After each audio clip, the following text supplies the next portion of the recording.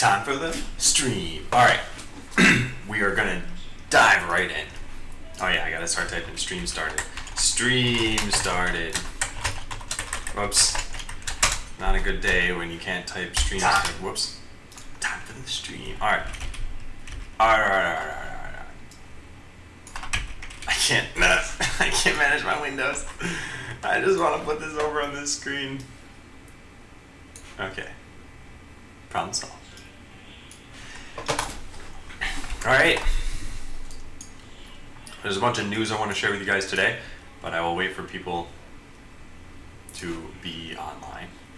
Monitor says, I need a punch in the face real quick.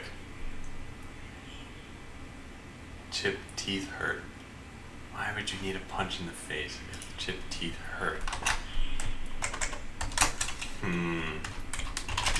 Okay, let's take a look at who's on our lunch BRB list. Alright, it's Norm.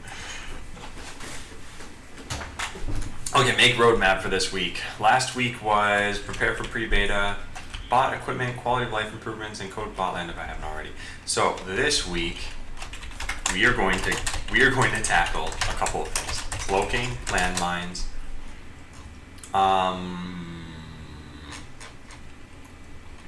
I guess part of these is just writing tests for that stuff. What else do I want to do? Other things are game modes, mods. I'm not going to do that. Inventory, that stuff's not going to happen this week. Well, how long do I think cloaking will take? Cloaking will probably take a full day. Landmines might take about half a day. So I have a day and a half of stuff right now. Writing all the tests for this, getting Blockly, parity, and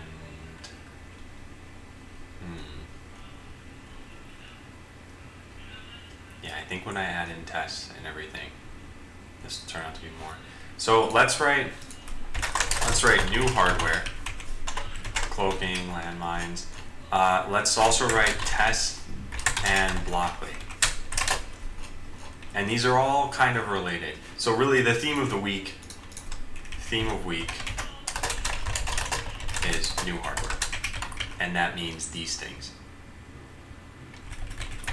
So implement new hardware. Good, test and Blockly. Alright, hey Finstar. It'll hurt less if there's a greater force inflicted on my face. Oh boy.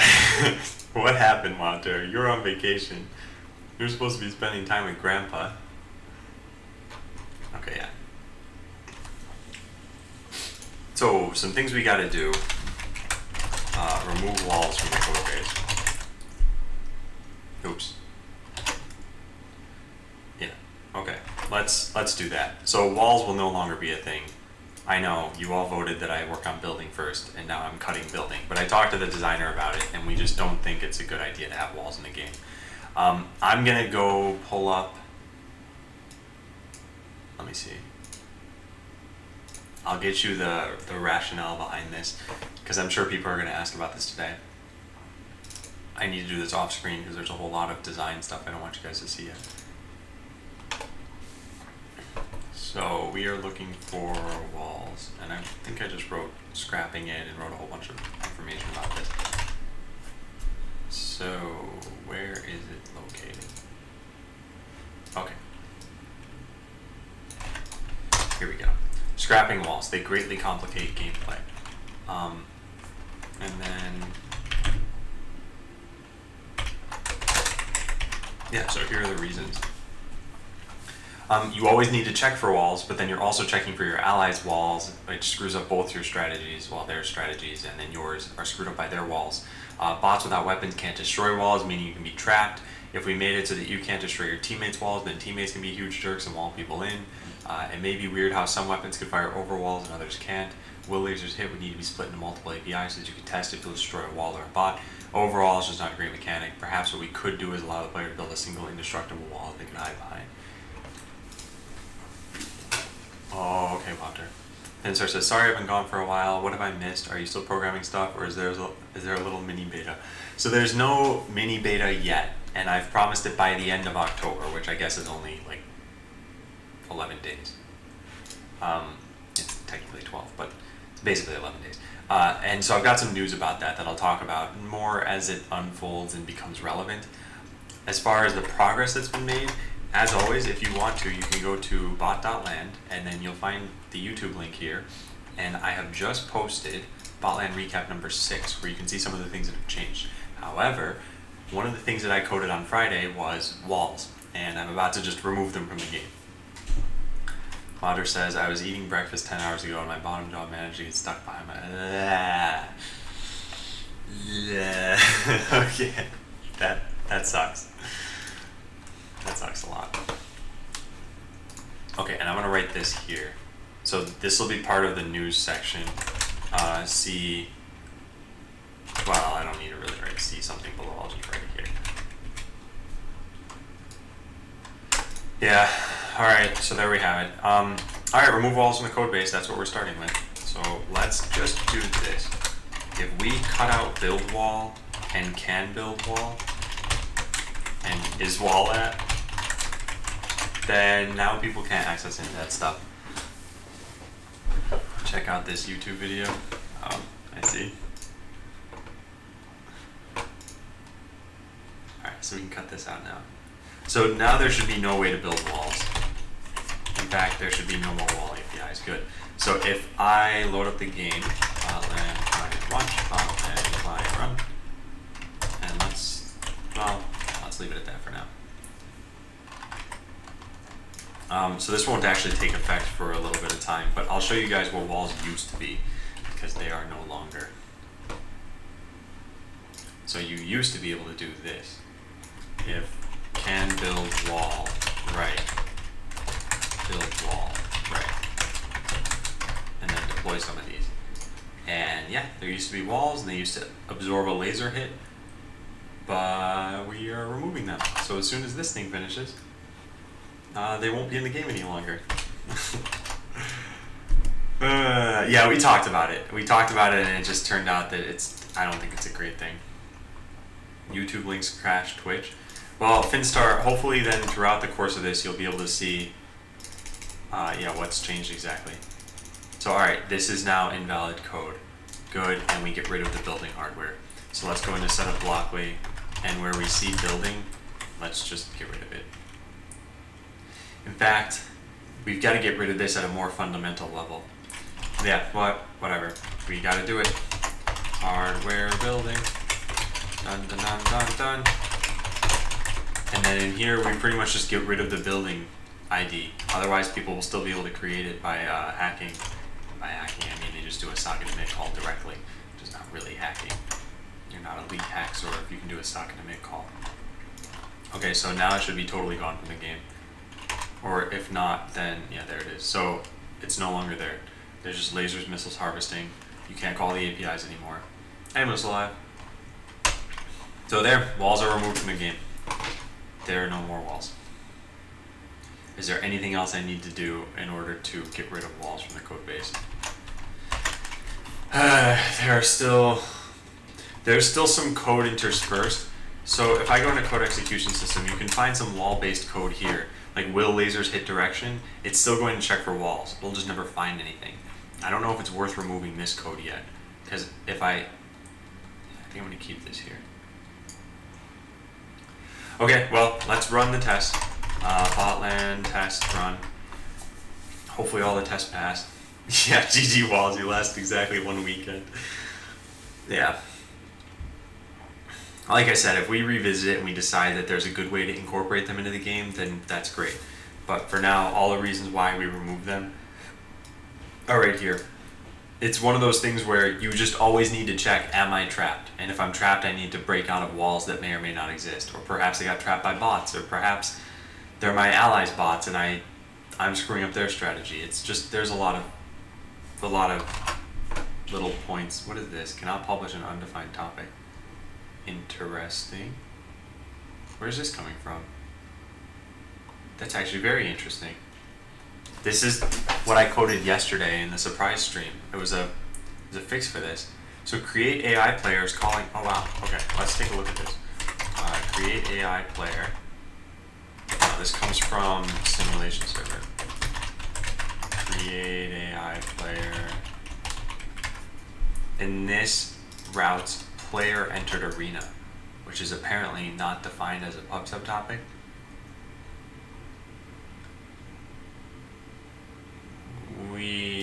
apparently do this here, but player entered arena is not a thing? No, it is. What's going on then? How did this happen? One test was failing.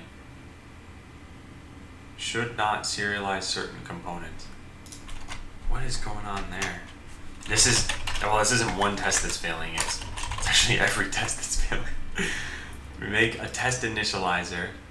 Oh, wipe out all entities, is that what's happening? Because the before all. It must be this. This creates a client server router, then sets up the simulation server. So we should have new and setup. Okay, create AI players, create AI player, and then route. So the only place this can be coming from is right here. That's it. But this appears to be correct here. Player entered arena, router actions, player entered arena. Perhaps this isn't defined? Router action, player entered arena? No, it is. What is going on with this? Okay, for us to figure this out. Also, we should have gotten an error about this in the console.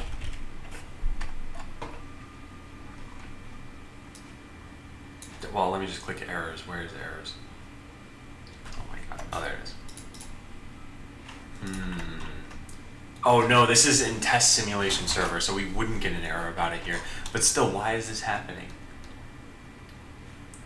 Create AI player is called though. Man, I'm confused about this. Alright, let's examine this. Router actions.router action map. Here's what I'll do. I'll say global.r equals router actions.router action map. Let's do that. Unexpected token, line 48.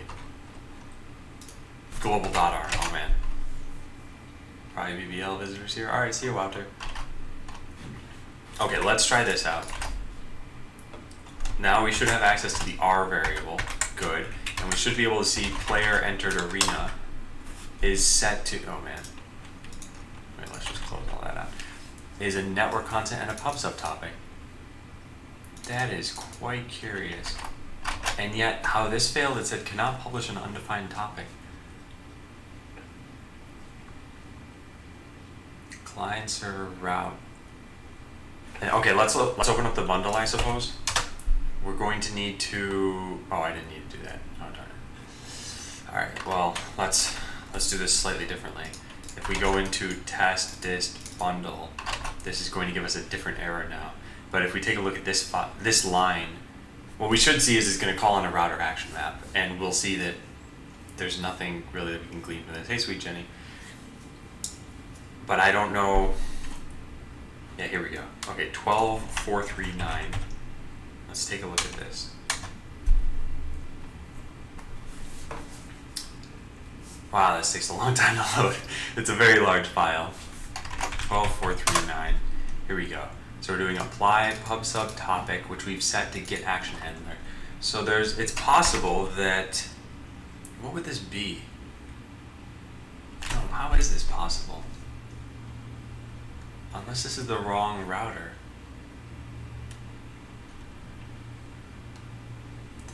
That doesn't make any sense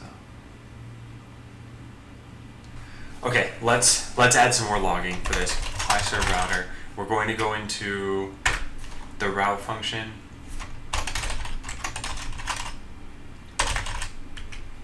Bianu Reeves. Thanks for the follow, Binu. Okay, so in game server we have this no network emit message defined. Also, I'm pretty sure in PubSub I just made this change like yesterday. So assert cannot publish an undefined topic. The problem is when we've gotten here, so sure topic is undefined. Well, you know what we could do? We could also print the arguments out. Well, maybe we don't need to do that. I need to figure out which one this is coming from, the client or the server one. So let's just test them both. I think this shouldn't take us too long to get to the bottom of. We'll go into get action handler. So console.log getting action handler for action. And we should write that this is on the client. So let's just write C, getting action. And then we'll write it here as S. Alright, there we go. Counter-Strike. Let's rerun this.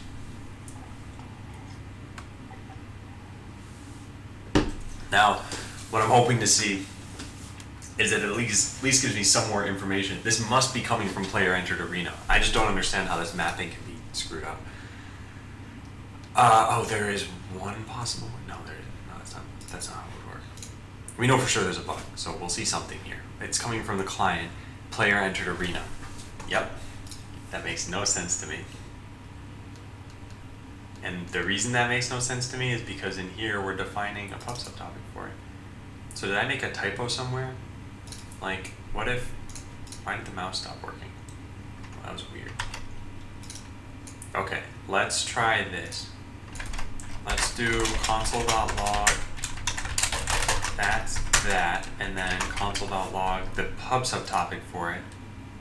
Because something here I screwed up. I just don't know what it is yet. What just happened there? Okay, there we go. In fact, let's not even print the pub subtopic part of this. Let's just try that out. Yeah, what is this gonna, I don't know what this is gonna do. But what I'm hoping to see is that something here is clearly defined wrong or defined differently. Alright, yeah. Let's wait for this test to finish. Unfortunately, this takes such a long time to build. And this only happened because I was trying to run the test to figure out, did I break anything by removing walls? So somewhere at the top of this, we should have a printout of, no, we don't have a printout. Maybe this file's never getting called? That wouldn't even make any sense though. Or does it make perfect sense? If this file is never getting called, then the pub subtopics are never being used. So the client server router needs to include this. Oh, okay, I think that's the problem. So in here, okay. Let's do this. Let's do import pub subtopics. Where is this located? This is a very, like, I don't know. This usually just means I designed something poorly because this shouldn't be necessary. But still, let's do import star as pub subtopics. How did I ever capitalize this in other files? The S is lowercase, right? Yes. No, I capitalized it. Okay. Whatever you say, Adam. Import this from, and then we're in client and game server, and here we're in that, so we need to go back to this. And game server, Clangs, pub subtopics. Okay, now I expect that the test will work. So the reason, what was happening is this. I wasn't ever importing this from somewhere. And because this isn't run the same way that the real game is run, it never loaded this just by coincidence, so it never worked. Now this is going to give me an unused error when I lint, so let's get rid of that. We're going to run pre-commit here. Alright, there, all the tests passed now. Yeah, so we fixed it, and we got to get rid of all those console.logs. So we're going to do that, and we're going to write a comment for why we did this. We're actually going to get a lot of linting errors because of those console logs. So let's put this here, let's put, that actually doesn't need to be checked in. This needs to be checked in. This is the whole removing walls section. And yeah, we're not going to check that in. That's part of this, that's part of this. And these can all be gotten rid of. Okay, so what we really should do is check in this single line change. Let's run pre-commit again. We should have a problem, this, no unused vars. So let's do ESLint disable line, no unused vars. No, this is not explicitly used in this file, but without it, so this is not explicitly used, but we need to include this file so that our pub subtopic properties get injected into the router action map.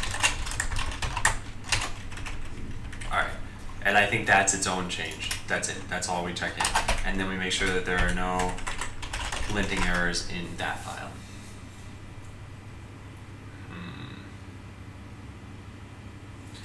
And then if that works, we can move on to the test for Pathfind, which I think we should rename to move to.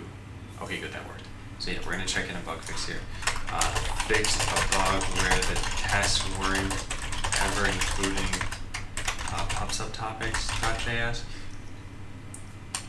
So the pub subtopic property was never being injected into the router action. Pretty much what we just said in the other file. Great, so that's done. Next we can actually work on removing walls. Let's run the test one more time and then let's remove walls. So this is going to be this commit where we don't want to check that in. We got rid of the Blockly blocks, we got rid of the actual APIs, and we got rid of the hardware. However, we could also comment out the isWallAdd and buildWall functions. You know what we can do? We can just say assert false. Someone has attempted to call, well, we can put this up here. Someone has attempted to call buildWall, but we have deprecated this for now. Okay, and then there's also, actually that's pretty much it. And this wouldn't have even been a problem, because if you can't get build hardware, then you can't build a wall. But still, we should verify that you can't call this API. So let's see, did we pass the test? We did. All the tests passed, and we should be able to pass linting as well. And then let's take a look at what we got. I'm just gonna go through this one more time.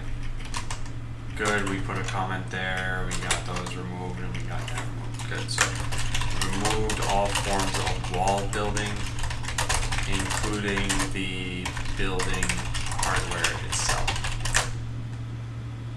This was due to a game design decision that I will not be detailing here. However, if you guys are curious about why I'm removing this, I can totally tell you about it. I'm just not going to put it in my Git message. So that's done. Walls are gone. And there we go. And by the way, the reasons for that are right here. In short, they just complicate things without adding too much to the gameplay. Hey, MS Visser. I have just removed walls from the game for reasons that you could read on screen right now. I have a bunch of news that I'm going to probably be saying throughout the day. The lawyer said that he should get back to me by the end of today with the EULA. And unfortunately, I was rejected from BizSpark a second time, and I didn't. So what they say is you need to reapply with a different email address. And so I did, but then I forgot that I had signed up with a new email address, so I was never checking it. And I finally realized yesterday, hey, I should probably check that email address. And I did, and I think 9 or 10 days before I had checked it, so now 10 or 11 days ago, I got rejected. So had I just known that, then I could have, well, it doesn't really matter. I wasn't going to probably change too much. So now what I'm doing is I'm looking into which VPS host is best. There's a service called Vultr, which I'm probably going to use, or rather it's called VaultR. I'm sure they want to pronounce it Vultr. Yeah, so I'm probably going to end up using this. So I'm not sure. I could probably get by with the $5 a month value thing. So that's like $60 a year. If Botland takes 2 whole years to make, then I'm spending $120. I don't think that's too bad. All those money I hadn't planned on spending. Stupid BizSpark. There are a lot of alternatives, and I've looked them up, like DigitalOcean and Linode and Atlantic and AWS and the free months of Azure and Google Cloud and whatever else. I don't want to keep hopping between different platforms, so for now, I think what I'll do is I'll sign up for that site and then get the 2 months for free and then just see where it takes me. Maybe I don't like it, maybe I love it. And then yeah, so what we're waiting for now is either for me to get 1,000 followers or just for the end of October. I don't think 1,000 followers is going to happen before the end of October, so we're probably just waiting for the end of October. Maybe as a Halloween treat, I'll just release it early anyway. So name Pathfind 2 as move to. This is one of those things that's kind of minor, but let's just do it. Can Pathfind 2, let's do can move to. I don't know how I feel about this. Yeah, let's just change Pathfind 2 to move to. Then in the code execution system, let's do the same thing. can pathfind to. Oh, we didn't even write can pathfind to, so we need to write that too. So then, yeah, here's what's up next. We need to write can move to, and then write test for move to and can move to, and also, and this should be like tile X or entity, just like all the other ones, and then make blockly blocks for pathfinding. And then maybe, no, I think that's probably it for now. Then we'll move on to other things. We have tons of work this week, like tons of it, and there shouldn't be a dull moment, despite that. Part of the work includes, well, there's tests to write, there's blockly blocks to add, but this should all just be like, let's add some hardware to the game. So we have move to and can move to. We need to rename pathfind to move to. Oh, and this already took in what it needed to take in. Oh, so we're done then. Well, we're done with this very minor check-in.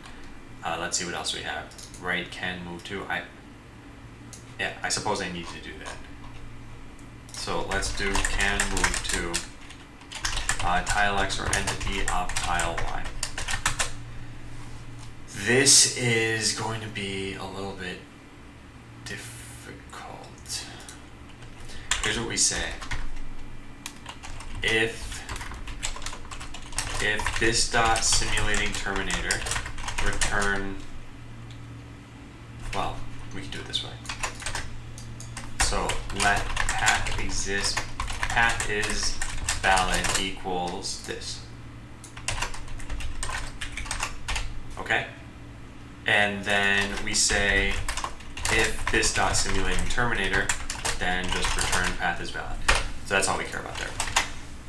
And then we shouldn't have any other terminator stuff up here. We do not. Now we also don't end up caching this. That's fine. I don't expect you to pathfind to the same tile twice.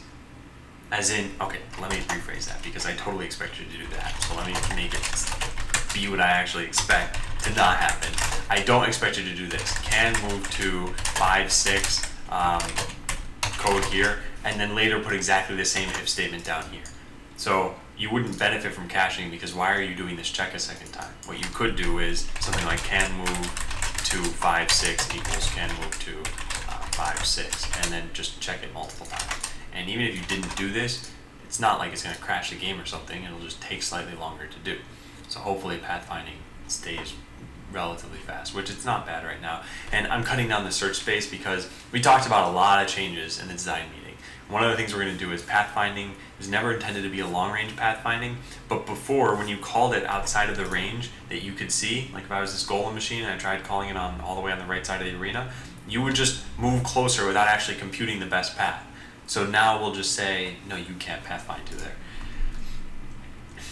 And again, I think these changes make sense. I think it sounds like I'm limiting what people can do, but it's more guiding them as opposed to limiting.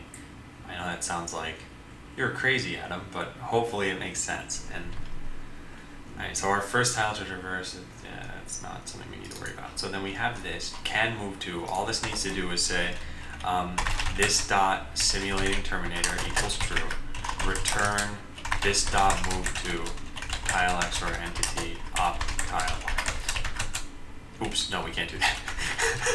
Okay, let is valid path equals this. Then we say simulating terminator equals false, and then return is valid path. Okay. Because if we didn't turn this back to false, then you'd never be able to run your, well, that's not even true. Whatever, we need to set it back to false. So can move to, this is a built-in that's available to users. So let's look at can move, and then we'll just basically copy this. Let's say see the move to function. Oh wait, no, there's actually one other thing we need to do here. We need to make sure that you can sense the target tile, which is not something we do in can move to, I suppose. We do it in move to. Okay, so we check to see if the start tile is in bounds. If not, we clamp it, and then, wait, start tile.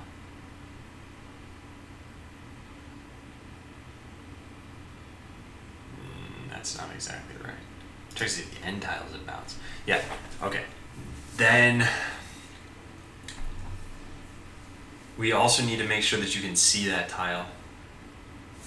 So I believe there's a CanSense entity, and there's also CanSense tile. This apparently takes in a reference entity, which, why did I do that? Let's find out. This is why, for the sake of pathfinding. Okay, well, let's do this then. And move to, if you can't sense the target tile, so if not this dot can sense tile, this dot active bot, tile x, tile y, then I suppose you'd return false if you're simulating. Yeah, and if you're not simulating, okay, so here's what I'll write. If you're simulating, return false. If you can't sense the target tile, then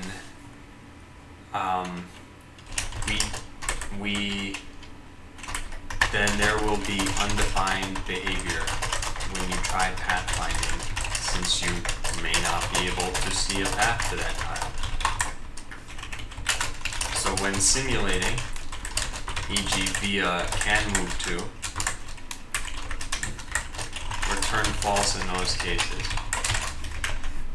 Alright.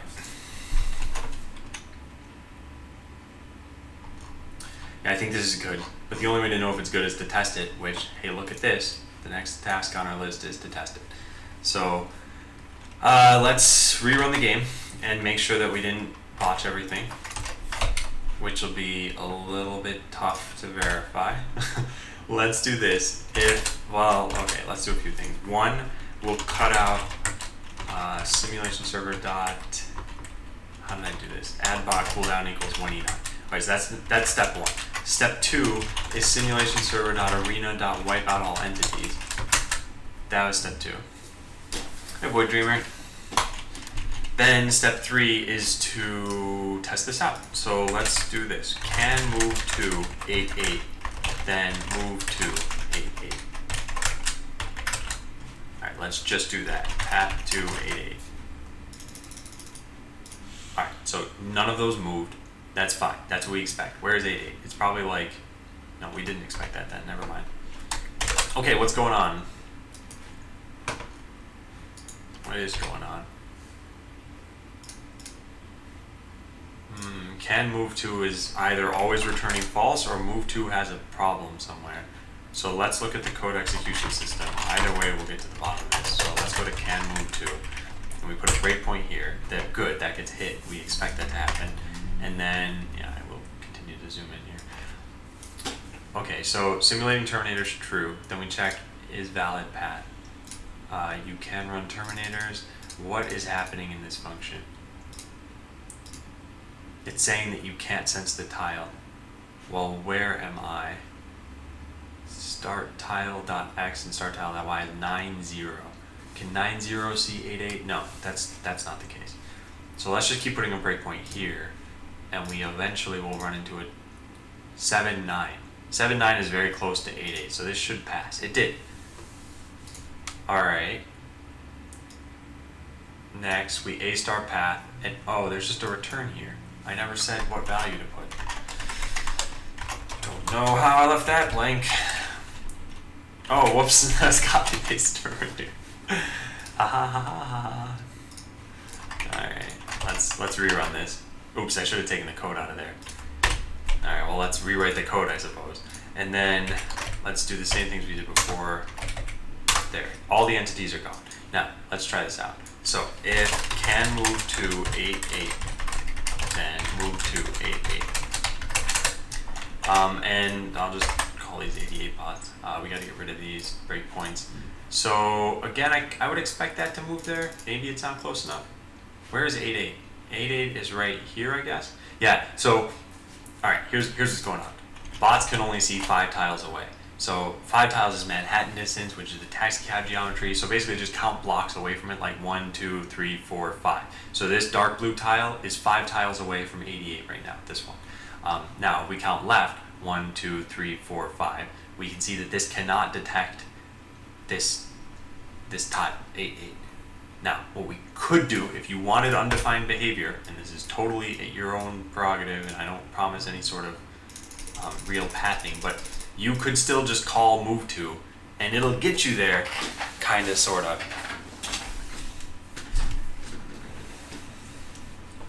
So there we have it. Now these are clumped around 8.8, but some of them took like some strange paths to get there. Yeah, so that's that. Next, one of the other things we need to do, I think before we move on here, is make sure pursue tile is used when it makes sense.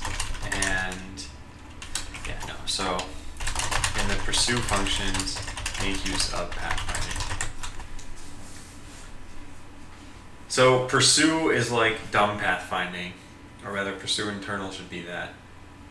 And pathfind is just real pathfinding. So let's check in what we have now. Let's do that. Yeah, we don't need to check that in. So what have we done here? We added in can move to, and if you can't sense the tile, we don't let you move there. So added I coded the can move to user accessible API. I should really say it this way, I guess. And when you can't sense a tile, you can move to will return false for that tile. Yeah, and what's this? I renamed can move. Okay, yeah. Renamed pathfinding functions from can pathfind to and pathfind to can move to. Alright, those are good. Let's just check our linting. Yep, that's fine. Okay, so we'll check that in. Next, when you call pursue, you probably wanted to pathfind to a target. Now we have only 2 pursue functions.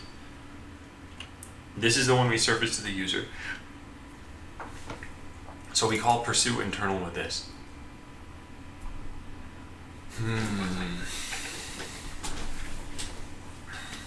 Also, there's no will pursue or can pursue. We probably need to code that too. No, we don't. In fact, I think the way the pursue works right now is we can just call pathfind on it. Wait, pursue doesn't even make any sense then. Pursue is the same thing as move to. There's no reason for the pursue function. I'm an idiot. Alright, I'll just write a note to myself to run that by the designer, because I'm pretty sure there's no reason to have both functions. Is there a reason to, how about this? Does the behavior of pursue differ from that of move to? Like, one could be smart and one could be dumb, but I don't think you'd ever want the dumb one. You'd probably want the smart one to just fall back to that. So I think pursue becomes an alias for move to. Like, we check, okay, let's take a look. In this, do we check to see if you can sense the target entity? Yes, and if not, we say ran terminator. Oh, whoa, this is wrong. This is very wrong. What we do is this. If this dot simulating terminator return false. Otherwise ran terminator return false. This actually isn't totally needed. Huh. Okay.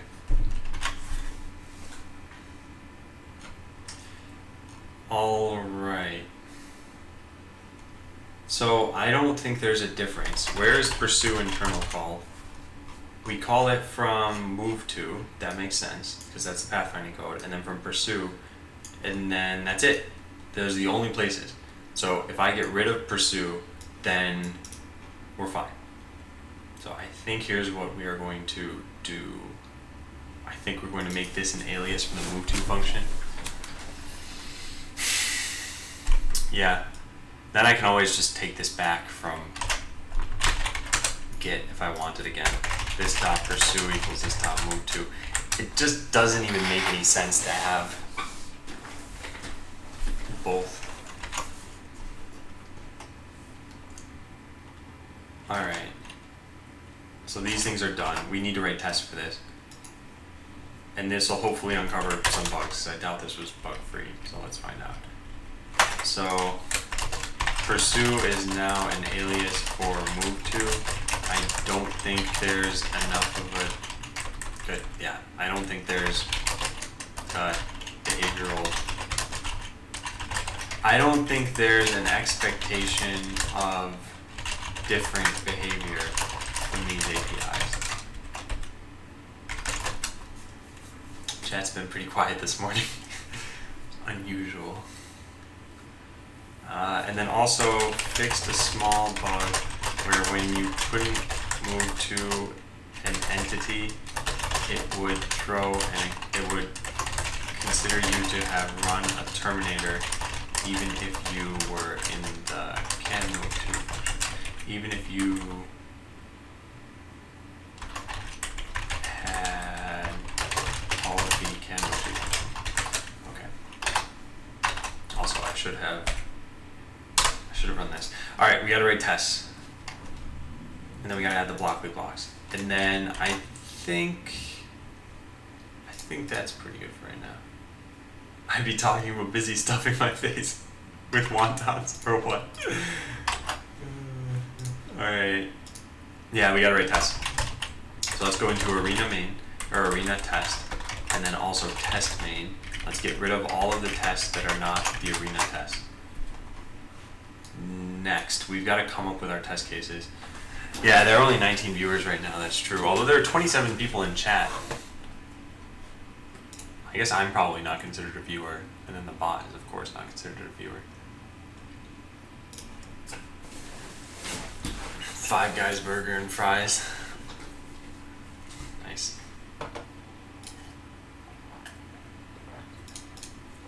Alright, so these tests, we need to think of what exactly to be testing here. The move to function, I think, let's think about it.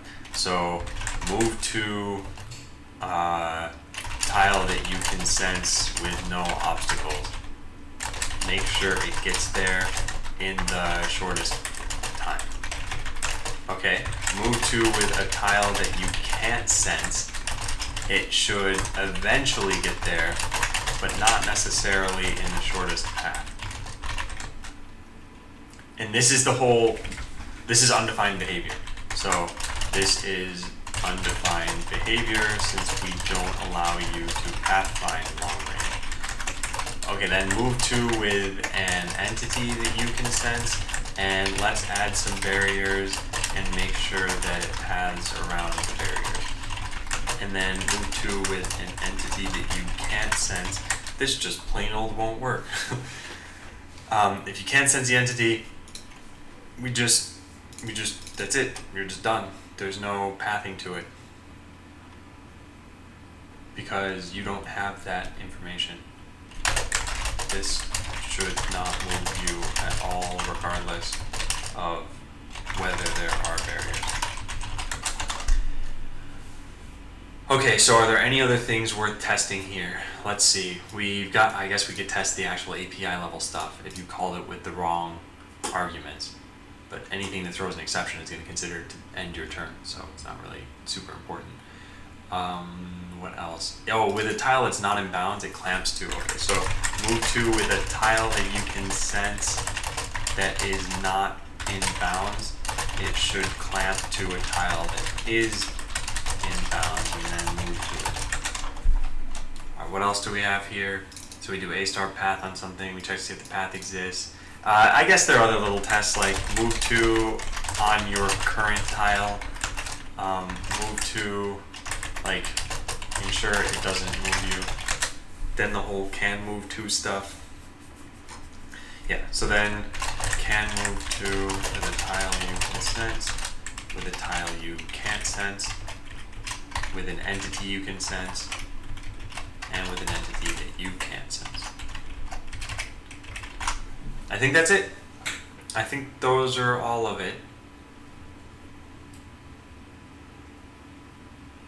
Yeah. This is the undefined behavior that we were, well, it's not exactly true. This isn't necessarily the undefined behavior that we were talking about. This might happen if there just isn't a path to an entity that you can send to the target tile. And if you can sense the tile. Alright, and we need to clarify that a little bit more. But yeah, here are the tests that we want to write.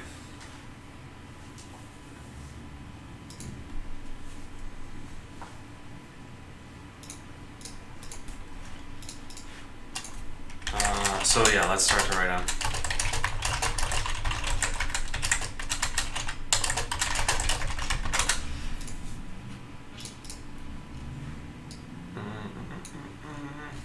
Yeah. Alright, we'll do it where we do the move tests, which I guess are up here. So, you know what else we can do? We can comment out all of these other tests for right now. Because it's not like we want to run all of these. We just want to test the new stuff. Then later we'll comment them back in. So let's do that. And here are our tests that we're going to write. Some of these are going to be, well, not super challenging, but they're going to be interesting. Should modify physics on move right. So this is the one I just copied. Yeah, let's do this. So should move to a tile that you can sense with no obstacles. Slow day. Yeah. I think it's been a bit of a slow day. But high playing risky. So should move to a tile that you can sense in the fastest possible path when there are no obstacles. Actually, even when there are obstacles, any that you can sense, add some barriers in. Yeah, I guess that's kind of that test case. Alright, so we write our move to, let's do move to, I need to look at this for this. So we're going to be, let's put ourselves at 5, 5. Is that 5, 5? 0, 5? No, here. Yeah, let's put ourselves at 5, 5. And then make ourselves path to 1, 2, 3, 4, 5. To 0, 1, 2, 3, 0, 1, 2. So to 3, 2. Okay, so yeah, we'll say move to 3, 2. And then we'll say 3, 2 is 5 tiles away from 5, 5. And then we'll put ourselves at 5, 5. Alright, now there are no tiles in the way. So basically, here's how we're going to do this. Let's put a bookmark there. There's assert distance between entities. What I want to write is assert distance between tiles. So let's do that. Assert distance between tiles, and we say x1, y1, x2, y2. Now instead of this stuff, we put this here. So yeah, let's just write x1. And then we can fix this other stuff up. So these are 2's, and this is y and y. Alright, good. Then from here we can call that function this. And we pass in the distance. And there we go. So now we have a function we can actually use. We need to get rid of, well, we need to comment this later. Let's just comment it now, because this is something we're going to want. Alright, so we put this up here. Good. And then we can change all these things. These are all numbers. And they're numbers that don't really need commenting. So there we have it. Alright, next we go back to our bookmark and we do this. So first, we've made the entity. So we say assert distance between tiles. Oh, darn it, there's actually... okay. Oh wait, I didn't want to do this. Oops. Well, I wrote a function that I didn't need. What I meant to say is assert entity coordinates, new bot entity, should be at the tile we placed it at. Okay, good. Then every time we force update it, we need to make sure that it moves one closer. Now one of the things we don't guarantee is that, oh, this is why I did this, assert distance between tiles. Because we don't care where it moves first, whether it's up or whether it's left. That doesn't matter. Actually, we kind of do.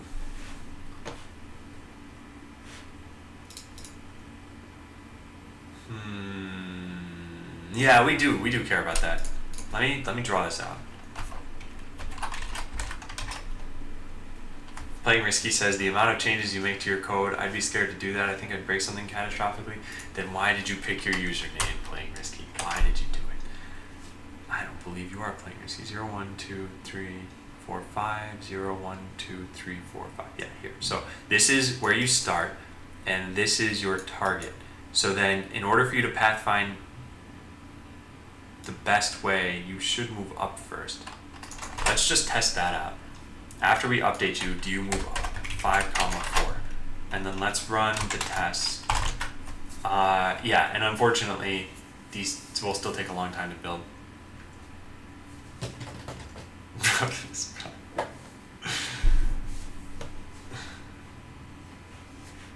Alright. Hopefully this works. If this works, then we can, well, yeah, let's just see. It might path in a different way. Good, alright, that's fine. So yeah, here's what we're gonna do. We're gonna just, it moves what, 5 tiles? So that's 1, 2, 3, 4, 5. So after this, it's moved here.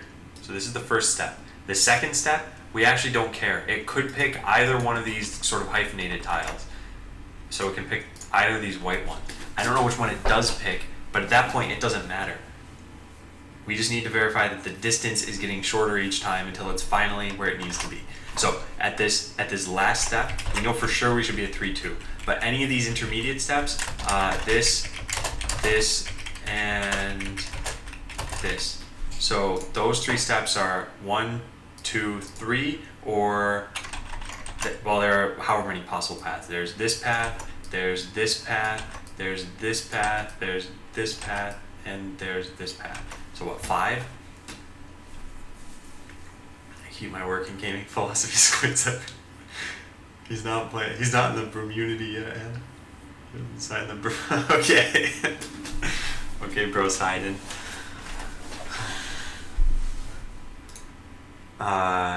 Yeah, how do we want to do this then? We need to assert not just entity coordinates. We need to assert distance. Assert distance. So here's what we do. We say assert distance between entity and tile. Tx, ty. So we get one physics component, and then we pass in tile x and tile y. Alright, that looks good. Next we call this function. So all the places I wrote this become this sort of thing. Let's fix it. Alright, this should be 3, 2. Hey Norm. Hey Lulong.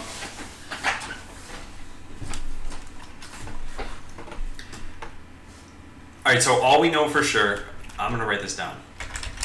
After moving once, we should definitely have moved up, since that puts us closer to our target. After the first move though, any path could be chosen as long as it keeps moving us closer. So we just verified distance. Now, here we were 5 tiles away, here we're 4 tiles away, so here we're 3, 2, 1, and then finally we are at the target destination. So let's test this out. This should work. So this is testing our pathfinding.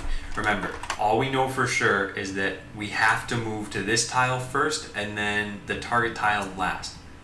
In between, you can choose any of these paths and it's totally fine. There's no randomness, so this is deterministic.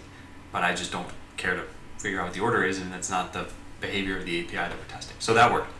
Unfortunately, it took 42 milliseconds. I don't know why exactly. Oh, because every time, this just called like 5 pathfind functions.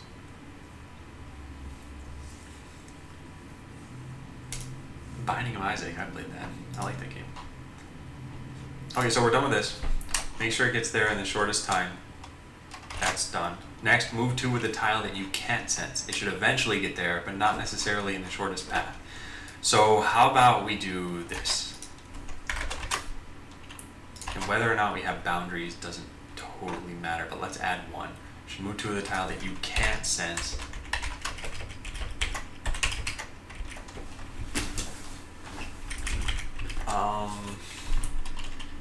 And it it should eventually get to the target.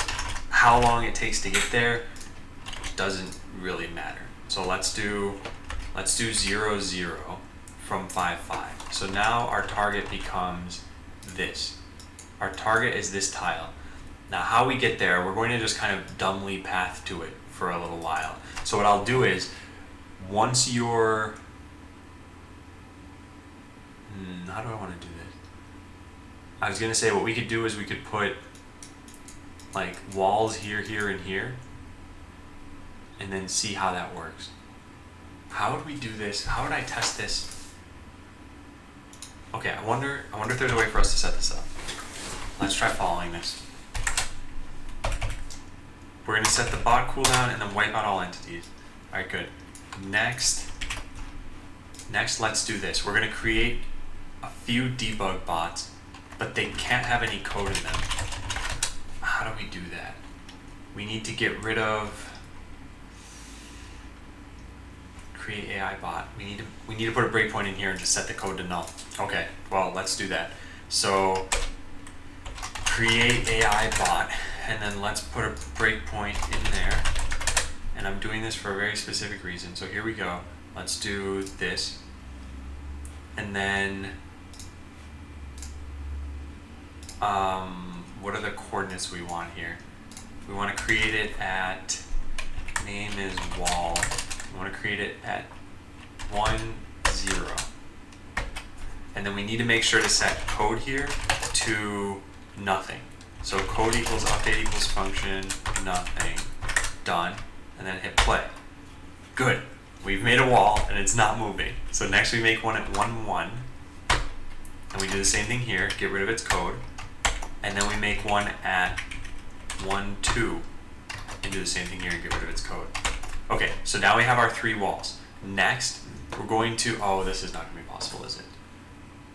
Or is it? Watch this. All right, we create another bot at 5, 5, which is our test case that we wanted. So we create a bot, and then we set its code to move to 0, 0. All right, let's see. It goes up, left, up, left, up, left, up, left, left, left, up, up, up. So it actually did take the shortest path. Lulu. See you playing risky.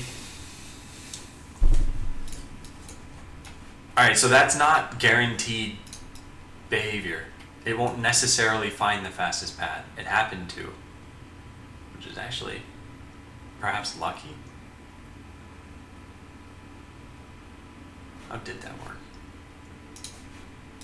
We had this setup, and we went, what? Up, left, up, left. So when we went here, here, here, here. So when we're here and we want to move to 0, 0, 1, 2, 3, 4, 5, 6, that's 6 tiles away, so we can't sense it. Why did it move left that other time then? Up, left, left, left, up, up, up. How did it choose to do this? Hey, IO Dinosaur.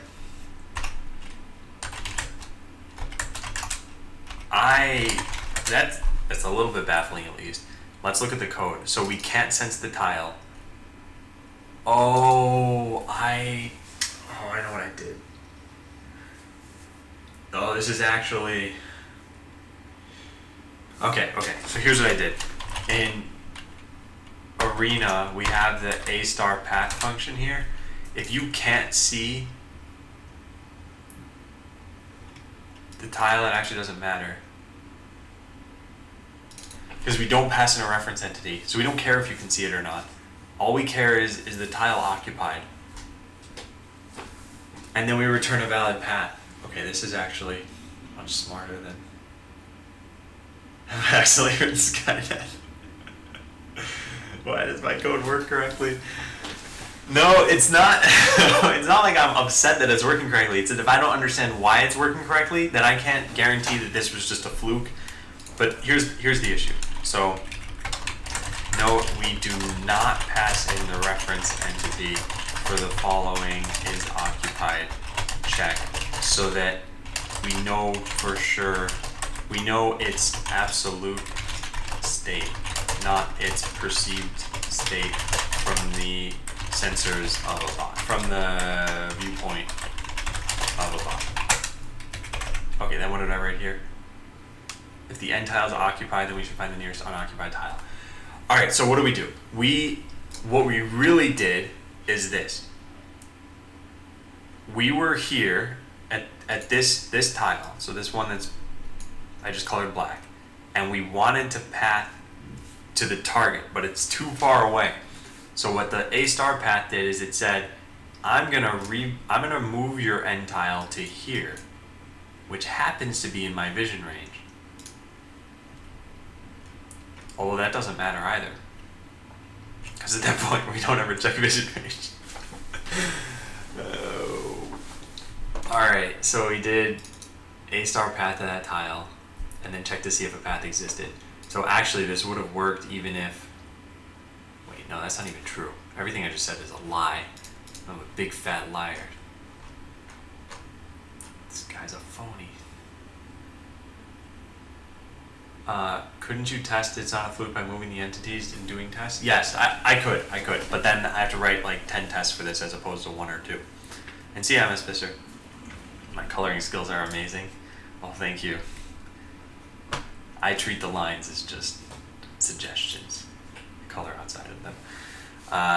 Alright, so yeah, here it's not occupied, so that code I was saying that would get hit is not true, although this comment is still correct. So then how is this working? Yeah, that's a good question. If you can't sense the target tile, we're still getting the fastest path to it, even though you wouldn't be able to see things in between. Oh, but that's not true. Okay, yeah, I think this is fine. So here's why I think this is fine, and this is like a very weird guarantee. This is the only is occupied call where I pass an undefined here. In all future ones, which come from get neighbors, for example, find closest unoccupied. Wait, what? Yeah, that's fine. In get neighbors, we do pass in the reference entity. So I should write that down. A big fat phony. This guy's a phony. Alright, let's write that down. So A star path. We're gonna say if how do I want to write this? The reference entity is passed in so that the path you get is the best based on what you can sense. So if something is outside of your vision range, you'll treat the tile as empty. Is that even correct? Let me take a look at that. So if we go to is occupied, if you can't sense the tile, we treat it as occupied. Okay, that's not technically correct then. We treat the tile as full. And that is a good time to write this here. Let's go into reverser and modify on, off, empty, full. Okay, now if I write the word empty and I meant to write full, I can just reverse it.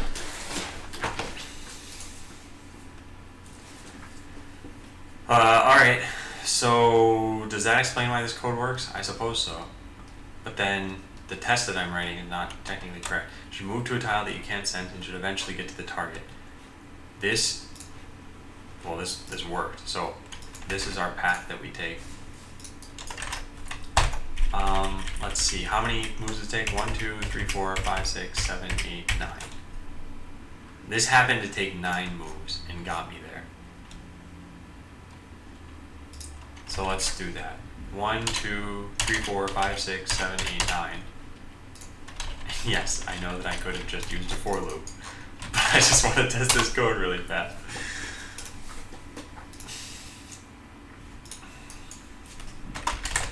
As of now, the path, well, I should write what now means.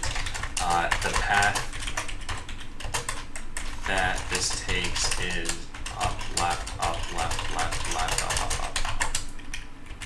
Although that's not even correct, the way I just wrote this. Yeah, this is wrong, and I screwed everything up.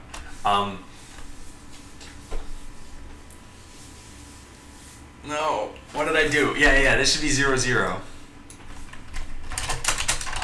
But even then I still screwed up. I haven't added in the wall bots yet. So let's do this. Wall bot 1. Mark wall bot. We're going to put at 1, 0. And we're going to make it owned by player 2. And we don't want it to have any code, so no off code. Then we do wallbot 2 and 3, are owned by the same players, and that's it 1, 1, and 1, 2. So hopefully we did this the way we should have. And entities tile X is not what we expected. Hey, wait, it got to -1. Oh god. That's not right.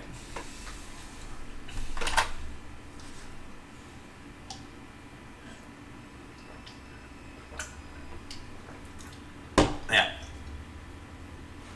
This is really bad. We somehow moved off the screen. I don't believe that.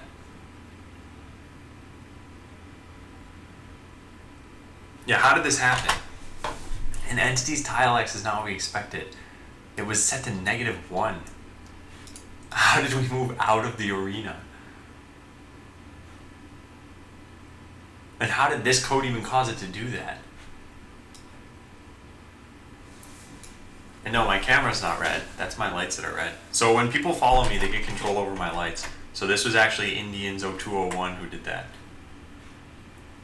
So yeah, if you follow me, you'll be able to change my room back to blue. Or white, I guess. I don't know. Whatever colors you want. I think coffee kills. Okay, so yeah, how did we move out of bounds here? What actually caused that to happen? So let's write a function called print entity coordinates. Print entity coordinates. Entity.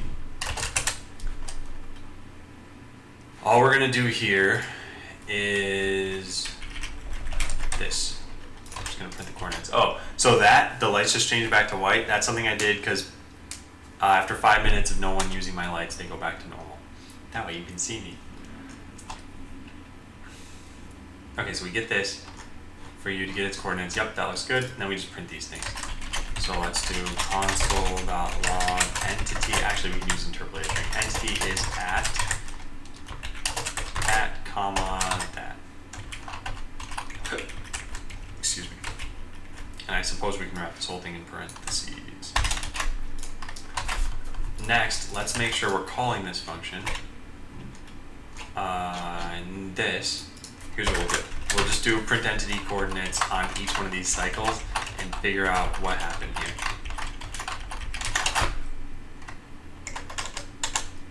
Where did I do that? Here. Oh, he cleaned up the blood super fast. Hey Lulong, I'll run a giveaway. Yeah, I'll write myself a note. I'll run a giveaway after we finish this test. Run a giveaway. Okay, wow, that did not work. Cannot read get component of undefined. Oh, I'm stupid. All of these calls should have been, whoops. All of these calls should have had new bot entity. In fact, I shouldn't be calling it new bot entity. I should call this like pathfind bot. Yeah, and I should call it that down here too. That way there's some descriptive property there.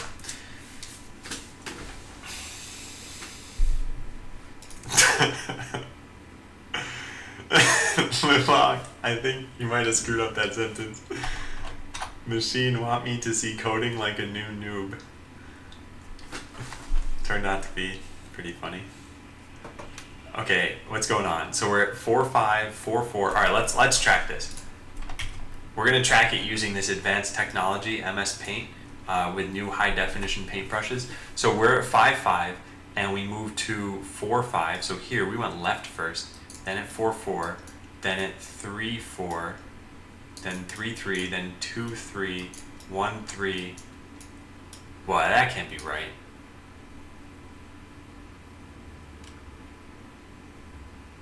What happened? happened here?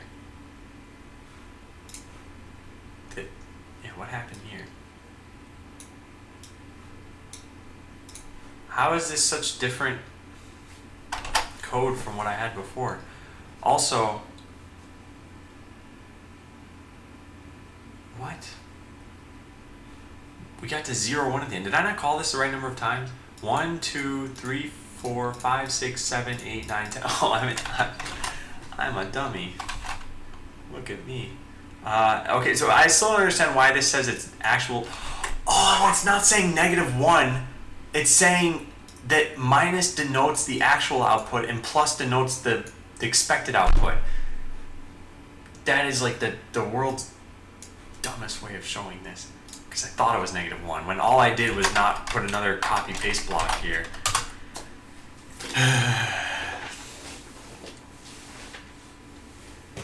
Hey Norm, if you send me a message with your resume, I'll look it over when I'm done. No wait, no, I can't promise that. Because you have a job fair tomorrow. Yeah, if it were like 2 days from now, I could have helped out. Okay, this worked, but it took a weird path to get there. And that's the part I don't understand. Wait, did it take a weird path? Let's get rid of all these dots I drew here. So it went to 4, 5, 4, 4, 3, 4, 3, 3, 2, 3, 1, 3, 0, 3, 0, 2, 0, 1, 0, 0. So no, it made it here, but it took a different path from this. This one went up, left, left, left, left, left, up, up.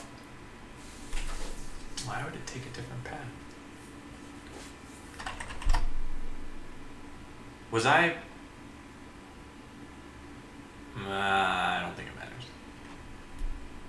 When Attic Vine says, "Hey Adam, I got your keyboard."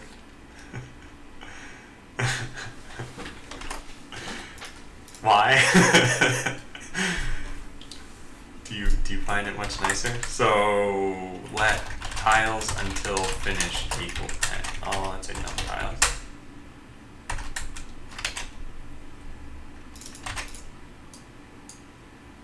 Thing you give potential players that doesn't mean, oh yeah. So for this, let's do let I, and then we want to put this code in here, and then we can get rid of all this duplication. Okay. But this is wrong now. How did this? No, I don't understand this, but it doesn't really matter. But this happens to find the best path, so we're fine, right? Every time it moves one tile closer to the path. So I think we're good. All right, move to with the tile it can't sense. I guess note that this may not necessarily provide the best path, although in the case we've coded, it will. To get it to not find the best path, put barriers in the way that it can't sense. We should actually write a test for that. Oh, I never knew what CV actually stood for, but I knew what it represented. Interesting. So how do we code this in such a way that this would fail? Well, we need to have a barrier in the way that you can't detect until it's too late and then you veer off course. How do we even do that? Goodness, this is going to be difficult. Alright, let's just give ourselves a grid. And let's say that your target is just somewhere, right? Doesn't really matter where it is, probably. So, alright, let's draw this out this way. You have a bot here and you have a wall here. 1, 2, 3, 4, 5. No, you have a wall here. Okay, so when this determines a path from here to your target, it's going to come up with this path, which is straight up, because you can't see the wall. But as soon as you move up to like here maybe, you can see the wall, but you can't find a better path around it yet. How would we do this? It seems like all pathfinding is always the best. Wall, wall, wall, wall.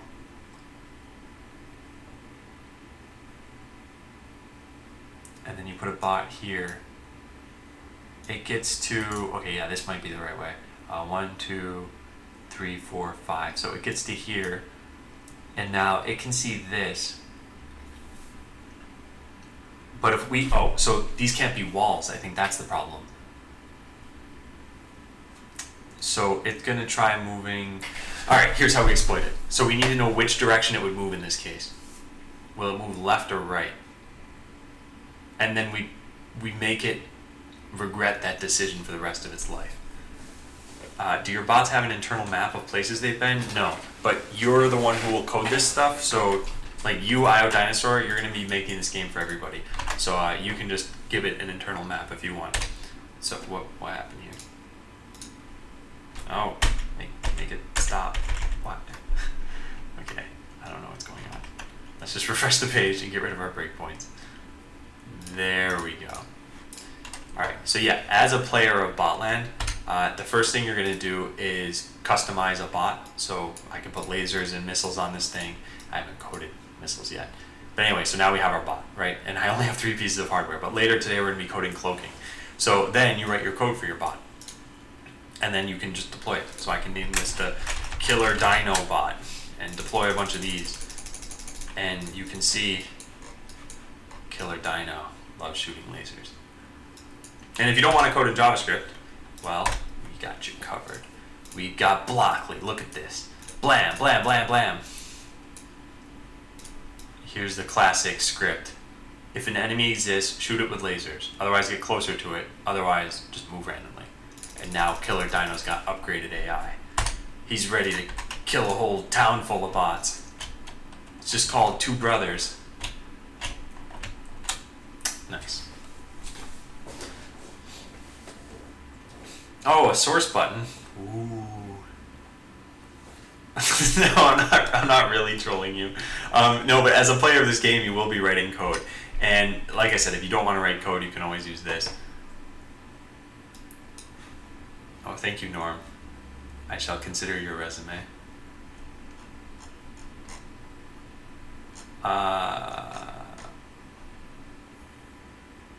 Okay, yeah, I'll try to look that over today, Norm. I'll write myself a note. I don't know if I'll get a chance to do it. Look over Norm's resume. Oops, that's not an E. With an accent aigu. Okay, yeah, so that's the game. So anyway, me saying this whole thing about whatever I was just talking about, pathfinding, yeah, they don't have an internal map, but you can kind of add one if you want. Okay, so move to an entity that you can sense. So, yeah, I don't know if it's worth testing this. I've said this is undefined behavior, so whether or not it works doesn't matter to test it because it's undefined behavior. So it could either crash the code, it could find the best path, it could find the worst path. It doesn't matter because I have not made any guarantees about it. So let's not do that. So tile that you can't sense. This doesn't necessarily apply to this. Okay, good. So move to an entity that you can sense. We'll add some barriers and make sure that it paths around the barriers. So what do we want to set up for this? I guess we could do that your target is here. Although if you, wait, what? Did I say can sense? Yes, I did. Okay, so if your target's here, you need to be able to sense it. So you can be 1, 2, 3, 4, 5. So we can put you here. So you're here, your target's up here. And now we put a barrier in the way. Let's do, there's a wall here, which I guess is like a wall. So you would go like this. Or if we did 2 walls, I guess you'd go like that. And what if we also put a wall here? You'd go like this. Yeah, let's try that out, I think. Wait. How many moves is that? 1, 2, 3, 4, 5, 6, 7, 8, 9.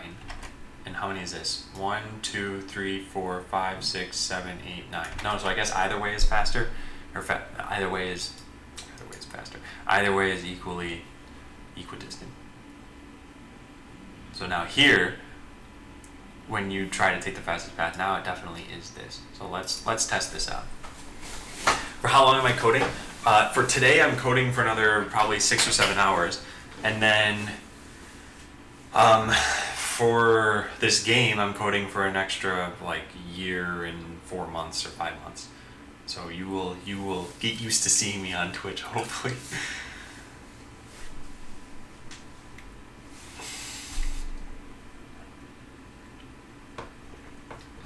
Okay, Yeah, let's code this out.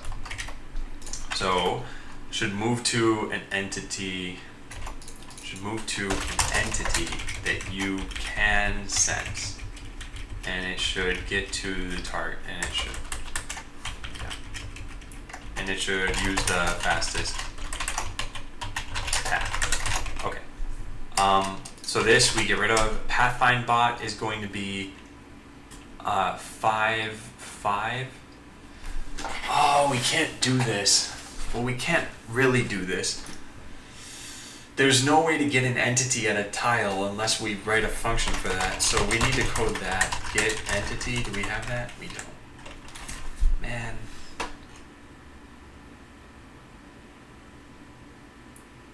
Yeah, how do we...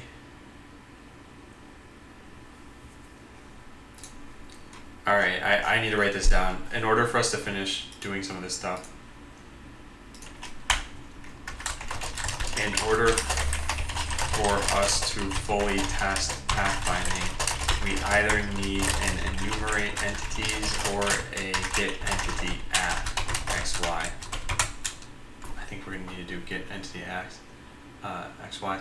In life, I've been coding for a long time. I don't actually reveal the exact number. We're going to run a giveaway. So let's do giveaway, and our giveaways are conducted in Botland. So I will copy paste your names into here. There. Ooh, Ong has a cool color over there. So you all have a bot in the arena now, which I have randomly created for you. No, I screwed up everything. Okay, I'm pretty sure I broke something very basic here. Pursue bot is not a function, and they're trying to call pursue bot. So that was stupid. How did that happen though? Code execution system. Like when? Oh, whoops! This just should be here. Okay, problem solved.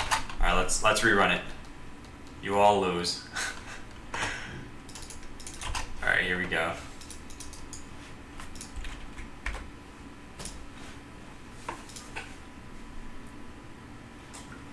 All right, this is actually set up correctly now. No one wins. No one wins IO Dinosaur. All right. Oh, we're down to what? 3, 6, 7. Now it's 6. Now it's 4. Now it's 3. It's down to what looks like Lord Zargent, MS Visser, and Herky. Herky. I like that name. MS Visser wins! Token MS Visser. Good job. I think MS Visser has won like at least 1 or 2 times before, which is why I started pronouncing the name Miss Visser, and then MS Visser corrected me. Presumably because this person is not a woman. Okay, as that's done, we fixed a small bug there. Yeah, but in order for us to do this test that we're trying to do, we need to write a get entity at. So I think let's just write it. In fact, let's check in that fix first, and then let's write it. So we'll say none here and figure out where that line of code is that we just fixed. So this was commenting, we can actually check that in, that's fine. And this is also important. All right, good. So fixed a bug where pursue bot and pursue resource were undefined and added some clarifying comments. Good. Next, let's add in get entity at. Get entity at. And this is going to be a function that you call on coordinates. So we can do this. We can do like, let's do this. So get entity at tile x, tile y. Built-in function available to users. And what we'll do is we'll check to see, can you sense the tile? No, just can you sense the entity? So yeah, get the entity, check if you can sense it. So there should be a way for us to do this. Get tile, and then we have the entities on the tile, and then we check for a 1 per tile. Okay, so let tile equals this dot arena dot get tile x tile y, and then we go through any one per tile. Where do we do this? Entity. I think there was a. What is this? Is occupied. Wasn't there? Yeah, get entity on tile with component. I don't know why I wrote on tile. Everything's on tile if it's in the tile class, but whatever. Component names dot one per tile. So we can say let entity equal that. Then if util dot exists entity and this dot can sense entity, which I believe, if I look at this function, oh, where is this entity? Yeah, so it just takes an entity, then entity, then return entity. Otherwise, return null. Okay, cool. So we have a get entity at function. Now let's make use of it. Before this will kind of be our test of that. We also need to write a test for test get entity at. I don't know if we want to do that yet. All right, so let's set up this scenario that we had, and we're gonna try to justify this to the left as much as possible. So we'll do it this way. This will be our view, and actually we can just do that. So we have, this is 0, 1, 2, 3, 4, and 1, 2, 3, 4, 5. Oh, my handwriting is so font-like. Look at this majestic 4 saying, please kill me. Okay, let's code this. So our pathfind bot is going to be at 2, 5, and our walls are going to be at 1, 1, 2, 1, 3, wait, nope, 1, 1, 2, 2, 3, 2, and 4, 2. And then we have our target bot, which should be wall bot 4. That 5, it's not sure if it wants to be an F or if it wants to be a 5. It has 2 lines or its top line. Yeah. Do we even have a player 3? Let's just make it player 2. And this is going to be at 2, 0. Next, we need to say target bot. So we'll say target bot equals get entity at, and this is not going to move. So we'll say 0, 2. 0, 2. And then we'll say move to target bot. Now, ideally this is going to work, but we don't know for sure. And then we define them with their code, good.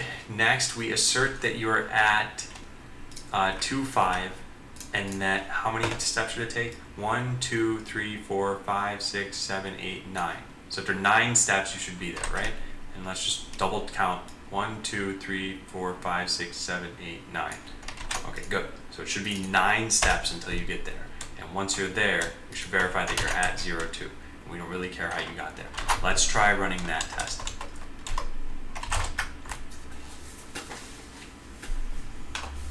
Everybody knows 5. All right. I think that's it for this test. So let's just see, did it work? Fortunately, we gotta wait some time before we'll... Oh, uh-oh. Entities tile X is not what we expected. Actual is 2. Oh, did I just write the wrong thing?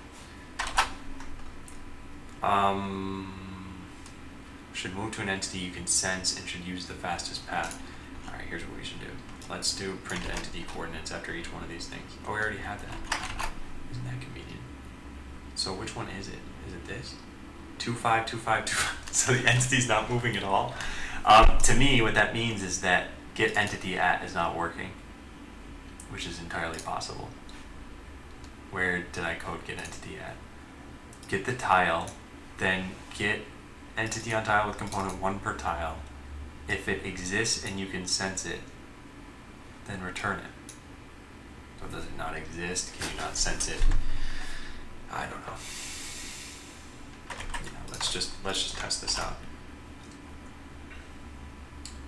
So we'll deploy a whole bunch of bots that don't move. here's how we're gonna do this. This is really stupid. Let's. Where did I do this before? Let's do that and then wipe out all the bots. Good. So now there are no bots. Now we're gonna deploy a whole bunch of bots that don't move, like I said. Oh, there. Okay. So there's one.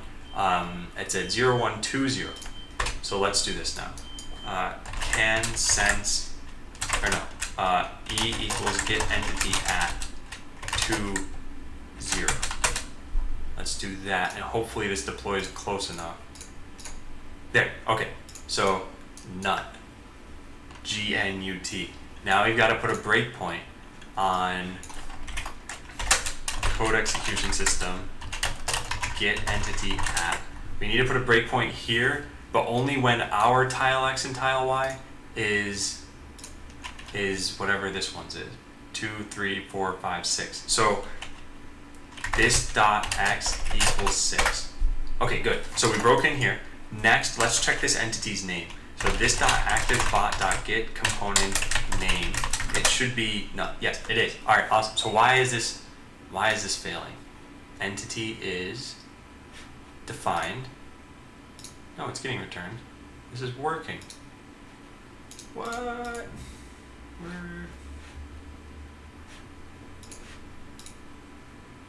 Well, we don't want it to work. Where are we right now? This dot X, this dot Y. Yeah, okay. So I don't understand why this was working or not working. MS Visser. Yeah, it says thanks for following. I gotta fix that. I'll actually write myself a note. Stop sending lights as thanks for following.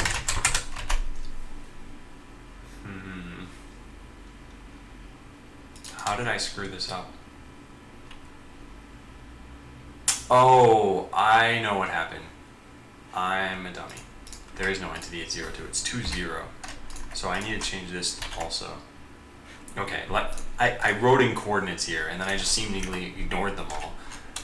So 25, that's correct. Good. Then 11, 22, 32, and 42. Good. And then your target is at 20. Alright, maybe that's it. I don't know. But I'll be back really fast. Yeah. Be right back.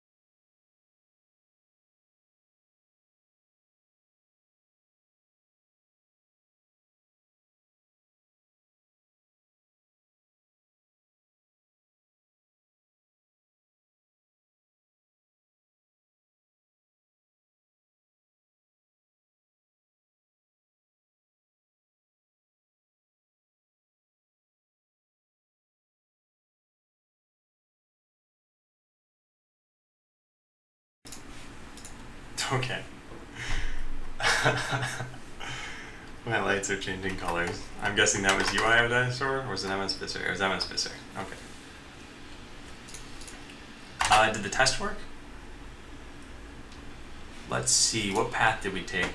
We went to 2-4, then 2-3, then 3-3, then 4-3, then 5-3, 5-3, 5-3, 5-3. What? Why did it go that way?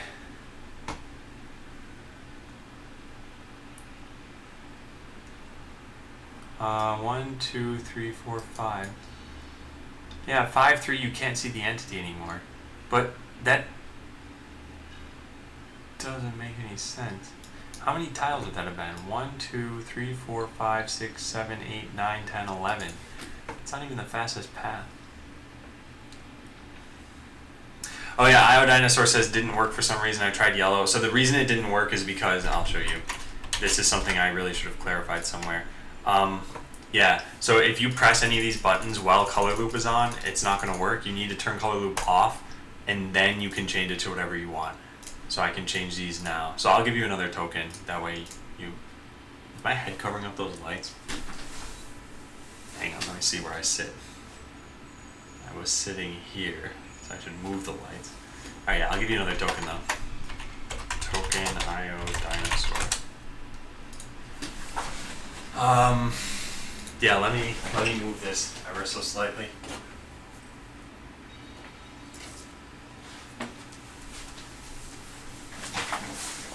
Hey, Andre. So why did this happen? Like, what path did it come up with? 2, 5, 1, 1, 2, 2, 3, 2, 4, 2. How would it find anything other than what it found? Oh, wait, no, that doesn't make sense. Because when it gets here, it can see... I can already see this to begin with, actually. Oh, it can't see this wall at first? So the first path it generates should be... I don't understand this.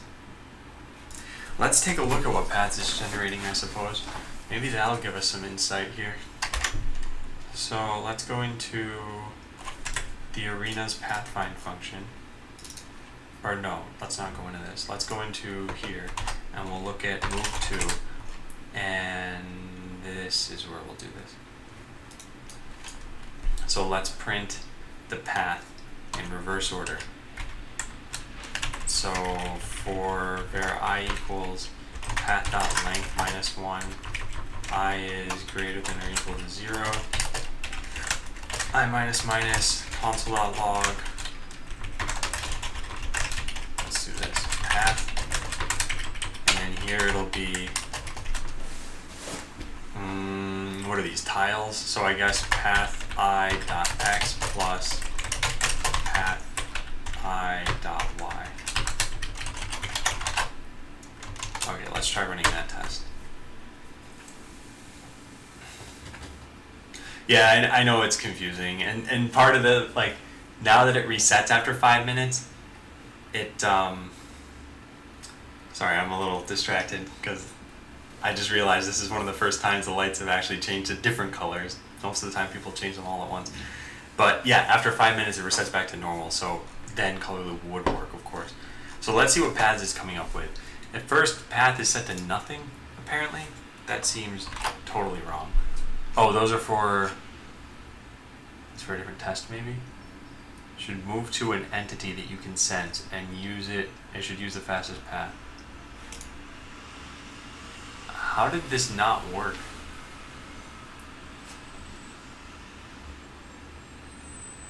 Yeah, what? This doesn't make any sense. The entity didn't move at all here. It couldn't even get a path. Maybe it's because these... You're not calling this correctly? Like, something in here is throwing an exception, apparently. Oh, the path doesn't exist sometimes. Okay, we gotta do this here. If path is valid, let's do this. Or we write console.log could not find path from this dot x plus this dot y. Let's try that. I have Dinosaur, I'm glad you liked it. Tamanki says, do you use some framework? Yeah, I do, and a lot of that's in the info section on Twitch. If you want to ask about a particular one, that's totally cool. I use Node.js, I use Pixie for rendering, I use Redux and React, I use other libraries too. Andre, as far as the news goes, I can just tell you about that. I should be getting the EULA today, which means, oh, and by the way, I got rejected from BizSpark again. I didn't even realize, this happened like 10 days ago, but I was checking the wrong email address, because when you get rejected, you need to sign up with a new email address. And I'm not used to checking that new email address because I only made it for the sake of applying. Second, I have removed walls. Third, there is a recap video from this last week. And yeah, so now we're just kind of waiting. When I get 1,000 followers or it's the end of October, then you guys will have pre-beta access to the game, which is like we're 14 or 15 months out from the game being completed. BizSpark is the Microsoft program that gives you Azure credit and other Microsoft programs actually. So you can get Office, you can get Windows Server 2008 R2, and they allow it for startups that are young enough and aren't making a lot of money, and I fit the bill on that stuff. But the problem is, I think this is the problem, bot.land looks like a little kid made it. So I think they looked at this and they thought, this guy is not a real business. Like, he's just trying to get a whole bunch of Azure credit for free. And then they just played this guy's a phony on repeat. But that's my assumption. I don't know if they have some other criteria. Yeah, that's it. I think you're right. Okay, so the path that it's coming up with is this. Or at least the first path that it comes up with is this. It says 2.3. Oh, wait, what? Could not find a path from 2.5? Oh, it actually can't find a path from here. Why is that? 1, 2, 3, 4, 5. What's going on here? Couldn't find a path. I can sense the entity, and then I use a 2.4. Could not find a path from 2.4 either. What is going on here? 1, 2, 3, 4, 5.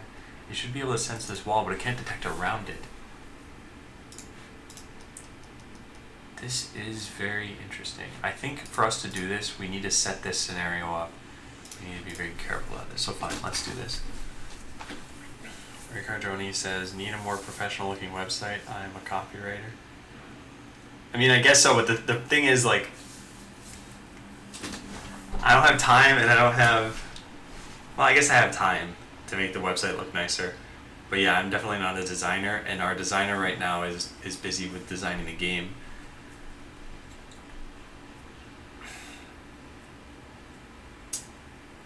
Okay, so yeah, let's set up this scenario so that we can test this for real.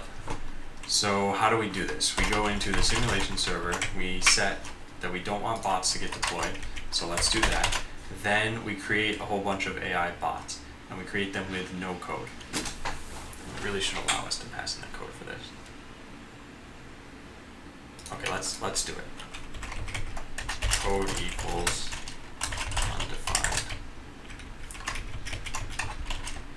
So code equals code or that. So now when we call create AI bot, here's what we're going to do. We'll do this. We need to create it for certain players. So this dot create AI bot. What do we pass in? Code name. So code is going to be update equals function. Name is going to be wall. And then what? Deploy X and deploy Y. So let's set up exactly the same scenario we have here. Deploy X is going to be 2, 1, 1. Then we want one at 2, 2. And then at 3, 2. And at 4, 2. Okay, good. So we have our walls now. Next, oh, and we need to say who owns them. Unfortunately, this really sucks. Alright, owner equals undefined. We're totally screwing this up. Okay, so now I gotta pass in an owner for all those things. And that'll be this dot, and how do we refer to them? I guess get player. This dot player depot dot get player. And we'll just say that they're owned by 1. We gotta get rid of an extra this that I have there. Okay, what else? Next we need player 0 to have the bot that has our code in it, this. And then we need a target bot. Yeah. So we do this. And we need to deploy this last. Finally, we need target. And this needs to be at 2, 0. Okay, let's test this out. We should have the scenario set up now, so we can debug through it hopefully. Okay, everything looks good except for I don't see a bot owned by us. And it must be this. Get entity at 2.0. It must, oh, there's no update function.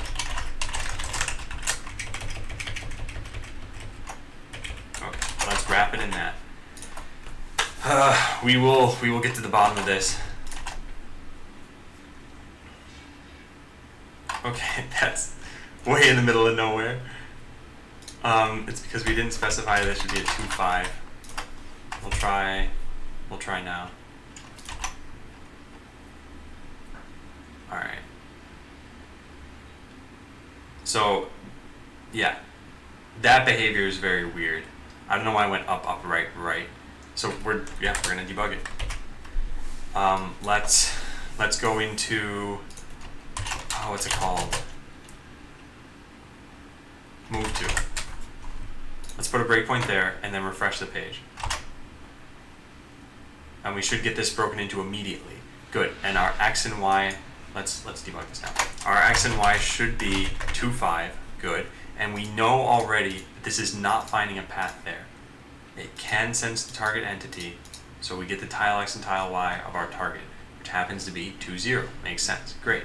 So then we get a tile, check to see if it's in bounds. It is. We check to see if we can sense a tile. We can. We get the end tile, and then we compute a path. Now this is not working, right? So path is null. Yeah. So let's refresh and put a breakpoint there, and we will, we'll eventually figure this out. I mean, there's only so many things this could be. This. Okay. Oh, I know what's happening.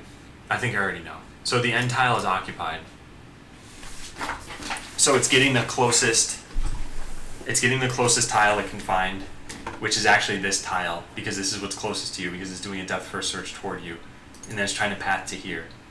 And the best way it can find to get to here is once it gets here, it can't see around this. So it thinks it's there. Oh man, this is bad. Alright. Can we do anything about this? I don't think we can. So the whole part of the problem here is that this is actually probably working as intended, and the problem is just what my expectation was. This is sort of what your vision range looks like. So as far as you're concerned, there is no path to this. You can't see beyond these tiles, so you don't know. These are all walls according to you. So as far as you're concerned, this thing is totally trapped. It's walled in. So what you're going to do is you're going to say, all right, well, give me the next closest location that's not a trap, and it determines that this is now your real target. Well, guess what? You also don't have a path to that. So as you get closer, you still can't find a path. Now here's the first place you can find a path, is once you get to this tile. When your bot is here, now you can see a path going around here.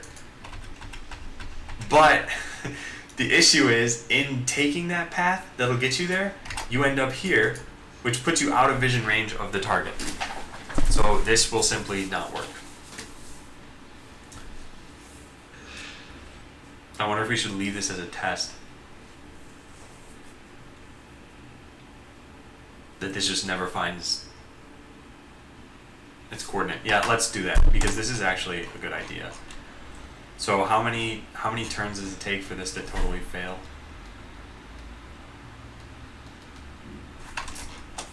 We can find out. So we do 1, 2, 3, 4, 5. So after 5 turns, it just gets stuck forever. So let's just do this. We'll force update bot, and then we'll assert entity coordinates are at 5, 3. Why does it assume that they're all walls? Why doesn't it assume that they're all open?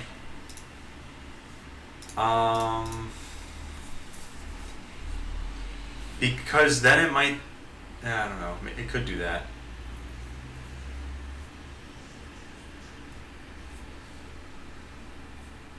I don't know if that would help this in any way though. Like, you see this much. Whoops, I drew this wrong.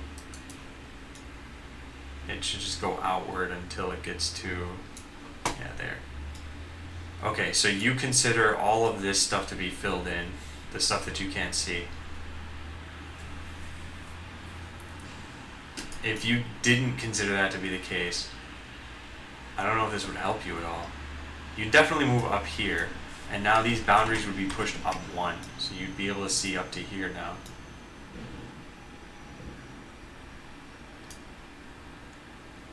And if you assume that this is empty and that these are empty, you do 1, 2, 3, 4, 5, 6, 7, 8, 9, 10, 11, or 1, 2, 3, 4, 5, 6, 7, 8, 9. So yeah, I guess if you assume that these are empty, then you would find a better path. So why did I make that decision in the first place?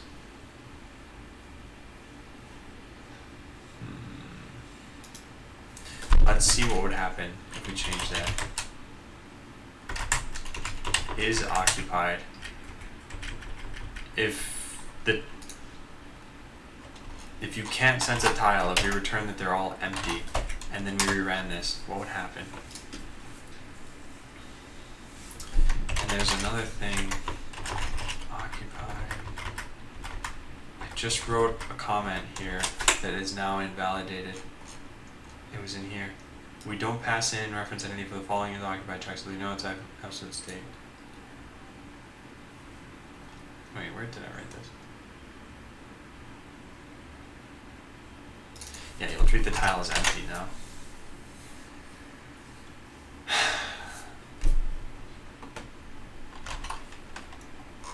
Okay, now what does this do?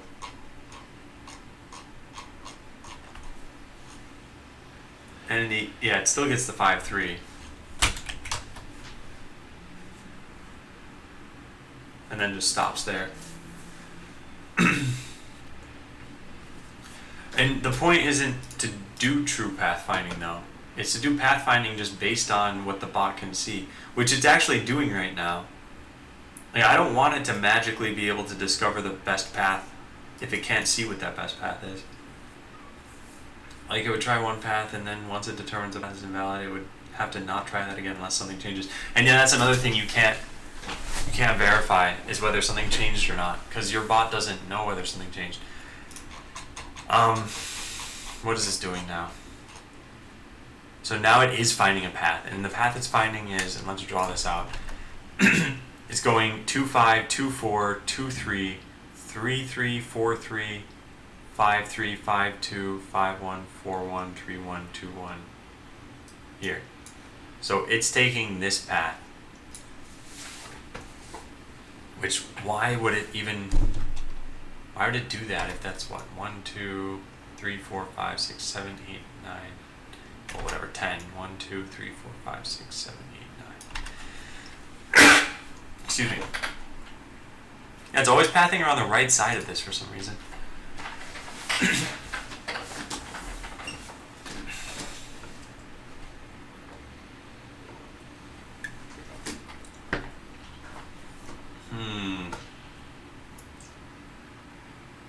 Yeah, I'm not sure why it would do this. Let me think about this. So from here, we know how far we've traveled and we know approximately how far it is. So this is the best, then this is the best. And we are actually traveling in that way. So then once we're here, there's a problem. It's thinking that it's best to go right around here, where it knows walls are in the way, rather than go around this way. 1, 2, 3, 4, 5, 6, 7. 1, 2, 3, 4, 5, 6, 7, 8, 9. Yeah. The right way is too longer. If I bump vision to 10, that's actually a good suggestion. Serve arena, hit sensor range. Where did I write this? Shared arena? Hit sensor range? Yeah, there it is. Alright, we bump vision to 10. In the end, it doesn't matter because landmines, that's true. Yeah, if you path to something, there's no guarantee you even make it 2 tiles away, because there could be a landmine in your way and you can't necessarily sense landmines. There is a way that you'll be able to, but there's no guarantee you use that function. Okay, yeah, let's try this out now. So what did this do? So now with full vision, it still goes 2, 5, 2, 4, 2, 3, 3, 3. Yeah, why is it doing that?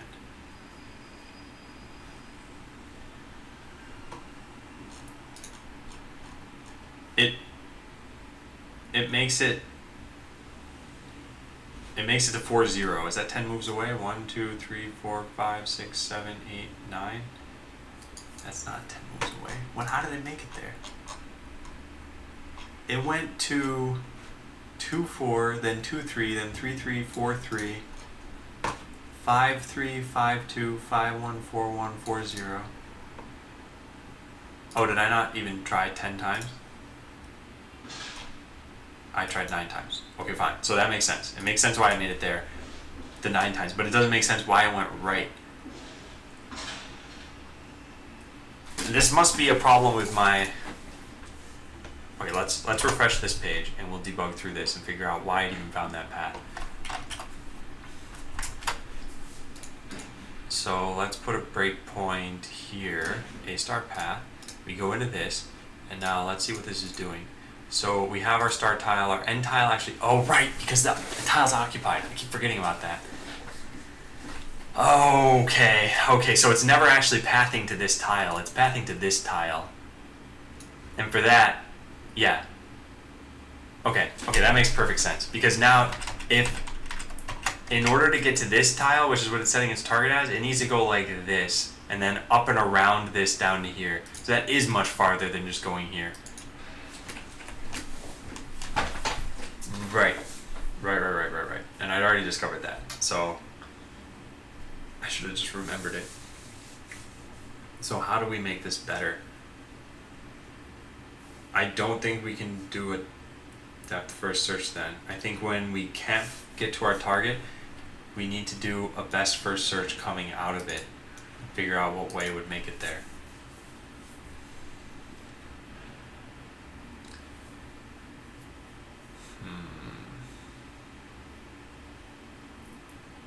Find any closest tile? No, so the issue with that, so here's why I had coded it this way to begin with, is if you have, there we go. So imagine this scenario. How do I draw this out? Think about this. So if you're here and and you're trying to get to here, this is it. Like, this is the whole arena right now. Your target is occupied because it's an entity. In fact, maybe what we do is we just treat it as though it's empty. I think that's what we need to do. No, but then you can't find a path to it. How do we do this? If we treat it as though it's empty, you'll actually be able to move closer to this.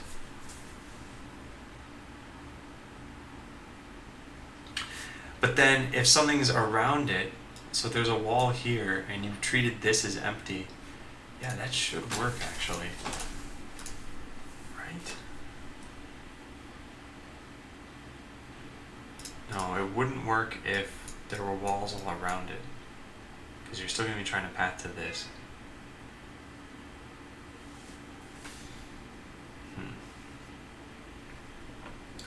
Why is it going to 0, 4 if it's trying to get to 1, 2? Oh, because remember that all of these things are considered to be walls. So it had to go 1, 2, 3, 4, 5, 6, 7, 8, 9, 10, 11, 12, 13, 14 in order to get here.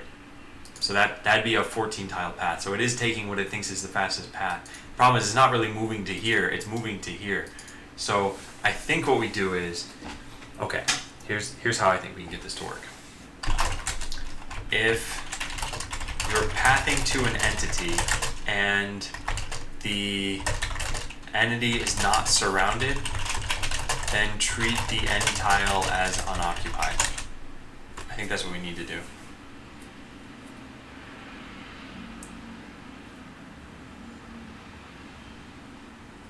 Yeah, so I think it's kind of like what Andre said. You'd have to find the tile that minimizes the distance between your bot and the target. It goes to 0, 5, that's one farther up than needed if it wants to get to 1, 2. Yeah, so when you, okay, so first you try pathing to here. Once you're here, then it probably changes this closest tile to be here for you so that you don't need to go farther away. So that's the way that this, like, this tile is occupied, so it's going to pick the closest neighbor just in straight line path to you, which is this. Then once you try getting there, now the closest neighbor becomes this. So now you try pathing up to there. So this will get you there. It just won't take the best path. But is this even a problem?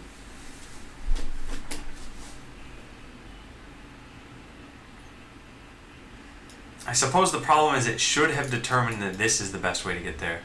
Which, by the way, guys, okay, this totally screws up once this thing moves. If this were just a mobile bot and it moves here, then now it's probably screwed up everything.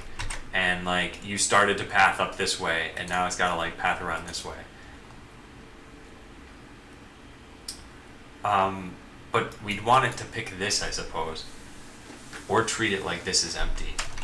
So I still think we could do this. Let's try that out. Let's just make sure that I'm not being a total idiot here. So if you're pathing to an entity and the entity is not surrounded, treat the end tile as unoccupied. Doesn't matter if you're pathing to no, it does matter if you're pathing to an entity. A star path. Okay, how do we do this? We go A star path is only called from one spot. So we can pass in something like, let's say let target is entity equals false, and we'll set this to true down here. And then if your target is an entity, we'll do something certain. Let's try this. We'll put this here for now. Good. Then in arena we will take in that function or that parameter. So now if the target is occupied, if we're pathing to an entity and the entity is not surrounded, then treat the tile as unoccupied. Unless you're next to it.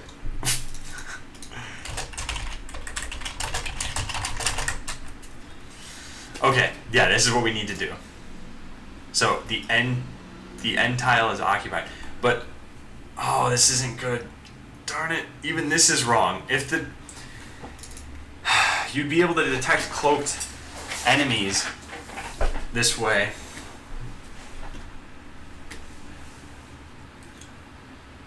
We can't pass an undefined here. Yeah, I don't think we can. Man.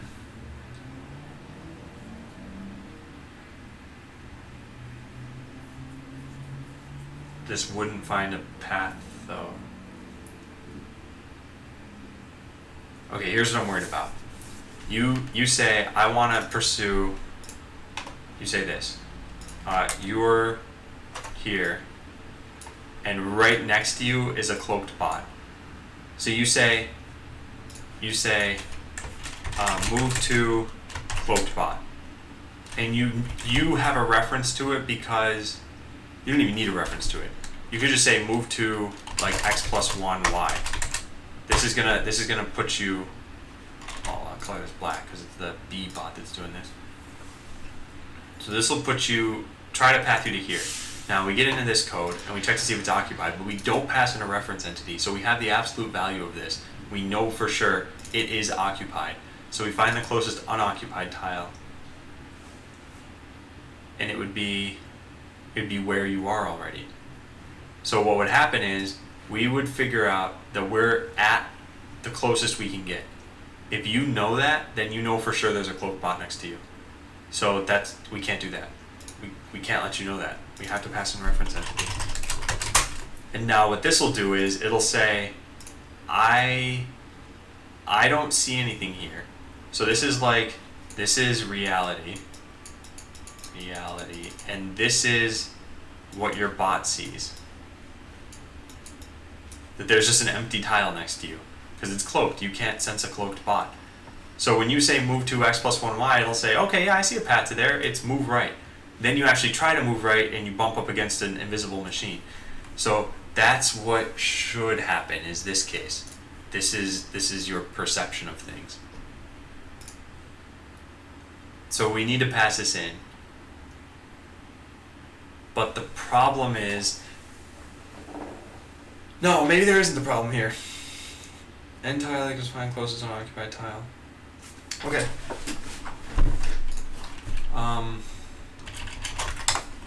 Yeah. Yeah, I'm not gonna write a comment yet. I kept trying to, but I don't actually want to. So find closest unoccupied tile. Good.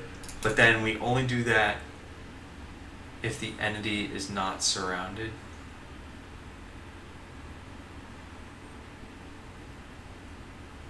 Treat the end tile as unoccupied unless you're next to it. Alright, so if the distance to the end tile, if you're already 1 square away, then you're, in this case, then you're as close to your target as you can get. So here's what we do. We do if util.manhattan distance start tile.x start tile.y and then end tile.x and y. End tile.x and y. If this is 1, really if it's less than or equal to 1, it can't be. Yeah, no, it can't be less than 1 because of this check up here. But if it's 1, then we can just return null. There is no path because you're there.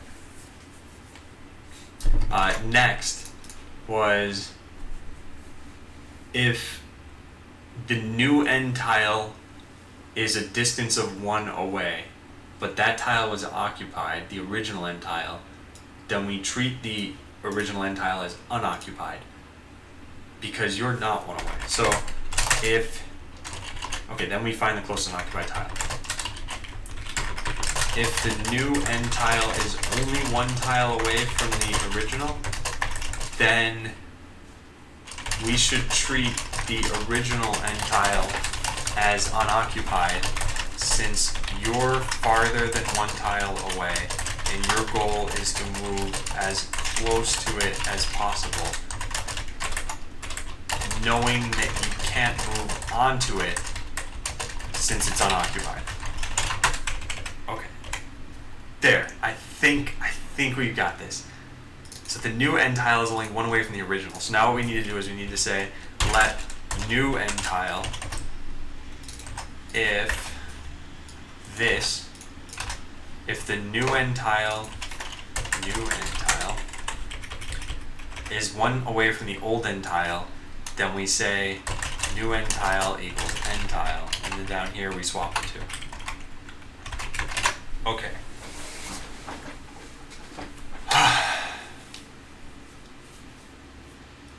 Alright, let's try this. Heck if I know this is gonna work.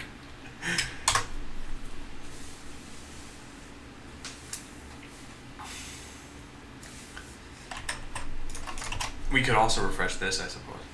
Either one works fine. Alright, now we've broken in somewhere that's not exactly where I want to break in. So let's just remove all the breakpoints and let's go into a star path. Put a breakpoint here, we'll refresh the page. We should see the path that we get. We should also see this on the command line now. Could not find a path from 2.5. Yeah, that's possibly totally reasonable. Let's see what's going on though. This is not finding a path? Yeah, it's not. Okay, but let's see what it's running into in this. So the tile is occupied, yes. The Manhattan distance is not 1. We're not 1 away from it. We find a new tile. The new tile that it found was at 2, 1. So that is here. That's the new target that it's generating. However, this is 1 away. So we set new end tile equal to the original end tile. So now our end tile is still going to be, where's end tile? It's still going to be 2, 0. Okay, good. Then we path through this. So as far as we're concerned now, we have said that our target is still here. Good. And then can we see a path to it? Well, we can't see a path, but we're treating invisible tiles as empty. So let's see what's going on here, because this should work. So we get the current tile, yeah, that's 2.5. And then we get the neighbors of that tile, which really, all we care about is the 4.2, or 2.4, I mean. So one of our neighbors, neighbor.x oops, neighbor.x, neighbor.y. So that's 1, 5. We don't care about that. Then we get 3, 5. Okay, good. So let's go up to here. So next we're gonna get the next best tile. This should be 2, 4. All right, good. So we have pathed to here so far. Here's where we are. Then after that, we're at 2, 3. So all of this is totally fine. Here we're still good. And it's not like our vision range has changed because we haven't actually moved yet. Next, what are we getting as the next tile? The next tile is 1, 5 that is checking, which is down here. Why did it do that?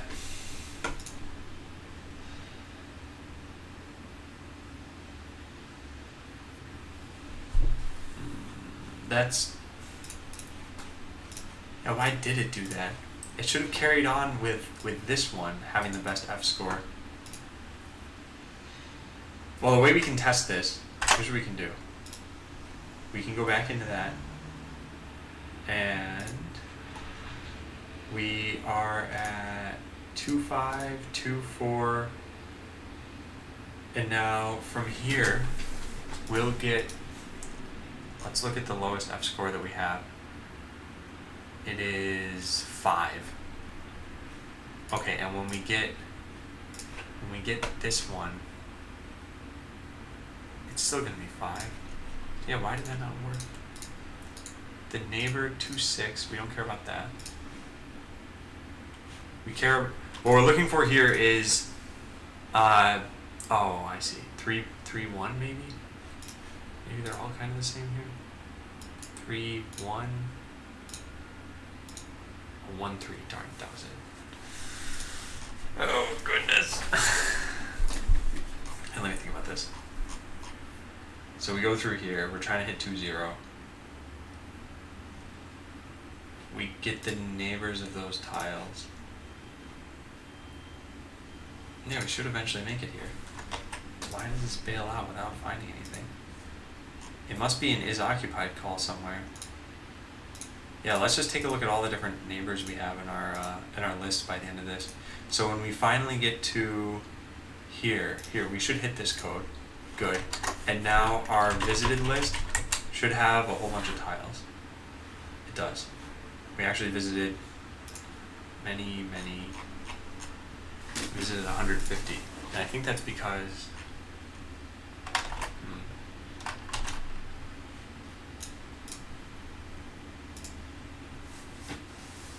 so we need to do this dot get, hey voice of Grok, get index from tile. Let's say, so did this at least attempt to go into some of these? Get index from tile 2, 3. So we can say this dot visited. Yeah, so we have visited 2, 3, and then we visited 3, 1. Yeah, and did we visit 1, 2?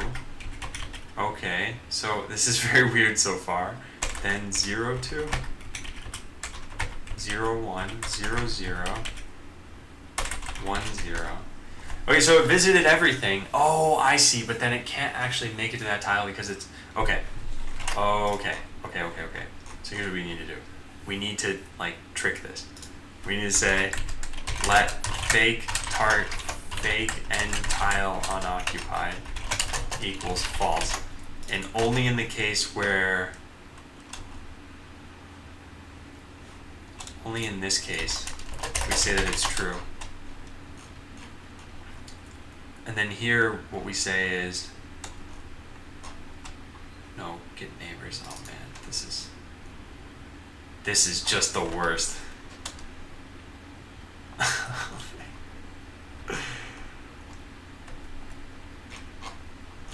Here's what we gotta do. Alright, I can picture this. This code isn't gonna look great, but let's do this. So we'll pass in the end tile only if let's just let this equal to null. I'm gonna rewrite this in a sec. So we'll say here end tile I suppose. They're both equal already. If we pass this into here, get neighbor of tile. So now that needs to be not passed in everywhere else. Null. Okay. So if this is passed in and the neighbor's equal to it, util.exist if neighbor dot equals fake end tile, then we allow it. Yeah, and again, I'm gonna just code this stupidly. Let allow equals false. Allow equals true. So if, alright, great. Like I said, I know this is bad code. I just want to see, does this fix this? So now what we should have is a path. How are we gonna test this? Let's do this. We'll get rid of these breakpoints and hit the play button. Did it find a path? So it found 25, 24, 23, 13, 12, 02, 01, 00, 10, 20. Wow, okay. Hey Blade Digger, welcome back. I checked out your YouTube channel. Alright, so we coded it, I guess. And I know it's very weird code, but I think this is kind of how we have to do things, knowing how the game works. I'm gonna clean up the code at least. So now what we should see is that it follows that path, and that'll make much more sense. Alright, let's try that. So here we go. We have, it goes up to 2, 4, then 2, 3, then 1, 3, then 1, 2, then 0, 2, then 0, 1, 0, 0, 1, 1. And then it said could not find path from 1, 1. So here it screws up, but that's fine. It can't find a path because it's at the target. Whew. Blade Digger says you inspired me to make my own video game. That's awesome. So now what happens when you make Vision 5 again? Yes, good suggestion. So let's set this back to 5, and this should work hopefully exactly the same way. So let's run this again. And the reason why it should work the same way is because we're treating any tiles you can't see as passable. So your vision range ends here. So as far as you're concerned, you can't see a path that goes like this. But because you assume that all of these are walkable, you will hopefully still find this path. So now let's see if that's true. We go to 2, 4, 2, 3, 1, 3, 1, 2, 0, 2, 0, 1, 0, 0, 1, 0. All right, perfect. Woo, let's run a giveaway. Because that was, well, I don't know. I'm happy with how that worked. This is the whole reason we're writing tests. So let's refresh this page, and then hopefully we can just run a giveaway. Debug main.giveaway. There we go. There you all are. Clappa, clappa, clappa. Yeah, okay, so who's winning? I think it's gonna be Destidom. Nope. I think it's gonna be, nope. I'm not gonna make predictions anymore. It's either Blade Digger, excuse me, hard G sounds, or Lord Sargent. Blade Digger wins. Good job, Blade Digger. Token Blade Digger. Nice. Are these actual people? No, they're not actual people. So this is me randomly just putting bots into the arena that happen to have your names. By the end of October, guess what? They will be real people because I'm going to have pre-beta out. But yeah, And by the way, there's some news. There are enough people in the channel where someone must not have seen this. The lawyer should be getting the EULA to me today. I got rejected from BizSpark again, so I'm just going to buy a service somewhere. And I've removed walls from the game. Oh, and here's the 6th recap video.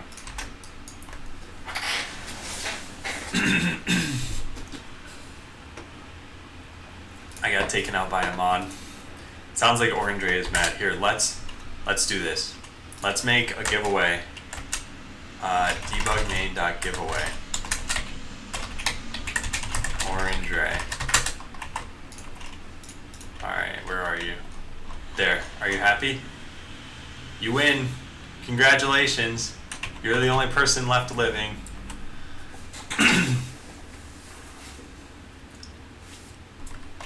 Okay, so what was the reason behind scrapping walls? Here are all the reasons.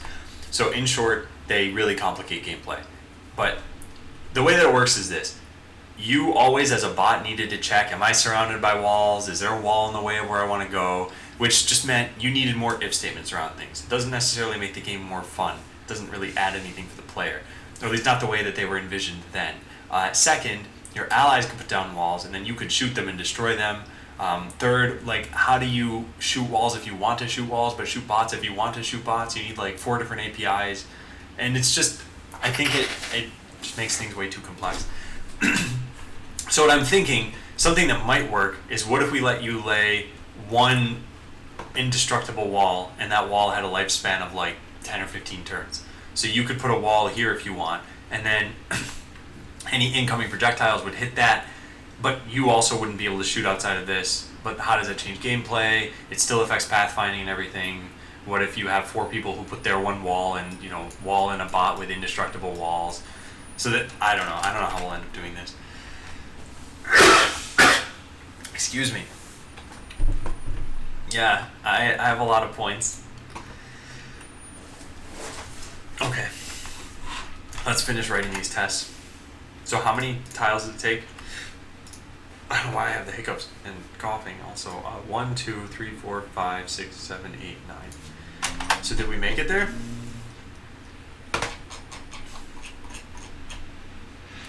We are at 1, 0 and we couldn't find a path. Well, why did we try finding a path there? That shouldn't have happened, right?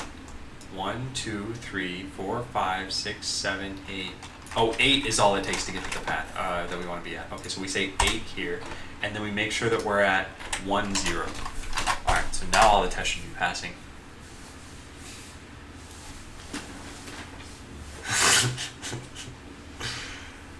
I accidentally spent my points on the BRB lunch thing. And now you're going to be rewarded for it by being on my BRB lunch. Look at this. I have a note in my notes just for you. Make sure to add Norm to my BRB screen. Which, by the way, what Norm is talking about is this. If you type bang lunch BRB, it'll cost you 25 points and you'll get into my lunch screen. So let's see what we've got. Entities tile X is not what we expected. Excuse me, and where this is coming from should move to a tile that you can't sense, and it should eventually get to the target. So I think I screwed up other pathfinding in order to fix this pathfinding. So what is going on here? We should move to a tile that you can't sense. So this. So how does this work? This was the whole 5, 5. Okay, so that was this code here. You're moving to a tile that you can't sense. And what does this do? Oh, we're not printing coordinates anymore, so that's very hard to verify. Let's try that. Yeah, and by the way, what you guys will be able to spend points on sometime in the next 10 days is getting access to the game. It'll cost points depending on what day it is. In fact, did I put some sort of... I could have sworn I put some sort of command around that, didn't I? Bang game. Current game development? I didn't... What? Okay, whatever. I didn't even know that was a thing. Okay, yeah, let's see where we're going with this. So, we are here, and we go to 5, 4, so that's here, and then 4, 4, and then 4, 3, and then 3, 3, 2, 3, 1, 3, 03020100. Entity, wait, what? How did that not work? It's supposed to be at 00 by the end of this, right? Oh, this is just, I accidentally wrote in 53 here.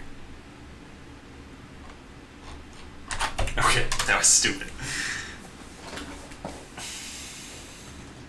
Oh yeah, I think you're right, Orange Ray. And yeah, you, MS Visser, you guys are definitely right about that. I'm pretty sure I put it on bot.land/ yeah, this. Oh, so wait, was it pre-beta? Okay, yeah, who knows? But this is what I'd written down. I'll fix that up for later. The whole point, here's what I wanted to tell you guys about. Oh wait, no, I have this written on that site. Let me go to this site real fast. So this is the point. You'll get a password for a certain number of points depending on what day of the week it is. So on Monday it'll cost you 100 points, and then that number of points goes down as the week goes on because every week your password expires on Sunday. So on Friday you're going to pay less for it because you only get a couple days to play. All right, did we fix this? Good, 3 test passing. Yeah, hooray. Okay. Whew. All right, let's finish coding the test then. Goodness. Then we got to clean up the code.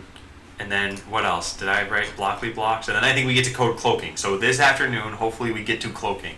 That's one of the things that I want to do, and I'm sure it's going to have like millions of little edge cases and errors and all this stuff. I already prototyped it, but we'll run into something that I haven't run into before. So move to with an entity that you can sense. So we've done that. Good. Move to with an entity that you can't sense. It shouldn't even move, regardless of whether there are barriers or not. So this should be an incredibly easy test. Watch this. Should move to an entity that you cannot sense. And it, yeah, oh yeah, that's it. So we do get entity at, no wait, how do we do this? Maybe this code is a little harder than I thought. Okay, here's what we do.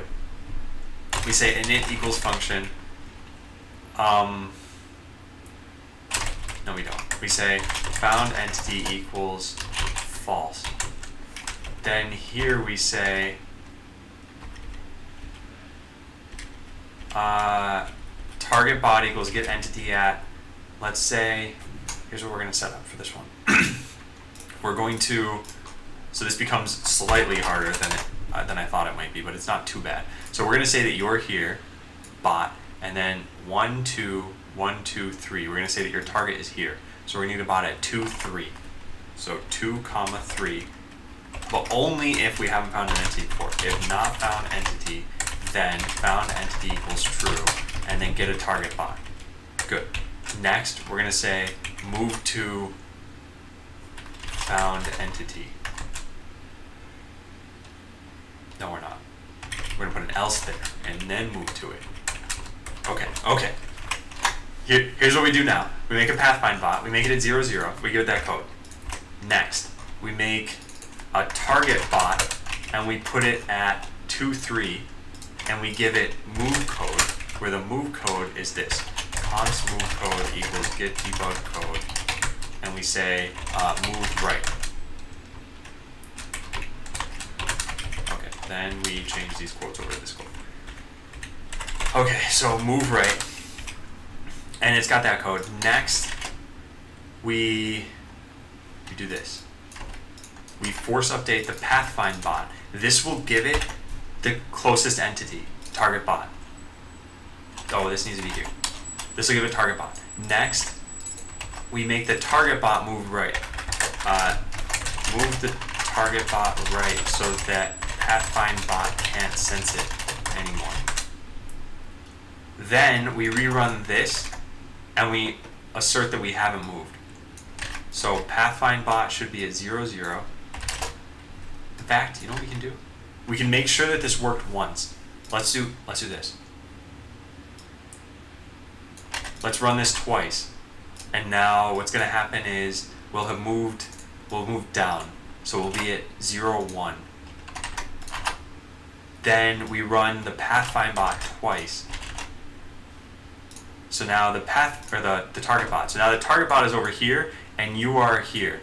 and this is too far away for you to see. So next time when we update you, and in fact it doesn't matter how many times we update you, your coordinate should still be 0, 1. That's how we test this. Done. Now we run it.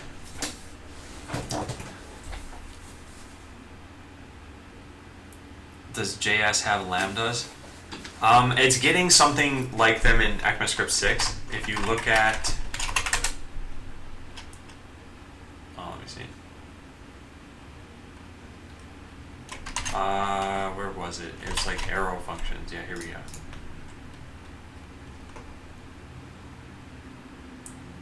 Yeah. Actually, I guess it already has them. Yeah. All right, ignore me. Just let chat talk to you about it. Lauren's got a grip on this. Okay, good. That test worked, and this was an important test. So basically, we update the pathfind bot once to find the target. Update it again to move it closer to the target, so that we ensure we found the target correctly. Then move the target bot so the pathfind bot can't sense it anymore, and then make sure pathfind bot doesn't move. Okay, cool. So we got a test for that. Nice. Next, move to with a tile that you can sense but is not in bounds. Okay, yeah, this should be another sort of easy test. So move to with a tile that you can't sense, move to one that you can sense. Let's take this, put this up here. Move to with a tile that is not in bounds. So let's try moving to -1, -1 when we are at, let's say 1, 0, or 1, 1, I guess, it doesn't really matter. Then we'll make sure that we're at 1, 1, 1, 1, good. And then we'll update the bot twice, 1, 2, and then we make sure that we're at 0, 0 now. Actually, let's update it more times than that. Okay, so that should work. Alright, move to the tile that you can sense that's not in bounds, good. Move to on your current tile, we should actually write one more test about this. Move to the tile that's not in bounds, up/left, and then this is move to the tile that is in bounds, or not in bounds, down/right. Now unfortunately for us to do this, we need to take arena width and arena height into account. So let's do that. Arena width, whoops, this way. Arena width plus that plus arena height. And this is definitely where we want string interpolation. So let's do that. Move to arena width, arena height.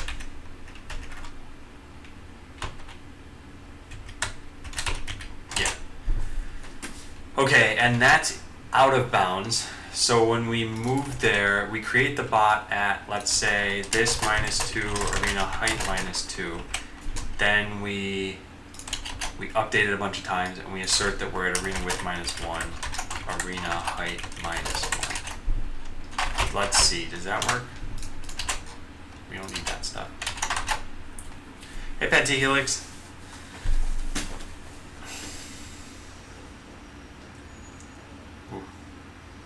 Okay, now let's let that finish. So move to on your current tile, ensure that it doesn't move you. Yeah, that's another good test to have. So, and can move to on your current tile. What should that return? I don't even know. Should not move when doing move to on your current tile. Okay. So, oh, there's something actually, there's a very interesting case here. What happens if you do this? Get entity at XY, move to E. This moves to yourself, but you'll see that you'll see that your start tile is your end tile. No, that'll work fine. Okay, we should test that though.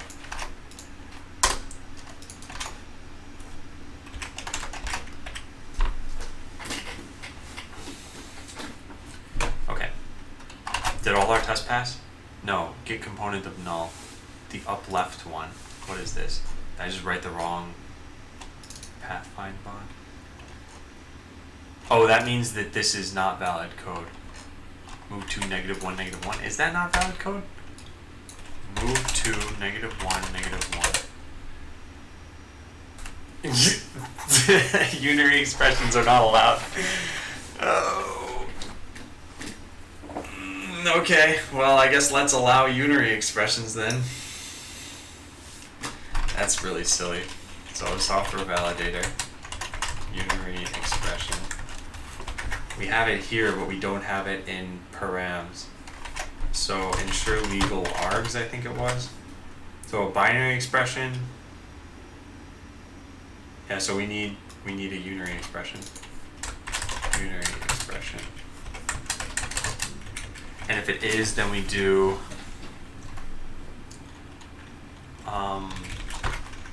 this dot ensure legal unary. No, how do we do this? Where did I do this down here? Ensure legal node. Node dot argument, which is an identifier that would have been escaped, I guess. So we need to do something like this. Arg dot argument. Is that how I'm doing this?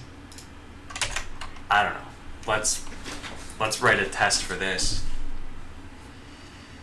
How do we do this? So if not ensure legal, then we say this dot log arg is not a legal unary expression. ES_codegen dot generate arg, and then what do we say? Log level error. Arg dot log. Okay, let's try that out.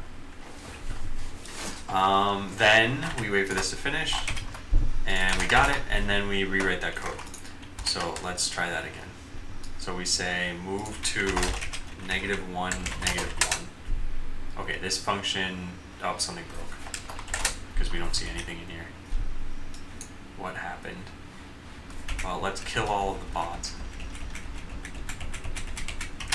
There. Yeah, what's going on here? This isn't even printing anything. But it's not showing success either. Like if I got rid of this, move 0, 0, yeah, it looks fine. Then I say -1, -1, and it just breaks. So I guess something in here is failing. Let's take a look at ensure legal args in the software validator. Software validator, ensure legal args. So we must be hitting this expression, right? When we, yeah, okay, we are. And then we go into here, is arg.argument not a thing? It is, and it's a literal, and it's the number 1. Oh, node is not a thing.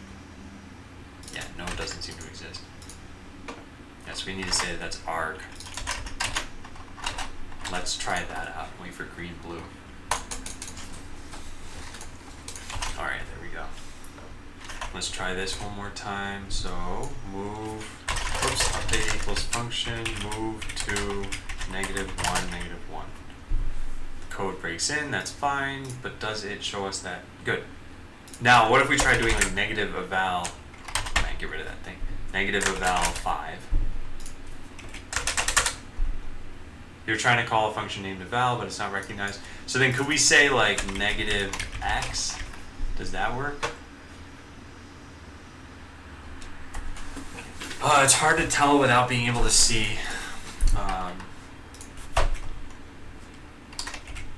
Let's wipe out all entities and let's turn on software validator.toggle, no, enable, set enable, set log enable. Yeah, let's set log enable. What does this turn into? This turns into negative executor.x. No, I think that's good. So if we said negative x plus y, does that work? Yes. Add negative executor x plus executor y. Yeah, I think this is good. So what else do we have? We could say something like get x. Yeah, looks good. Yeah, I'm happy with that. I don't think there's anything else we really need to do here. We should be able to call our own functions. Foo equals function, return 5. Yep, looks good. Cool. We need to add tests for that too. We will eventually be done writing tests for this stuff.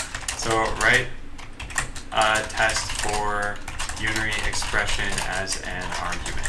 We gotta test things like -5, negative x, negative food, negative eval 5, all those sorts of things. All right, move 2 on your current tile. So it should not move until we move 2 on your current tile. So let's do that. 0, 0, and we'll create you at 0, 0, and we'll ensure that you're at 0, 0 after moving a couple times. Actually, let's do it once, and then let's do it 2 more times. Okay, good. Move 2 on your current tile. Good. So can move 2 with a tile you can sense. Can move 2 with a tile you can't sense, etc., etc., etc. So there is a will lasers hit test that I did, and this is what we're going to copy as something as our example. Oh, which by the way, let's rerun the test and just make sure that it works. These tests I hope aren't going to take too long. So should allow can move to with a tile you can sense. So we say pathfind bot equals that. Sure, fine. It doesn't have code 0, 0. We say setup active bot, pathfind bot, and then we check can move to 2, 3, and we say that it's true. In fact, let's just test all of can move 2 in this, I think. Should allow can move 2 with tiles as arguments. So tile you can sense, good. Tile you cannot sense is like this, 5, 5, we say false, I guess. Yeah, and then, yeah, that's good. So those 2 tests. And did our test pass? Good, they did. Awesome, we are making some solid progress today, despite that it looks like we're just trudging through tests. Next, with entities as arguments. So we do this, then we get target bot. It's going to be owned by player 2, and that's going to be at 2, 3, and I'm going to call that like visible target bot. No, not visible. In range target bot. Near. Let's do near and far target bot, and the far one's going to be at 5, 5. And we're just going to make sure, can you sense the near one? Yes. And can you not sense the far one? So entity you can sense, entity you can't sense, done, done. Can move 2 on your current tile, what should that return? I honestly don't know, so let's just take a look at the code and see what it's returning right now. Can move 2 is going to call the pathfind function, which is going to call move 2. So let's take a look. Can move 2 calls move 2, which calls this pathfind. Pathfind is going to a star path. It's going to see if you're on the end tile, then return null, and then we'll end up returning path is invalid. So I guess can move 2 ends up returning false. Yeah. So let's just put that in. So should return null from can move 2, so should return false from can move 2 if passing in the current tile. Alright, so we just have a bot at 0, 0. We say can move 2, 0, 0, and it should return false. Good. Next, we test this. This is really, really minor. Passing it. So this is a variation on what we had before. If we say can move to our own entity, this would be callable via this code. E equals get entity at xy move to e. Let's put that in quotes. So that's done, and then these tests we still have to get to, but those are different tests. So we'll do that in just a bit. Let's run all these tests. They should pass. If they pass, we have like 3 different check-ins we need to make. Then we can write the other test. Then we can write cloaking. And cloaking will probably be after lunchtime.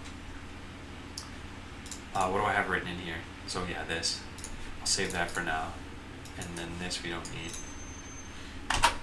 Alright, good. All of those tests pass. So now let's get rid of print entity coordinates. We don't need it from these 2 spots. So we get rid of that. And then we also have, I think, some paths printing out from the arena. So path, where is this coming from? No, is it coming from code execution system? Yeah, there it is. So let's just comment this out for now. I'm going to keep that code in there, but comment it out because I think it could come in handy. Or maybe we write a print path function or something. But for now, let's run these tests. Make sure that they're all still good. They should be, because we didn't really change anything right now. And then what we'll do is finish checking those things in. Now, in the meantime, I want to show you something. My aunt is an avid watcher of this stream, and she sent me something, a sort of gag gift. Do you see this? This won't stay because I'm holding it up, but you'll at least see what this toy is. It's the metal filing toy. Do you guys know why she would send me this? If you'll recall, I said something on stream a while ago. I will give 5 points to the person who remembers that. So could not find a path from.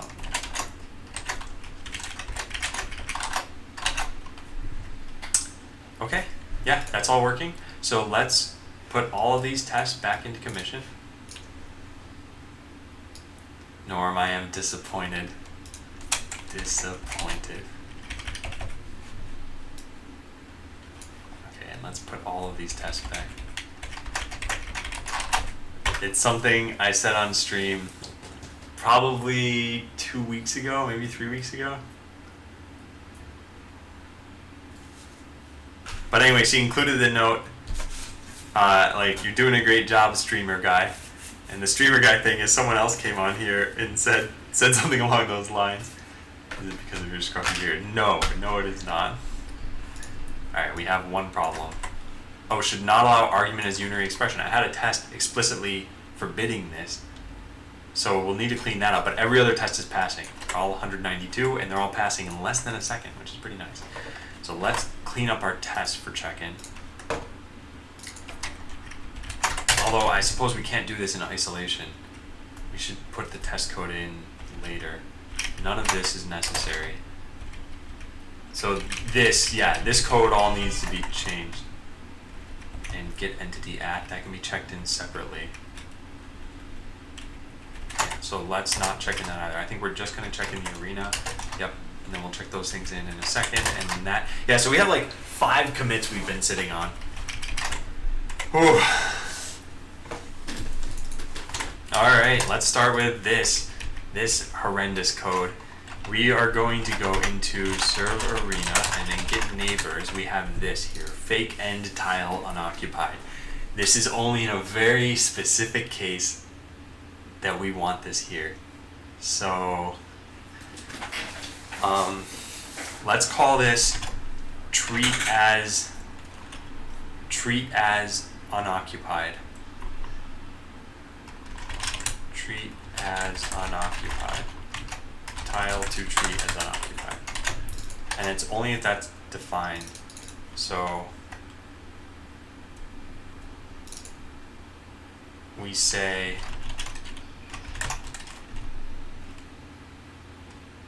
treat as unoccupied equals false. Then here we set it to true. Yep, good. So if not treat as unoccupied.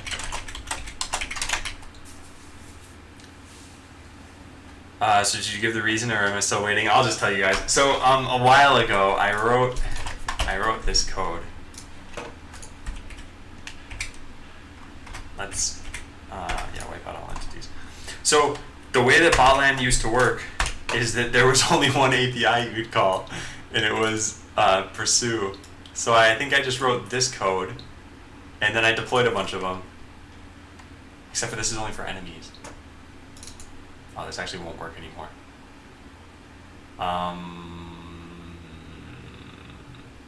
Well, anyway, I wrote this code, and what happened is all bots, I mean, you can read this code. It was find closest enemy bot, and if they exist, then just pursue it. So what happened is enemies would clump up, and they clumped up in these semi-random patterns that I said looked like this metal filing game, if you could call this a game. And yeah. And then my aunt sent me this. I probably have a VOD of it somewhere. Not that it matters. The reason why it happened is because there was no such thing as enemies a while ago. Or rather, there was no such thing as allies. Even your own bots were considered enemies. So every time you deployed 2 bots, they'd eventually find each other and then like latch on. Okay, so I think we've got that. We need to write why we pass this in. Tile to treat is unoccupied. So, Boolean, if this is defined, well, no, it's not a Boolean, it's a tile. If this is defined and it is an occupied neighbor, we'll still return it. See. Okay, so we do this to accommodate how movement works in Botland.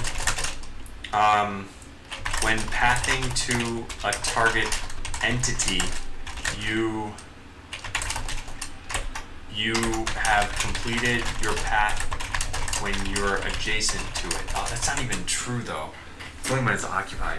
Anyway, when pathing to a target entity that takes up space, e.g., i.e., it makes its tile occupied. It occupies the tile. Occupies space, e.g., a bot, not a resource. You will have completed your path when you're adjacent to the entity. Thus, what do I want to do again?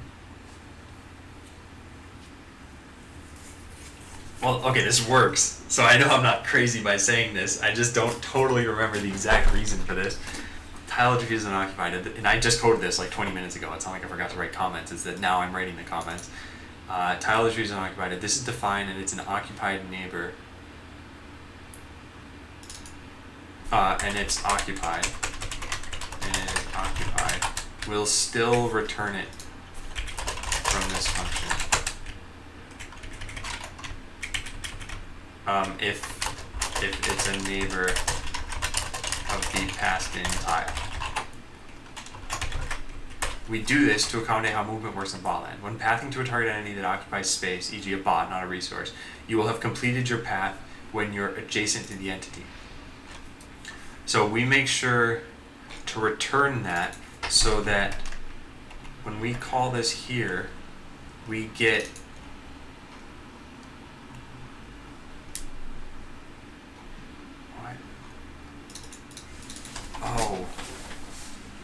Oh man, this is super confusing. Why do we Okay, let's do some housekeeping on this. There we go. So get neighbor, and then we do fake end tile unoccupied. That's a terrible name. We should just call this the same thing. Tile treat is unoccupied. Okay. Okay. So if you're already 1 square away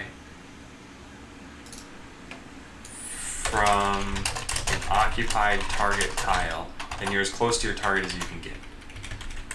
Okay, good. Otherwise, well, no.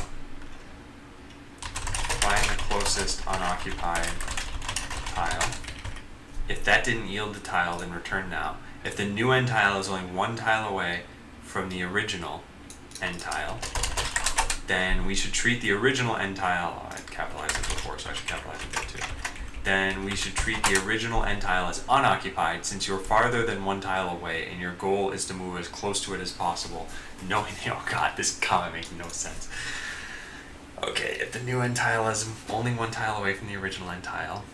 So basically, we ran into this case. This is what I'm trying to describe here. Our new end tile is here. So if the new end tile is only 1 tile away from the original end tile, then we should treat the original as unoccupied. We do this because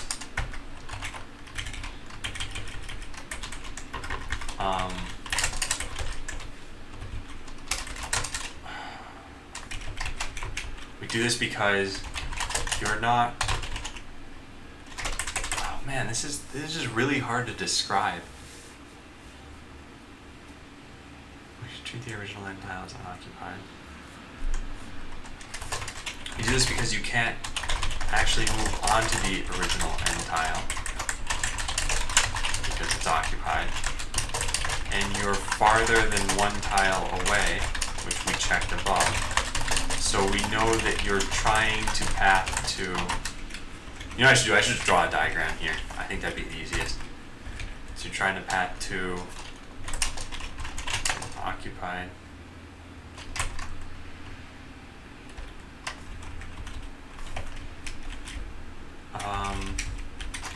Yeah.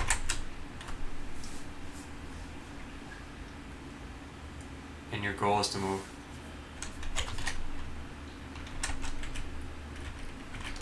Okay, so picture this. You have blank, blank. Actually, let's just draw this out. Okay, so you have your target is going to be here. Then you have, and I can zoom in on this again. So your target's going to be here, and then you have walls here, here, here, and here, and you are here. If you are the bot B, and your target is T, and there are walls, just other bots, in the way. Wait, so there, I should be able to. Okay, so if you're the bot B, and your target is T, and there are walls in the way, I'll write N,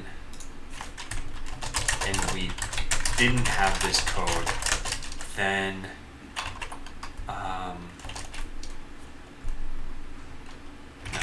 and the wall's in the way, then new N tile will be set to N since that's closest to you.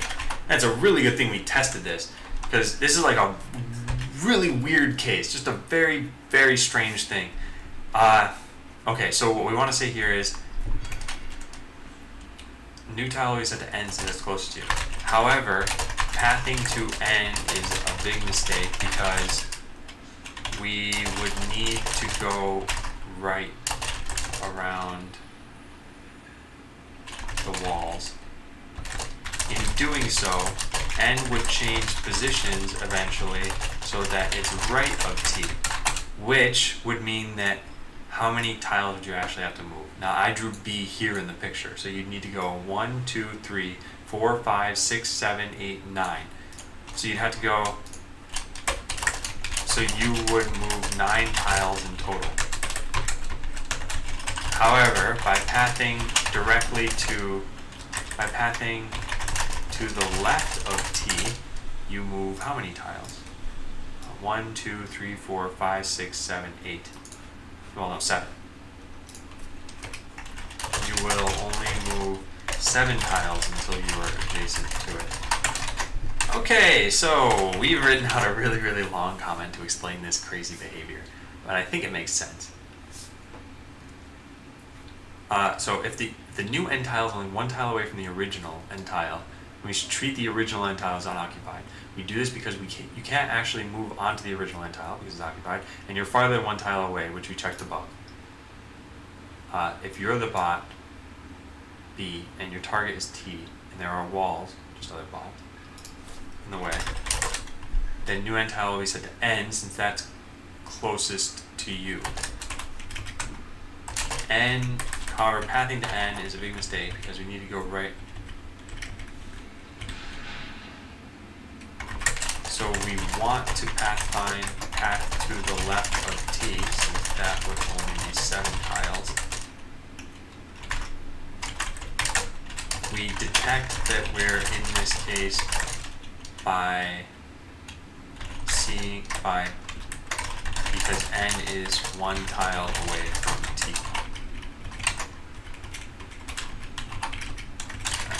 Good, there. Alright, we devoted like 5 minutes of time to this one comment. Now hopefully what we can do is this whole treat tile is unoccupied. See the huge comment below with a picture. Alright, so now this is passed in here. Good. If this is defined and it's occupied, we'll still return it from this function. If it's a neighbor, we'll still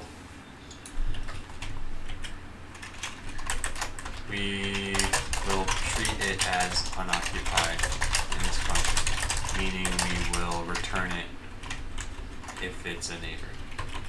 Other passing time.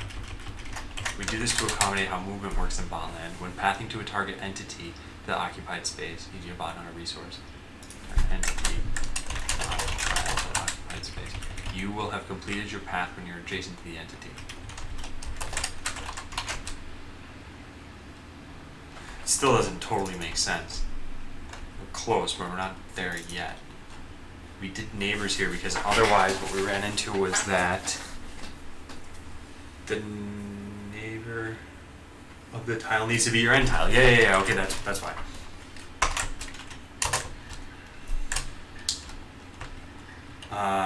However, your end tile will be considered occupied. So we have this override so that we don't consider it to be occupied. That's the section I was missing. Great. Okay, so fix the gigantic bug. We should run the test one more time. And one test should fail, but that's okay. Yeah, good. So fixed a ridiculous bug with pathfinding when the target is an entity. For full details, read the huge comment blocks in Amanda.js that I had. Okay, did the test pass? Good, all but one. And we're totally fine with that because that's a test that I just broke and that's okay. Okay, good. So check that in. Next, we check any other tons of things that we just did. So let's hit none here and go through this. We don't want to check this in. That's fine. Get entity at, we just coded. So let's check that in and this, get entity at. And I think that's all we need there. Good. So added a user accessible API get entity at tilex. Okay, next we check in the software validator where we allowed for unary expressions as arguments to user-defined, in user-defined code.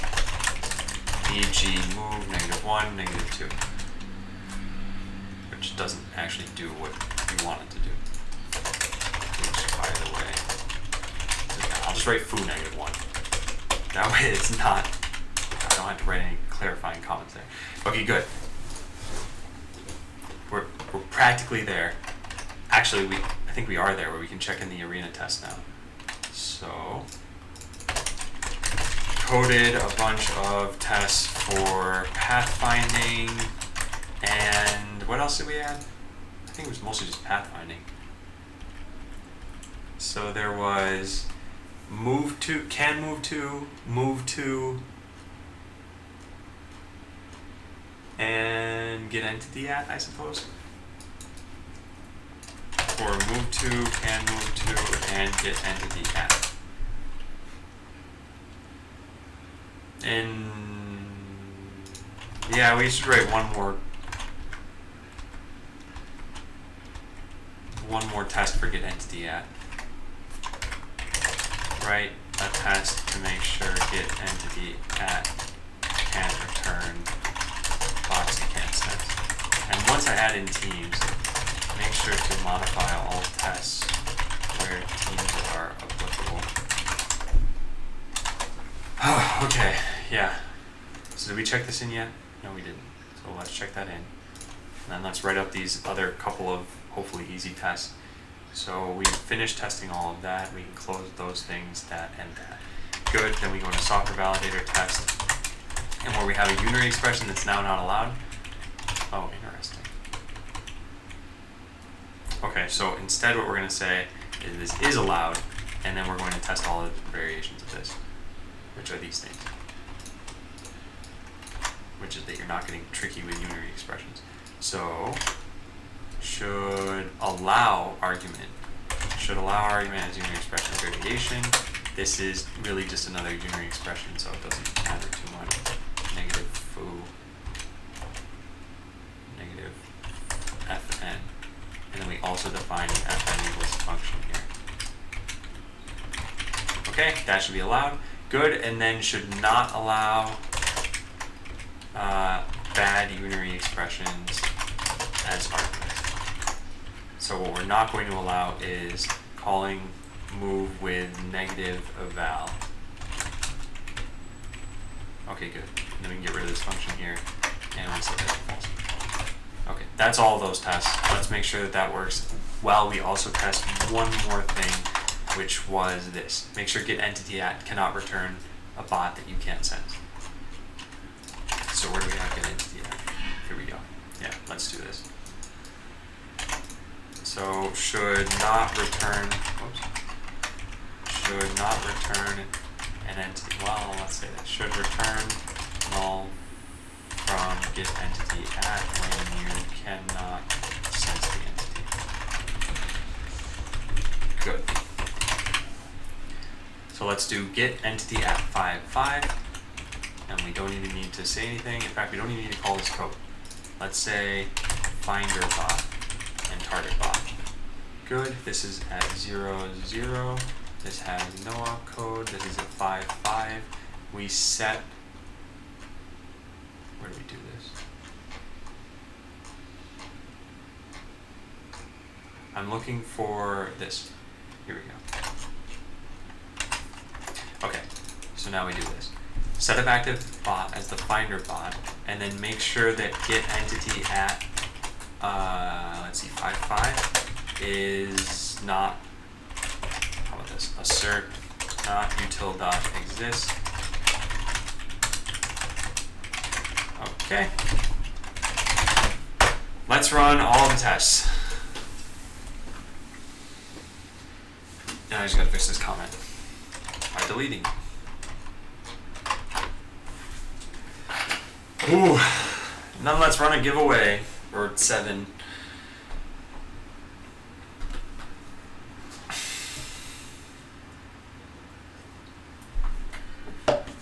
What failed here? Should not allow bad unary expressions. Expected false and got true. Uh-oh. that's really bad. Well, let me see. Did this really work? Move negative eval? No, that didn't work. What did I screw up then? Should not allow bad unary expressions. That's this. Move negative eval. And that should not pass. Well, let's just copy this into the editor here. Yeah, what? This marks it as false. Do I have 2 of these? What? That's not good. This is letting me call eval? That's really not good. But I don't understand, because this isn't, like, when I copy paste this into the game, it's not letting me do that, right? I can't deploy, oh, I can't deploy bots. Oh. Okay, I know what I did wrong. This is why we write tests. Okay, unary expression. So here, if it's not legal, I forgot to return false. There, problem solved. Now we copy paste that code that I had. In fact, we shouldn't need to do that. If there's ever an error, so good, this is not good and you can't deploy it now. Oh my god, that would have been so bad if I let that through. Let's rerun this, and then let's make sure that this doesn't happen. Here's how we're going to do it. We have a log function in here, and in here we check our annotations. So how about, we really should not have this at the end, but at the bottom of this code, we go through all of this. What I really should do, so we go through each annotation, this dot annotations, and if there are any errors, and what do annotations contain? It's got a message, a start, a severity. Okay. What would happen if it got through? Utter chaos. So what would have happened is, if this had gotten through, you could have put any code you wanted in here. So you could have said something like, this dot delete hard drive contents, and sure, that function doesn't exist, but you could write it. So eval is thoroughly blocked, but maybe there's a place where I'm not returning that it's blocked. So here's how we'll test this. If annotation.severity equals, and what are our different severities here? I think there's something right up here, yeah. So if it's an error, and what are we gonna do? Success, I guess, was returned from this. So if success, go through all annotations. Actually, this isn't too bad to leave in. If you have successful code, chances are annotations will be of length 0. Because, oh no, there's a success annotation. Okay, so chances are it'll be of length 1. But you can see, okay, well, you can see when I do that. When I write code that works, update equals function, the only thing I have is this. I don't even have, like, I wouldn't have an error, because if I have an error, then I don't have success. So I know that sounds obvious, but that's what I'm testing here, just to make sure that that assertion is correct. So I go through each annotation, and I check to see if it's this, and I'll say assert dot not equal severity and log level error. You are trying to, why is this all orange? Oh, because of that? What? That's why. Okay, you are trying to return success in, okay, your code was marked successful, but you had an error. It is likely that I forgot to return false somewhere. Because you might see this as a user, at least while testing. Like, asserts would be turned off in production, but you guys will play it before it's even in production. So, does eval allow you to execute strings within the code? Yes, it does, and that's why it's so bad, and that's why it's blocked everywhere. If you try calling it, it says you can't call that function. If you try hiding it by calling it in, let's say, a binary expression, you still can't call it. A unary expression, you can't call it. An if test, you can't call it. An if body, you can't call it. Like, I tested all of this stuff, so yeah, that should highlight it too. If you try putting it anywhere in a for loop, you can't do it there. Is that the eval thing? Yeah, your init is not legal. You can't do it there. So I prevented this in like all the different spots I could think to prevent it. You can't call it as params, you can't do blah, blah, blah, blah. And you can write your own eval function, by the way. That's totally fine. If you want to write something like return 5 from here, then be my guest. Which I should really stop you from even doing this. That way you can't find some crazy trick. In fact, yeah, let's stop that too. But first, let's do this. Assert not equal. So your code was marked successful, but you had an error. It's likely that Adam forgot to return false somewhere. So this happened one time when I had just allowed unary expressions, but I forgot to return false when they weren't legal. Okay, so let's do it this way. Let's go back to where the unary expression code was, and let's make it not return false. So this is what we had before. And now what we'll do is we'll make sure that that assert gets hit so that you can't call the code that I had. So what was the code? Move negative eval. I think it was this code. So now let's refresh the page and we'll try that out. So we should see that assert get hit. What is this? Oh, whoops. Success is not defined. It's what? Final code was produced? Yeah. Alright. Let's try this out. That's not good. What's the code? I don't even have code in here. Okay, what's the annotation then? Your code looks good. Oh, whoops. No. Well, what's going on here? Your code severity is success, and I'm asserting that it's not equal to log level error, which is error. Why is this assert getting hit? That doesn't make any sense. Oh, assert is not defined. Okay, yeah, that's a real thing.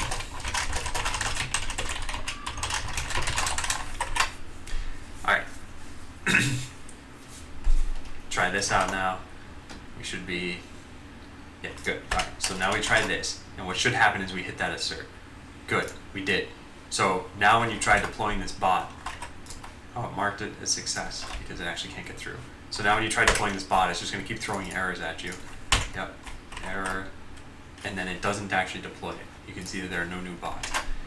But what we should do is in the unary expression thing, we should just return false. So now it shouldn't even be allowed.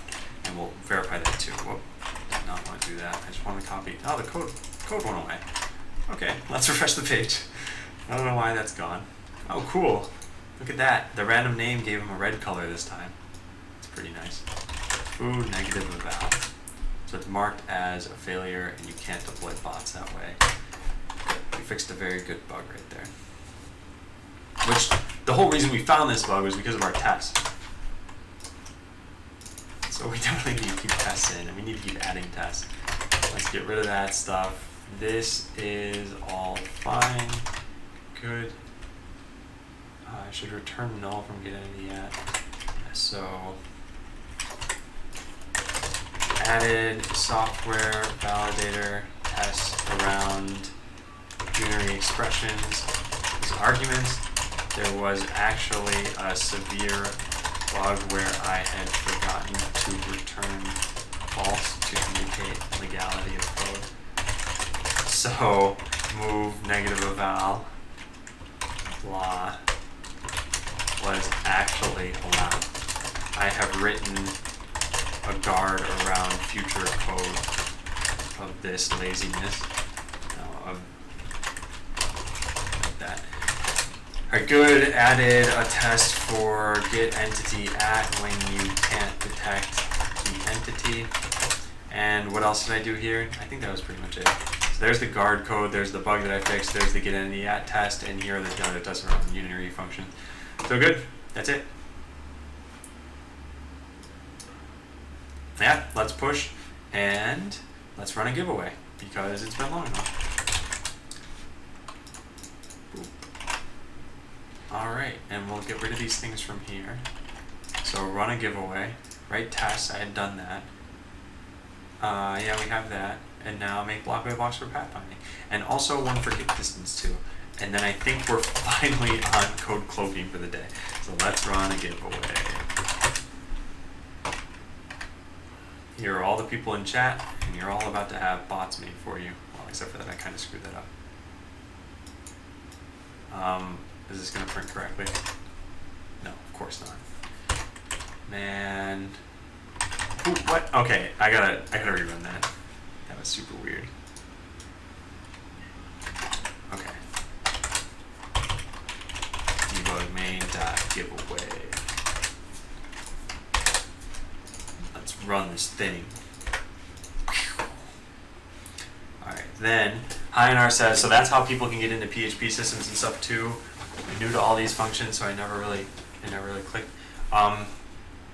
Yeah, it depends. Those are called injection attacks usually. So if you ever execute user input, then you need to be careful that, I mean, they could just call an eval function and they can get control over anything that they want.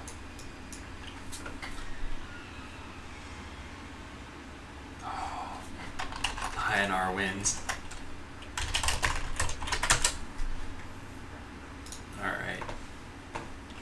So did I just lose like 15 viewers? What just happened? Oh, maybe someone came online. Okay, well I'm gonna take this time to go to the bathroom. Let's set the simulation server to run. No, actually we don't need to do that. Bobby tables.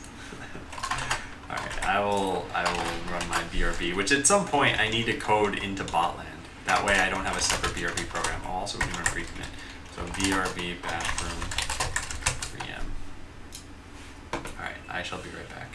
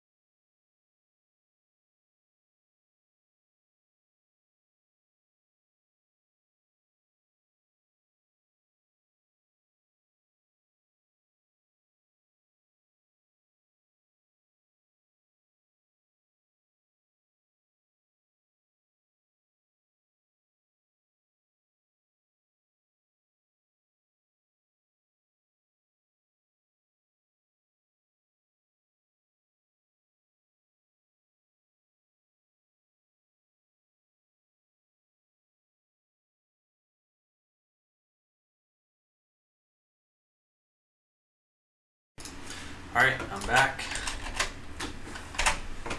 Alright, runner giveaway is done. Make Blockly blocks for pathfinding. This is what? Move to, can move to, I guess get entity at.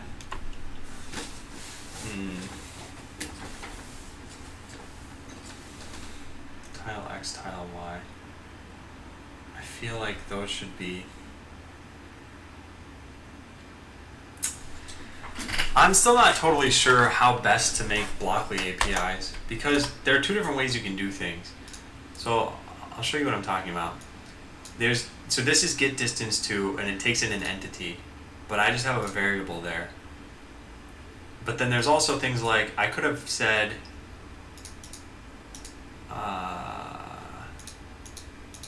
something like this. Imagine this was get distance to, and you had to drag in an entity.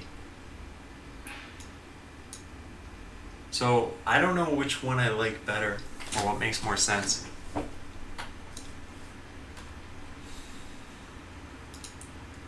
And the reason why I'm wondering is because I don't have anything here that takes in a tile yet.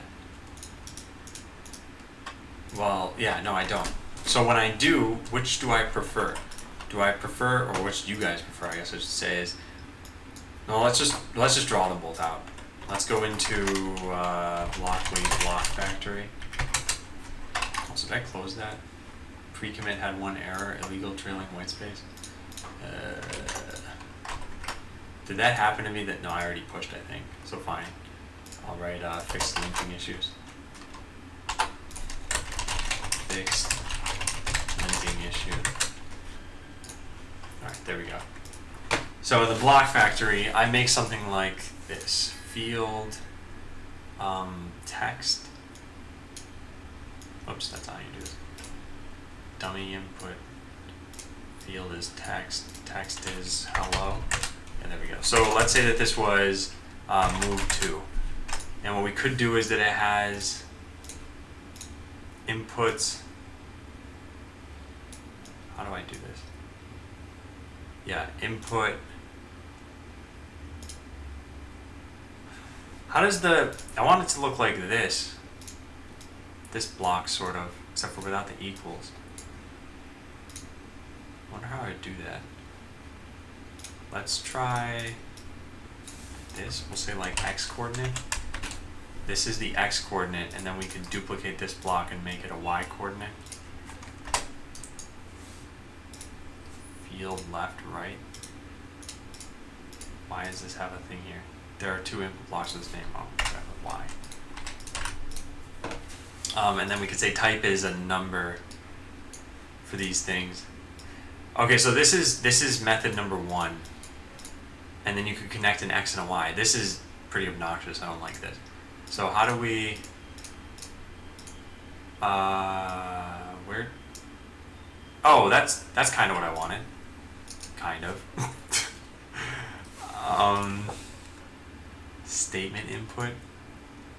No, that's not what we want. What were the other ones? There's only one other one. Value input. I have value input, and then there's dummy input, which is text. So basically, I want this same thing, but I want this to be up here, and then these to not be on a new line. I don't know how to do that though.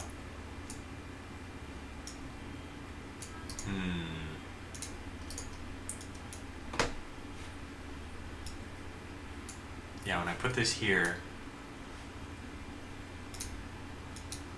this isn't doing anything. Huh. Oh, external inline? Oh, we do inline and then we do, okay. Yeah, I think that's how we do this. Yeah, there we go. Okay, so does that look better or...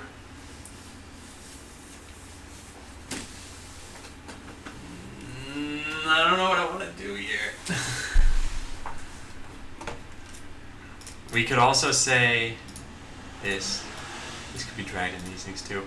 I think I'll try this. So the problem with this is then you have to drag numbers in, but whatever. I think this is okay.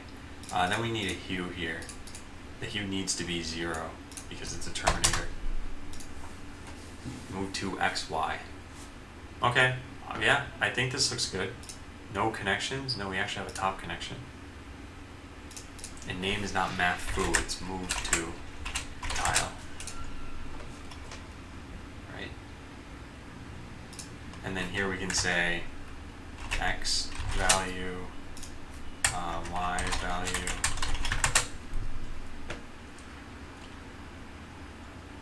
Yeah. Yep, I think this is good. So let's copy paste this.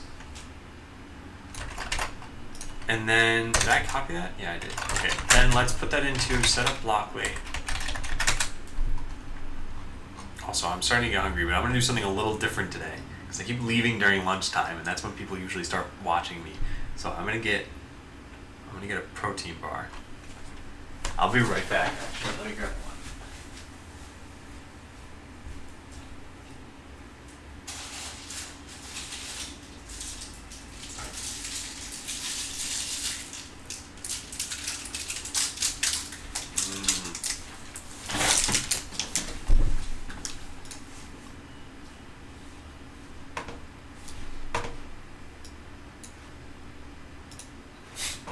Okay.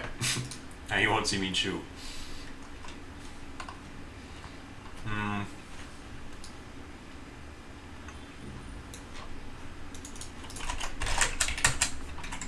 Alright, I should put up a notice. Eating food.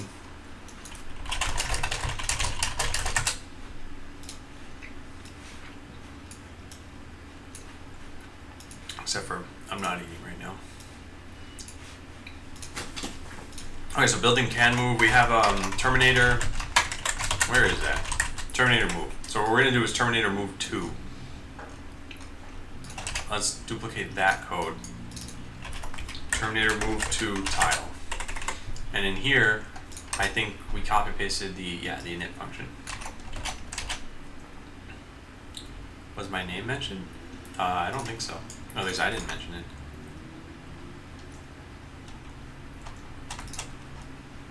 Okay, we have that now. Format this. We get rid of these double quotes. Good.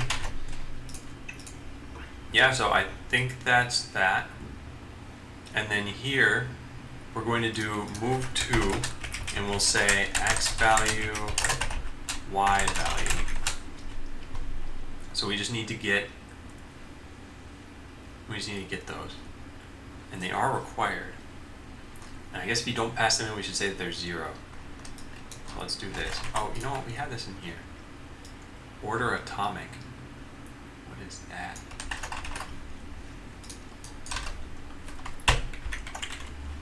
Okay, yeah. So let's put this here. We're going to say x value, y value, good and good. And if those don't exist, let's see what it just naturally plugs in for that stuff. Yeah, so there, that's that. Next, we put this into our Blockly toolbox. So somewhere we should have Terminator move here. Let's also do Terminator move to tile. And let's see what this ends up looking like, because I'm not totally sure what to expect. So we have Terminator move to X and Y. And if we don't say anything in here, yeah, it just gets commas there, and that's not good. We need to change that. So X value equals. So what we need to do is, I guess, check for undefined here. If, do I have util? No, I didn't include util. I'll actually include it. Star as, so util from this sort of path. So let's put that there, and then util. Good. Next.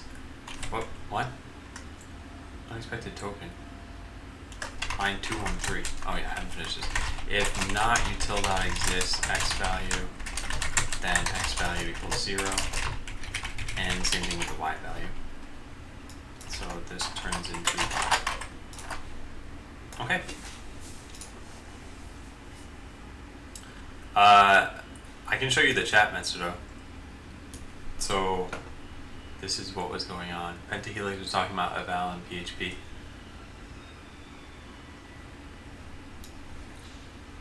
So there you have it. Alright, let's try this out. So now when we don't have anything in here and we say edit, no, we're still getting, what? Oh, this is an empty string, isn't it? Okay, let's look at the code. What's going on in here? If we go into setup blockly. See you, Norm. Wait, Norm, you're not gonna stay for the lunch? You paid 25 points? Do you not want me to put you on the lunch thing for today? If I don't hear from you, maybe I'll just wait till tomorrow to do it. Alright, so in here we have x value equals. Let's see what this is getting set to, because I don't actually know. So x value is an empty string. Oh yeah, that's not helpful. So if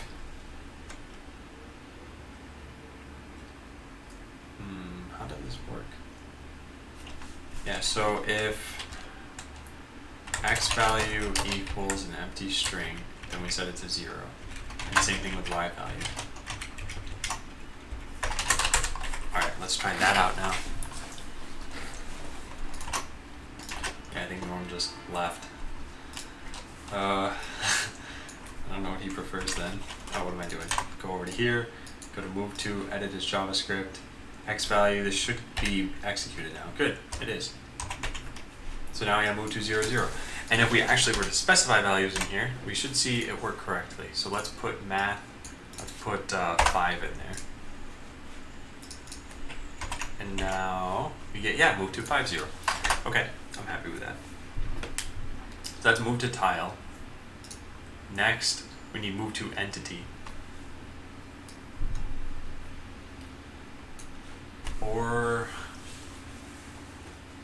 the other thing I could do, I don't think this is good, because I think people who use Blockbait don't know how to code, or don't necessarily know how to code. So one other thing I could do is I could do something like this. I could say set item to find closest enemy bot, and then move to item. And then in here, if you don't pass in a y, this is interpreted as though it's an entity. That's actually already the case. Except for it'll get a 0 in there.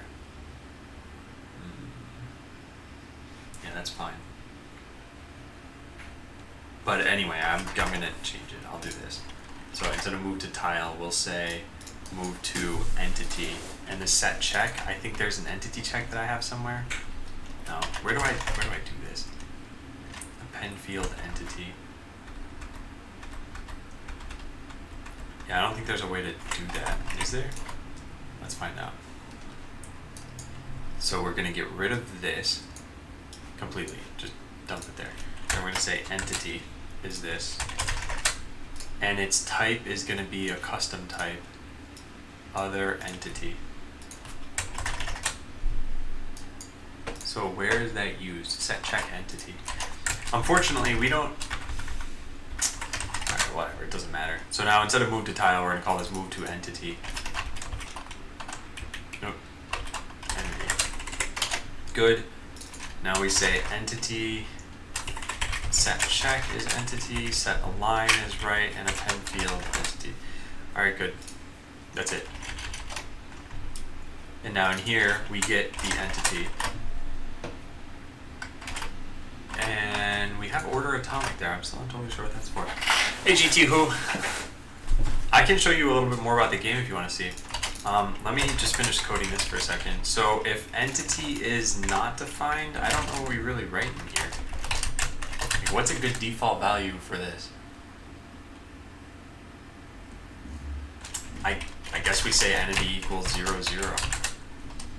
I know that looks really stupid, but I don't know what else we can do here. So let's try that out. Oh, whoops, I gotta add this block. Move to tile, let's search for that. There it is. Okay. Alright, so hopefully that worked. Let's take a quick look and see. We have now moved to entity. It looks like there's an extra space in there, doesn't it? No, maybe that's just how it looks. Anyway, move to entity. And if we don't say anything, it says move to 0, 0. But if we pass in an entity, let's try this out. I'll say set item to find closest enemy bot, and then we'll say, wait, can I do this? No, I can't. Yeah. Okay, move to item. Alright, then let's deploy some of these. Pursue bot. Deploy, deploy, deploy, deploy. Hey, cool. It worked. Alright, nice. And these just can't see enemy bots because it's only 5 tiles away. 1, 2, 3, 4, 5. Yeah, they can't see anything. So yeah, GT Who, I will talk to you about this game a little bit. Let me clean up the code so that I can show you what we've got. So this we want to keep there, and then this we want to keep there. So I think it's this we want to remove. And really, let me check something. Create a bot. Is this used anywhere in the code base right now? No, only in the file I just made. So let's just comment this out for now and set this back to 0. So this game is Botland, and the way that it works is you will make these bots. And the way that you make them is you first pick what hardware you want. So lasers, missiles, harvesting, cloaking, artillery, etc. I haven't coded all of them yet. And you can only have 7 slots worth of stuff. So if I put this on here, well, that's a bad example because that's only 6. If I put, let's say, missiles 2 instead. So there, this is a fully customized bot. That took longer than I wanted it to. So yeah, I picked what I want on it now. Then I actually write the code for it. And if you don't want to write code, you can write in this visual language that I've been showing you guys. You can just drag full-on snippets here and get code running pretty quickly. And so we're adding some new functions to this right now. But you can see there are comments here. If you guys don't understand coding, hopefully this still makes sense because this isn't exactly code, but find the closest enemy, then shoot it with lasers if you can. If not, try to move closer to it, and if not, then just move randomly. And you can deploy this bot. You can call it Laser Killer and deploy a bunch of those. And yeah, you can see they're moving to, where is it? Yeah, this guy. They're hunting down other bots and they're moving to it. And if I want, I can make a harvester bot. Let's do that really fast. So set item to find closest resource. And then let's say if, where is it? If will harvest, then harvest. Otherwise, we'll say move to item. Alright, so this should be our harvester. Let's deploy a bunch of these. Hopefully they work. Yeah. So you can see the harvester ones are moving to resources and then picking them up. And unfortunately that doesn't do anything right now, but it will eventually.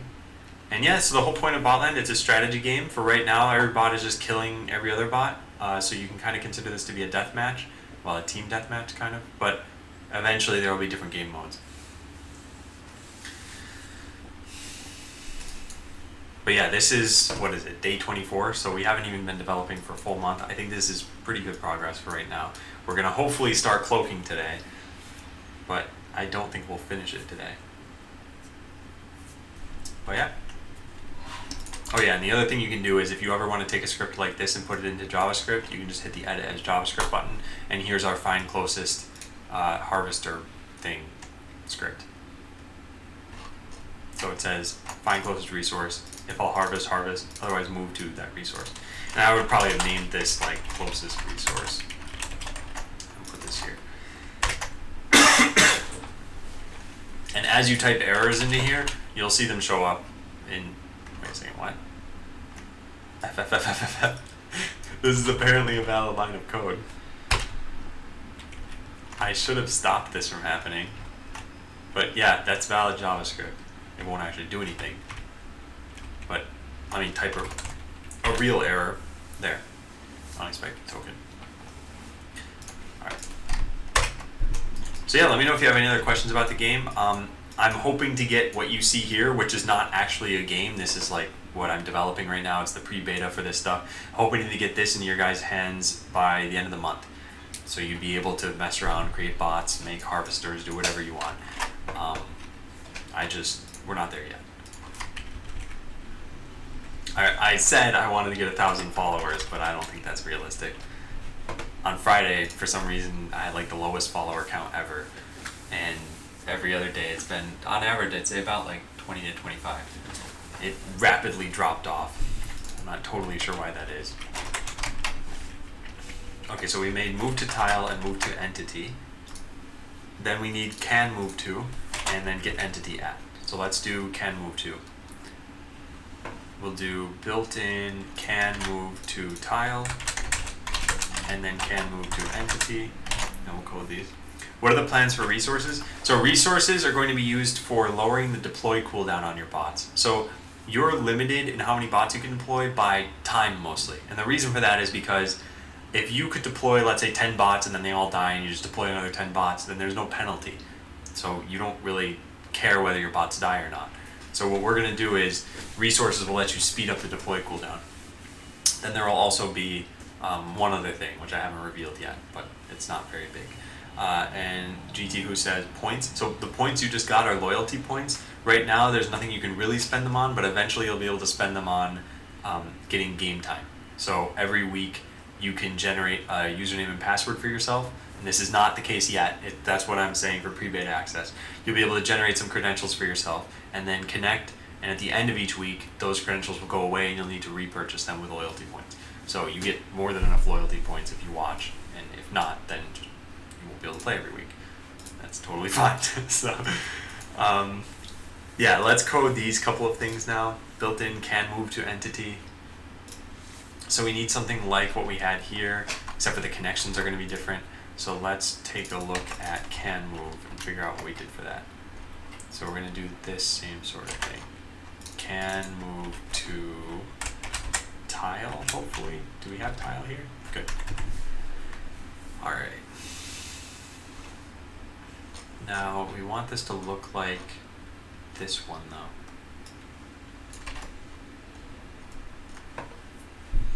What is that, MS Bisser? Okay.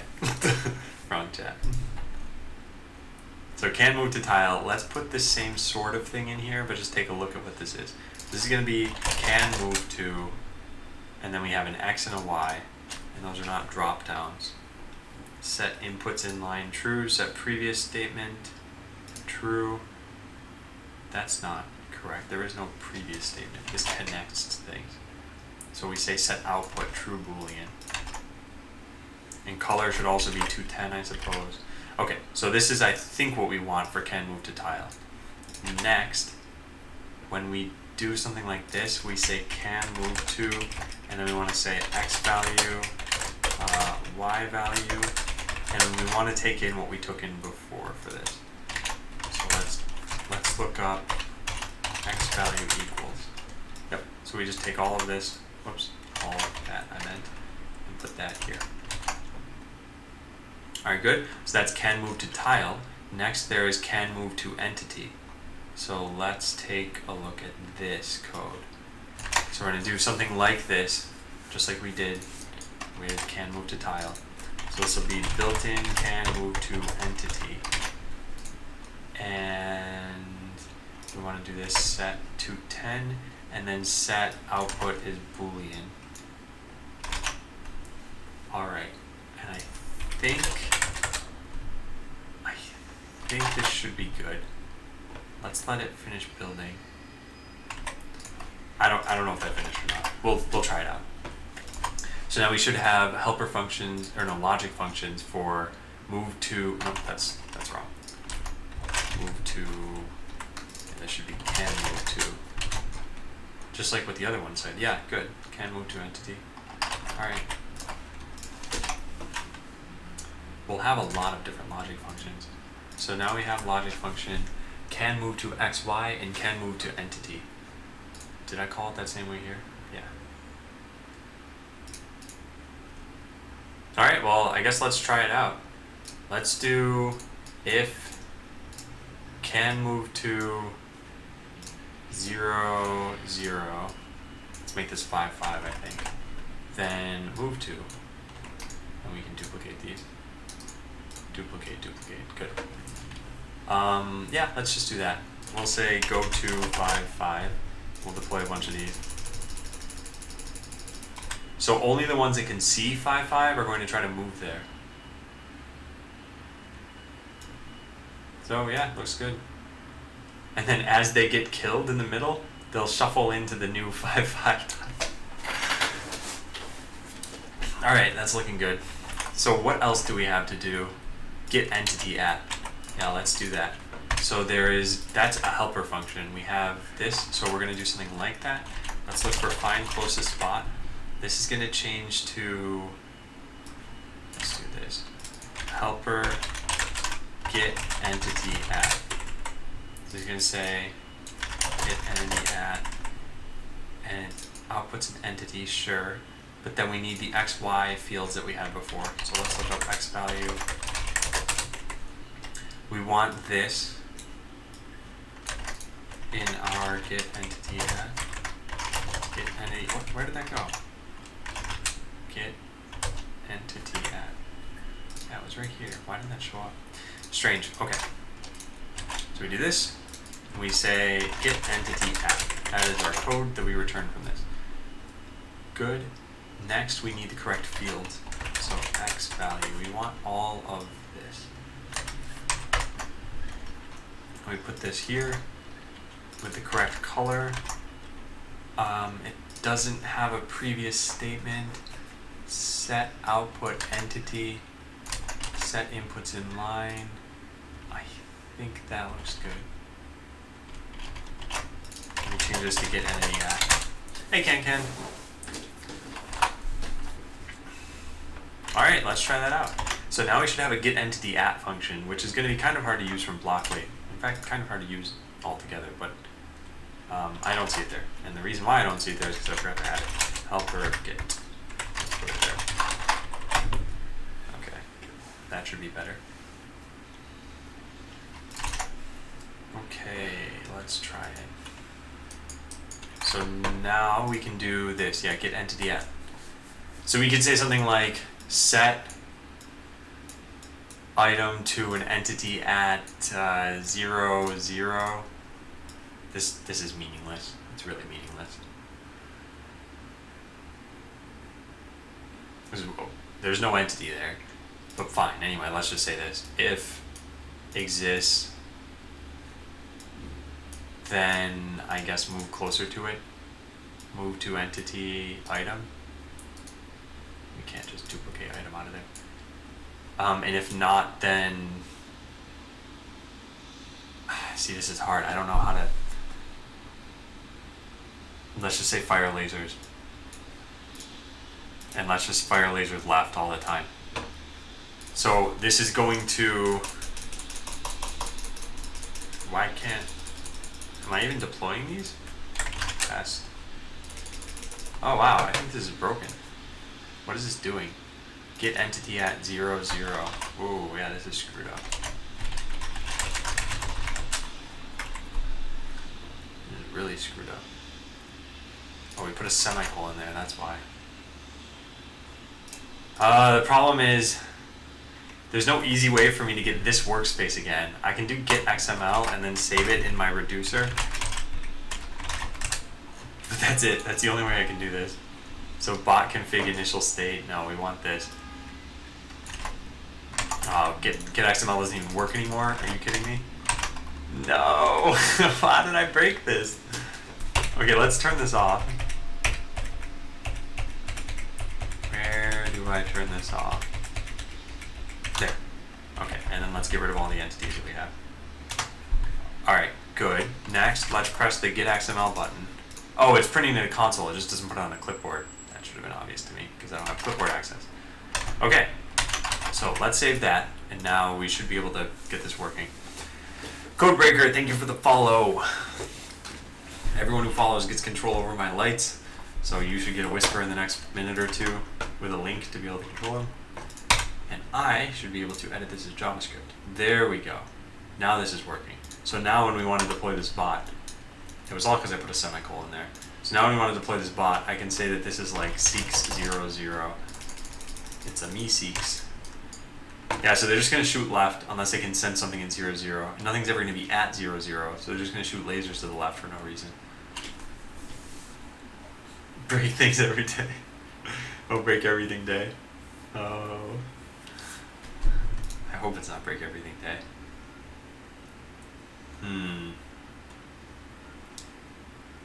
Okay. I think this is fine. So we did get entity at, and then we just need get distance to, which do we even have that as an API? Code API content, get distance to. Oh, we do. Fancy that. Code execution system. How does this work? It takes an entile or an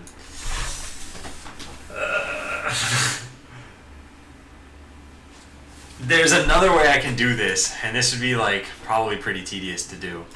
But you guys can see that there's an if statement here with this little gear, and you can press it and start modifying the block.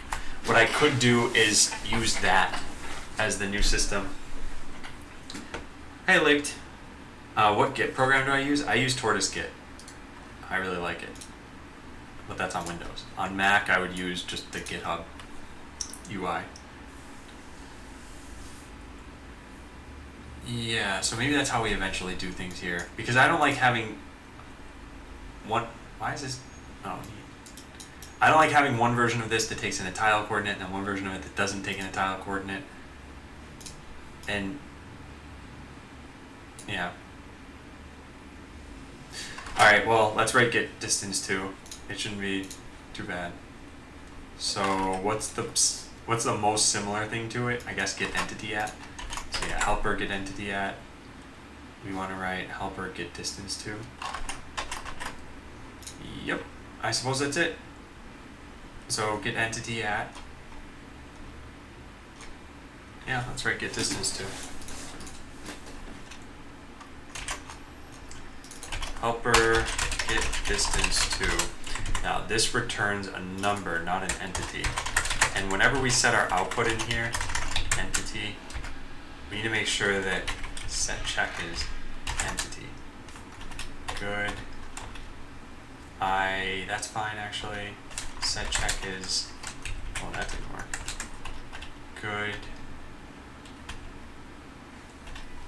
Yeah, I think we did this correctly. It's hard to tell for sure until we get back to another title case one of these. That's good, that's good, that's good. Yeah, I think this is right. Okay, so then where do we leave off? Helper get distance to. Eruptor, thank you for following.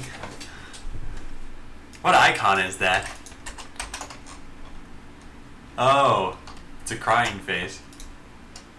Ah, that's pretty good detail. Okay, well it just totally glitched out Sublime. For all I know, you expected me to copy paste it. There's some terrible code injection. Is the lamp broken? No, I don't think so. You guys can see what? Let me move my window over so I can see what you can see. Oh, I guess this isn't in the camera. Let's put this here. And you can actually see it.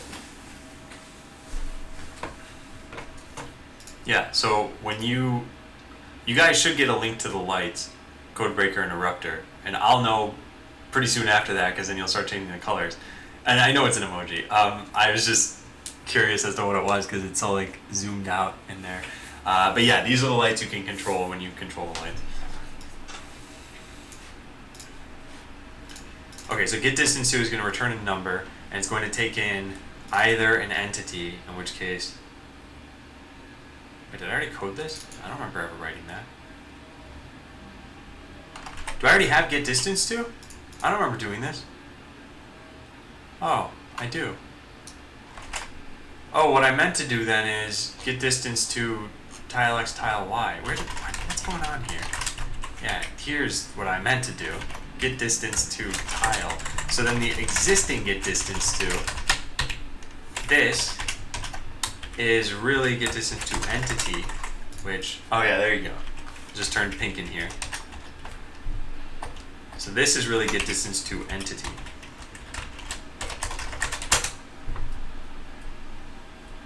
Okay, so it's the to tile version that we care about. Let's go take a look at that, and then we'll code that, and then I think we're finally done. Maybe I'll take lunch after that. So we have get distance to good, and get distance to good. Yeah, I think that's it. And then I think we're kind of just done. Which, let's look at move to for a second. Can move to, yeah, okay, good. Yeah, refresh. And now we should have a get distance to, no we don't. No, we do not. Helper get distance to tile. Oh, we never added it. Oh man. Talk about stupid. Alright.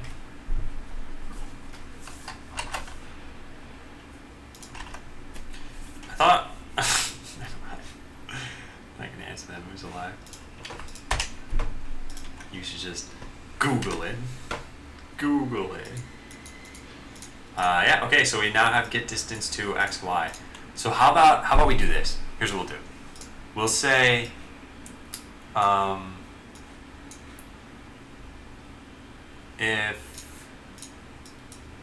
if get distance to, oh, you can't just put this here? Oh, I guess I need to do this. So if get distance to 0, 0 is less than 5. No, how about this? If it's greater than 5, then move left. So is this even the code I want? Yeah, it is. Okay, so this is what we're gonna say. We're not even gonna plug in numbers for this. Fine, I'll plug in numbers so it's more obvious what's going on for you guys. If get distance to 0, 0 is greater than 5, then move left. So now we're just gonna say that this is the move left bot. So check it out. The move left bots stop as soon as they're within 5 tiles of 0, 0. Or if they're up against the side of the screen. But yeah, cool. Cool. Alright, so let's check in. We do not want that anymore. Yeah. We got a whole bunch of new blockly blocks. And we don't want that. So what did we code? We did move to tile, move to entity. What else do we have here? Move to tile, move to entity. Can move to what? Tile and entity? Can move to tile, can move to entity. Can move tile, can move entity. And then what else do we have? Get entity at.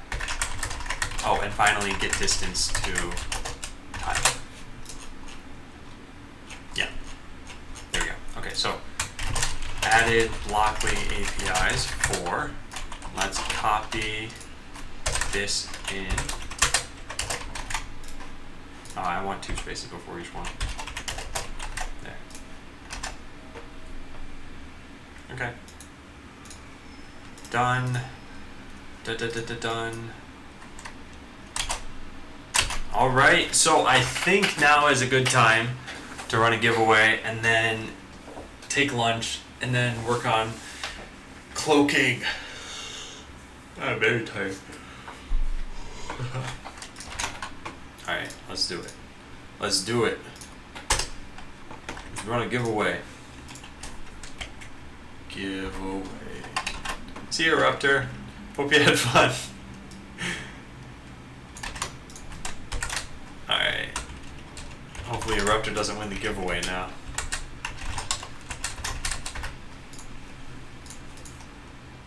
Who will win? Is it Dan the Man 712?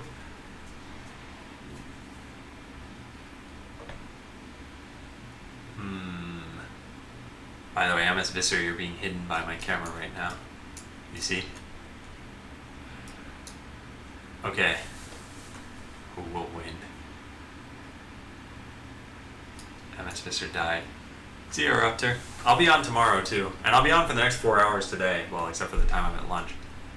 Okay, so now these can't see each other because they're more than 10 tiles away? Oh no, now they're good. Hey, Dan the Man. Oh, you're 7124. Well, you died in the game. But it's between these two brave warriors. Tembroya wins. Token Tembroya. Okay, cool. So, I think I'm gonna get to lunch. I'll probably be gone for about 30-ish minutes. Yeah. Yeah, because I think we're at a good stopping point for all of this. So I'll just go take lunch. Like I said, it is 1 o'clock my time. I stream until 5 o'clock. So I'll go to lunch, come back, and then stream for an extra like 3.5 hours there. So BRB lunch, 30 minutes. I might not take the full 30 minutes. I never have taken the full lunch time. Alright, see you guys in a bit.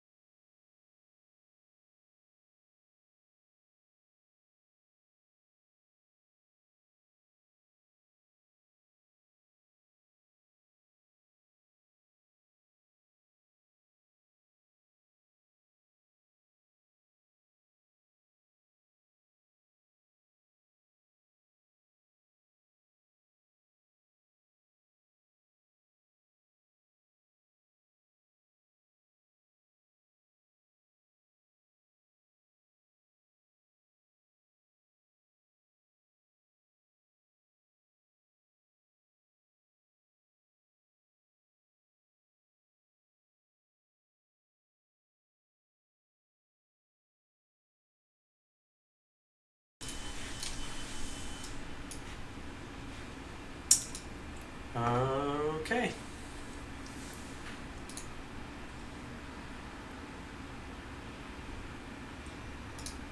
And Most Alive, thank you for saying to enjoy the meal.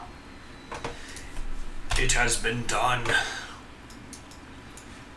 Okay, yeah, let's figure out where we are. Because I think we're about to code cloaking. Actually, you know what? First, I'm gonna raise my desk. I'll be just a sec muted.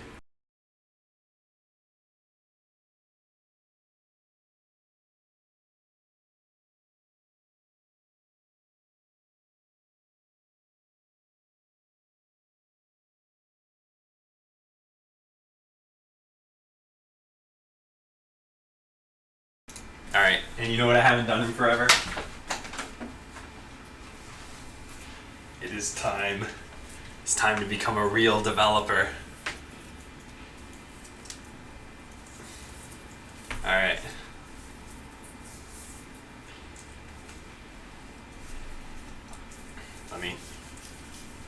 There, that way if I code cloaking too effectively and then I cloak, you guys can still see where I am. You'll thank me later. Okay.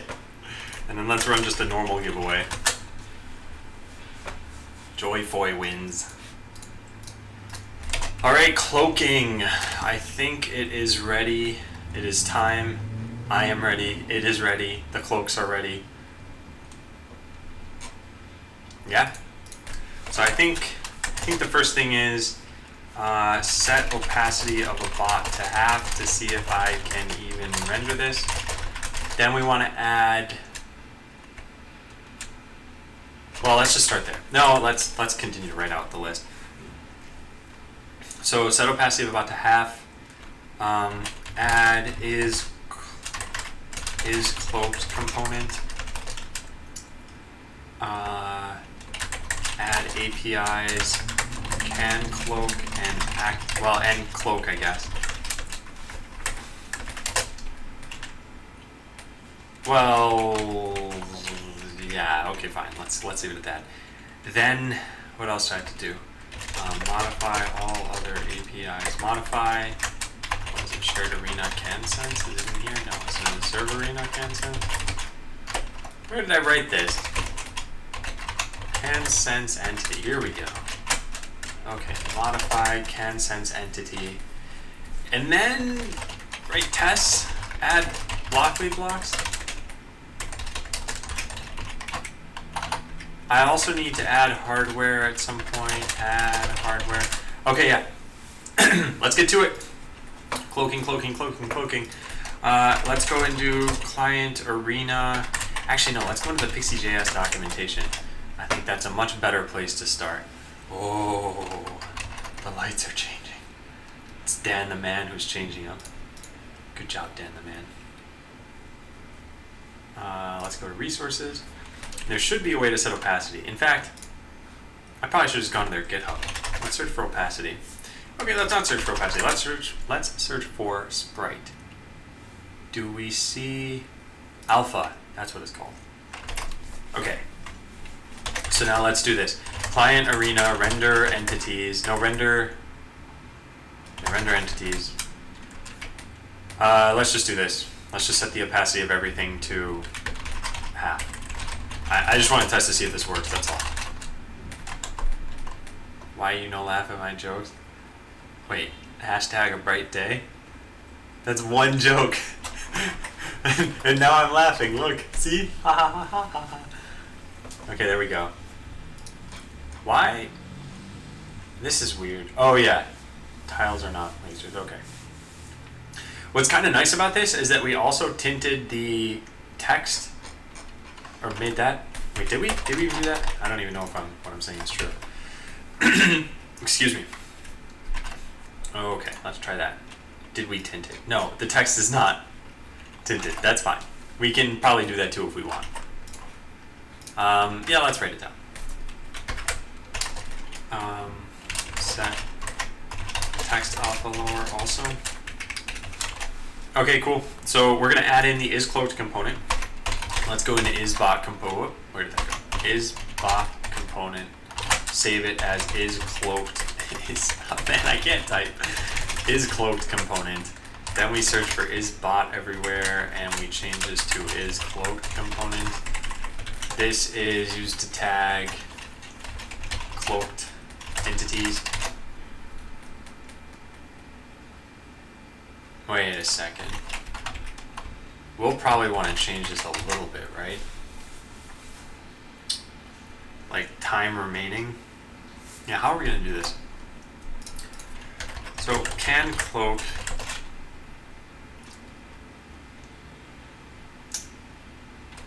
here's how we could do this. We could say that there's an is cloaked component and then a cloak cooldown component and then a we could do that. Because how else? The way that cloaking works is like this.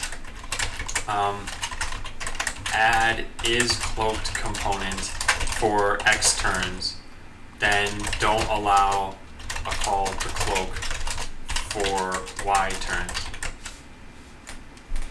Wait, Can, you'd already followed me. What's going on? Is this some kind of funny joke? Points of views. Wait, what? Had you already followed me?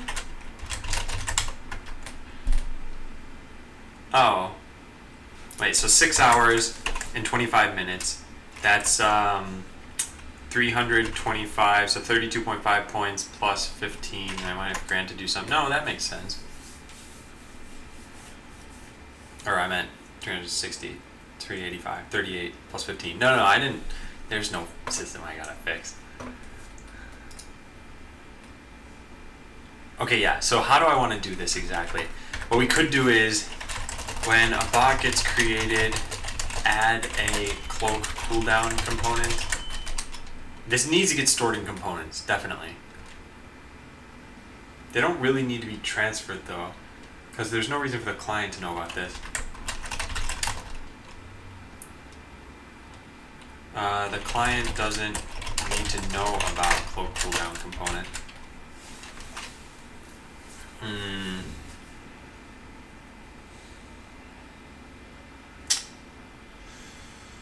And then,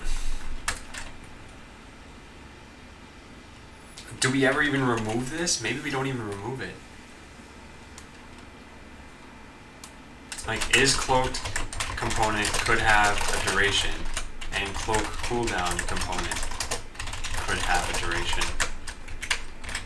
Yeah, okay, let's track things this way just to kind of see if this makes sense. So we'll go into component names, but that means that everything we do, every activated ability needs to have this then. Yeah, I think this is okay. Can I farm points? I don't think so. It should have a cache that doesn't let you follow for more points. So we'll add is cloaked and then cloak cooldown. So let's do that. Is cloaked and then cloak cooldown. And then we will lowercase this and this. So this is of type is cloaked, and it takes in its constructor duration, and we save that here. Now this should be saved.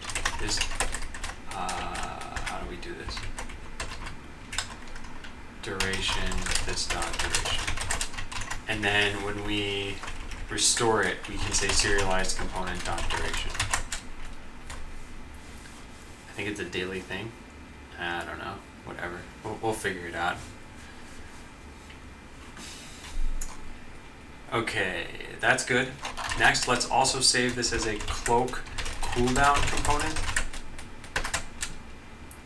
Right, does that make sense? I don't know how else I'd end up doing this. I don't want to serialize this one though. But we have this cloak cooldown. Let's put that there, and then rename this cloak cooldown component. And then I don't think we should like add and remove it every time. I think it should just be there. Yeah. This is on entities that can call the cloak API. Well, yeah. Okay, and we set a cooldown, which by default would probably be 0. And that's it. And then we can put an isReady here, which I think we have in one other case. The code component, is that it? IsReady, cooldown is less than 0? Yeah. Let's do that. So true if the cooldown is low enough to use cloaking. Ken says you could just use a fixed variable. Wait, apparently I can follow twice in 20 days on the bot, and when it reaches 0, it toggles cloak. So there's no concept of fixed variables on bots. They're all entity component systems, and that's why I have to do things via components, which is fine. I think this makes sense actually. So when we create a bot in the arena, we now need to make sure that the cloak cooldown component is added. So now when we make a bot, make sure to add if it has the cloaking hardware. So we actually need cloaking hardware before we get to anything else. Let's go into hardware constant, and we'll add cloaking in. Oh, and then color the hardware gray. We'll do that in a bit, but we're not going to start with that. So here's what we'll do. We'll make this. What is this true for? Hardware data is allowed.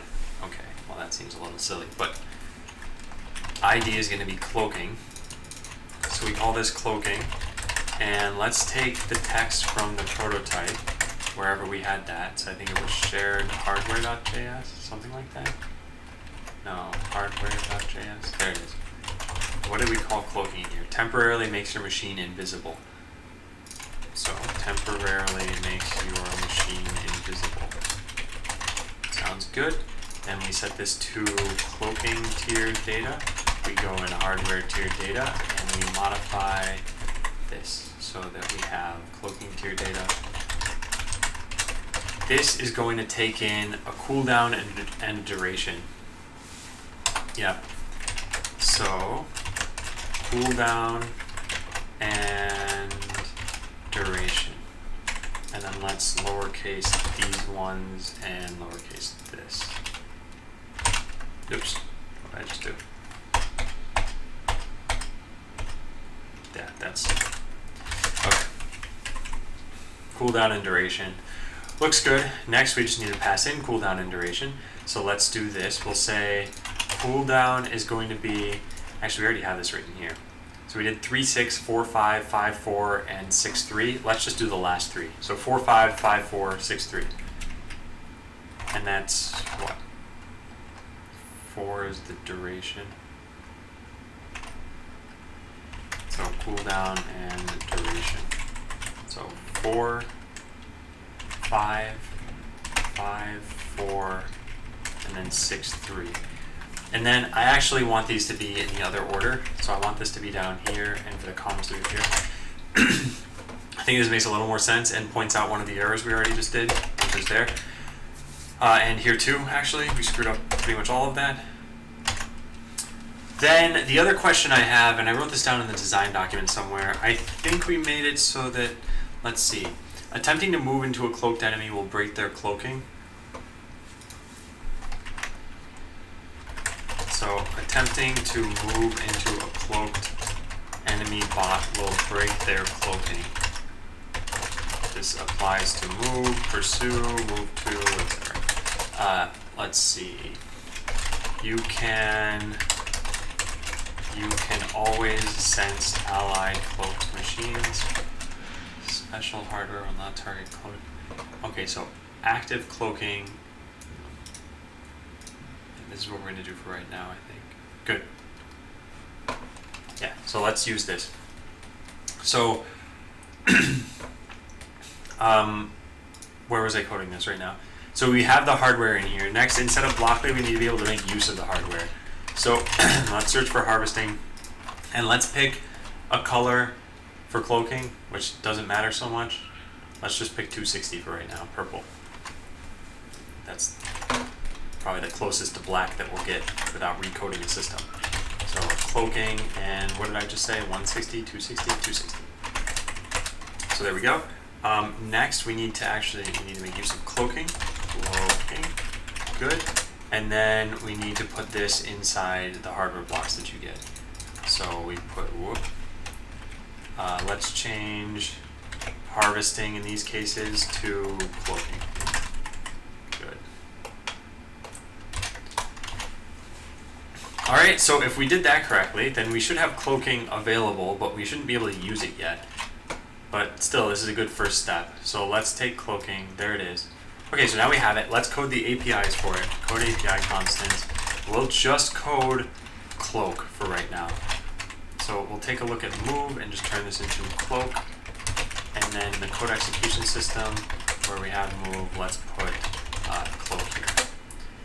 And we're gonna need to do a whole lot of things. So let's do this and get rid of that, and take a look at what this looks like in the prototype. And it's called activate cloaking. This was pretty simple. There's no point telling them the duration since they have no way of knowing when a machine's turn happens. Yes, so we don't want to serialize the cloak cooldown, or really the is cloaked component. Rather, we don't care about the duration. Interesting. Is cloaked. We should probably write this. Now, how's this gonna work then? We need to, oh man, all right, fine. Well, we gotta write a whole lot of stuff. So let's just do this one step at a time. Is cloaked, the duration does not need to be serialized. So we don't even need it, no, we need to serialize this. We just need to serialize it as though it's a Boolean. So when I say, I think I say duration equals 1 in here, and then I just return an empty object. How was my weekend? My weekend was pretty good. I've been working pretty hard on botland stuff lately, so I really just try to decompress as much as possible this weekend. There was a lot of other stuff. I wrote in the news section here some of the things that have happened. I had to contact the lawyer. He should get the EULA to me by the end of today. I talked to the designer. We had like an hour-long discussion. We decided we're going to remove walls. The reason for that is down here. So if you want, print screen the page right now. I'll give you 3 seconds, or just read through it. Second, or third at this point, I guess, I made a recap video, which I just linked, of the last week of coding. And yeah, I gotta find a VPS because BizSpark has rejected me now twice. So that's part of what happened over my weekend. So I'm gonna write for this. I'll write it down here, I guess. Note, we do not need to serialize the duration since the client has no way of knowing whether a machine took its turn. It relies on the server for a message when it uncloaks, or rather decloaks, I should say. Is either of those a word? Uncloak and decloak? How to speak? Uncover or reveal? Is a word? To become uncloaked, but it's on Urban Dictionary. Whatever, I'll say I'm close. Oh, so what did I say? I was talking about BizSpark, which is the Microsoft program that, in short, can give you a lot of different software, which includes Azure Credit. And the Azure Credit is what I was interested in. But I think that based on my website, bot.land, they assume that I'm not a real business because this looks like a garbage website. And I agree, it does look like it's an unprofessional thing and I'm just trying to fish for money, but fish for money from Microsoft, I mean, with their Azure Credit, but I assure you this is real and I just haven't had time to put more work into it. So no, we do not need to serialize the duration since the client has no way of knowing whether a machine took its turn. It relies on the server for a message when it uncloaks. So that's good. So that means that this is not needed. So we just do this. Can says, I can help you with a website. Well, thank you very much, and I'll write it down. I think actually someone else said this too. It was Pentahelix? Yeah. So Pentahelix and can 988 and Gino offered to make comment on it. .net better. That's hard to say. Yeah, so I would need to talk to yeah, I don't think I could get to this week because I need to have a meeting with the designer about this. So let's see. Figure out how we can make bot.land better. But anyway, thank you guys. I do appreciate it. I mean, it's very nice of you. And just another thing to keep in mind is that whatever bot.land has on it now, a lot of this content's going to change in the future and possibly even our entire site layout, which is part of the reason why I didn't want to spend a whole lot of time on this, because for now it's like just go to YouTube if you want, or Facebook or Reddit. And by the way, I still suggest that if you guys want to go to bot.land, if you follow me on any of these sites, or rather the company, then that'd be awesome, because this has been going on for now a month and about 11 days. And yeah. Jazar asks, can I change the color of your lights? Yes, you can. You should get a link. I know you just followed. I think you did. Yeah. You should get a link within about a minute or two. There's a check I have that runs every 45 seconds. And then, yeah, you can change the color of these lights. The one that I'm wearing is either number 3 or number 4. I don't remember. Anyway, what are we going to do? So we changed how this is serialized. And in fact, the cloak cooldown component shouldn't be serialized at all, right? Yeah, I don't think this makes sense to serialize. So I think we just say return null. Well, let's copy this out. I don't think this needs to be serialized, which means it would need a deserialize function. Well, thanks, Can. And yeah, I'll consider it. I don't know what I even want this to look like, to be honest. Where did it go? Close it again. I'm not even sure what I want this to look like, and probably anything is better than this. But yeah, I'm gonna focus a lot on just making the game good and getting the pre-beta out to you guys as soon as I can.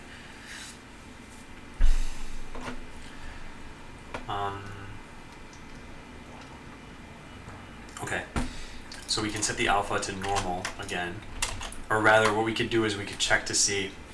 Let's just do this for right now.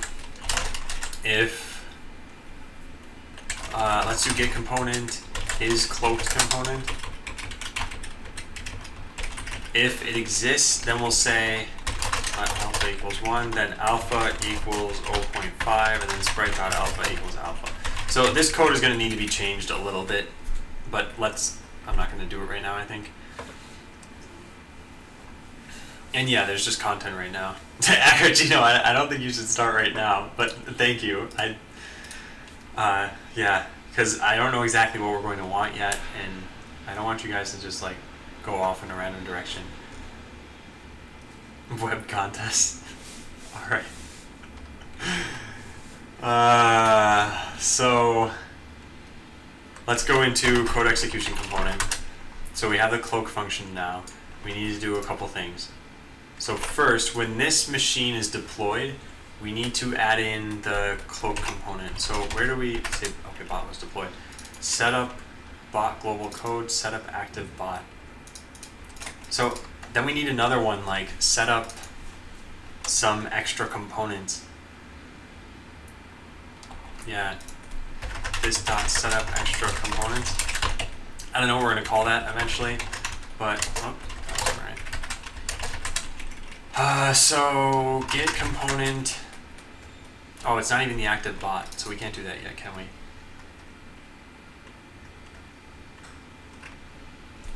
What if we got something like that on the fly, though? Maybe we should do it in here. Huh. Now, this only needs to be called exactly once, and it's on deploy time. So no, I don't think it's a good idea to do this every turn. We'll do, how do we do this? We need to see whether it has, okay, so first of all, we'll put this here. Second, let's take a look at this. So that's not correct. No, we can't do this. We need to do set extra component bot entity. Yeah, that's what we'll do. So this takes in a bot entity.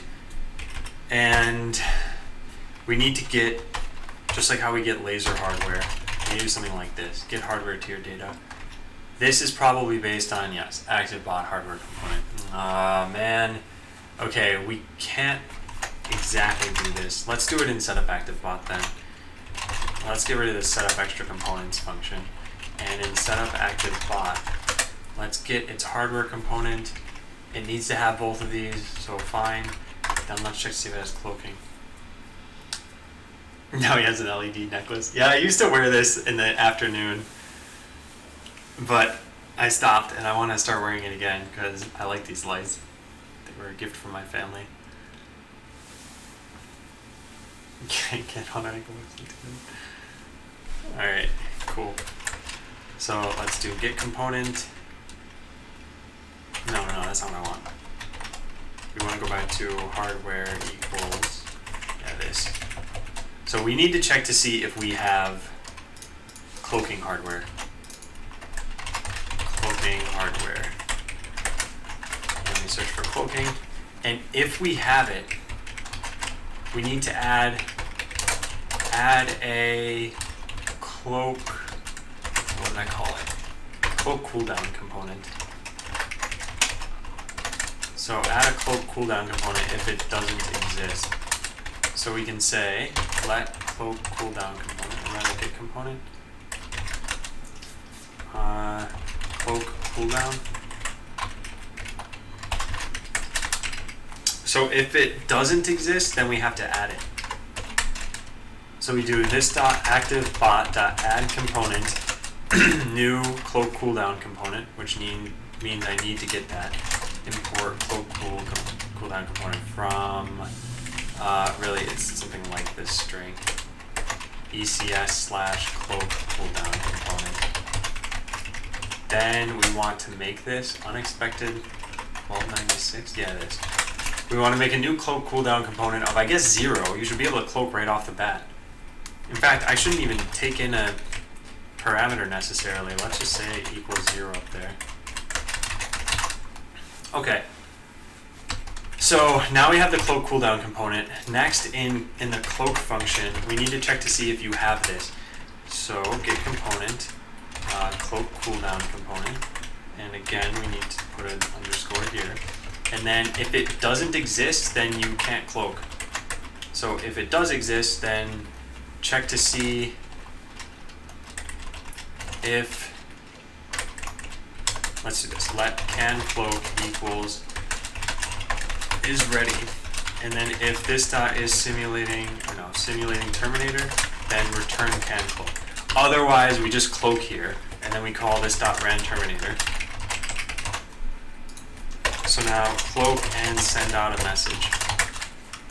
Is that all we did here? Yeah. Yep. So we need to do a few things. We need to modify the the cloak cooldown component. We set its cooldown to the duration of cloak hardware. So this means we must have cloak hardware at this point. So let's do get, no, not that. How do we cloak hardware? Where do I do this? Oh, did I call this laser hardware accidentally? Where's setup active bot? Cloaking hardware is what I called it. Okay, fine. Whatever. So cloaking hardware. Then we set the cooldown equal to the cloaking hardware dot cooldown and the duration that you're cloaked. So we'll add an is cloaked component. Let's do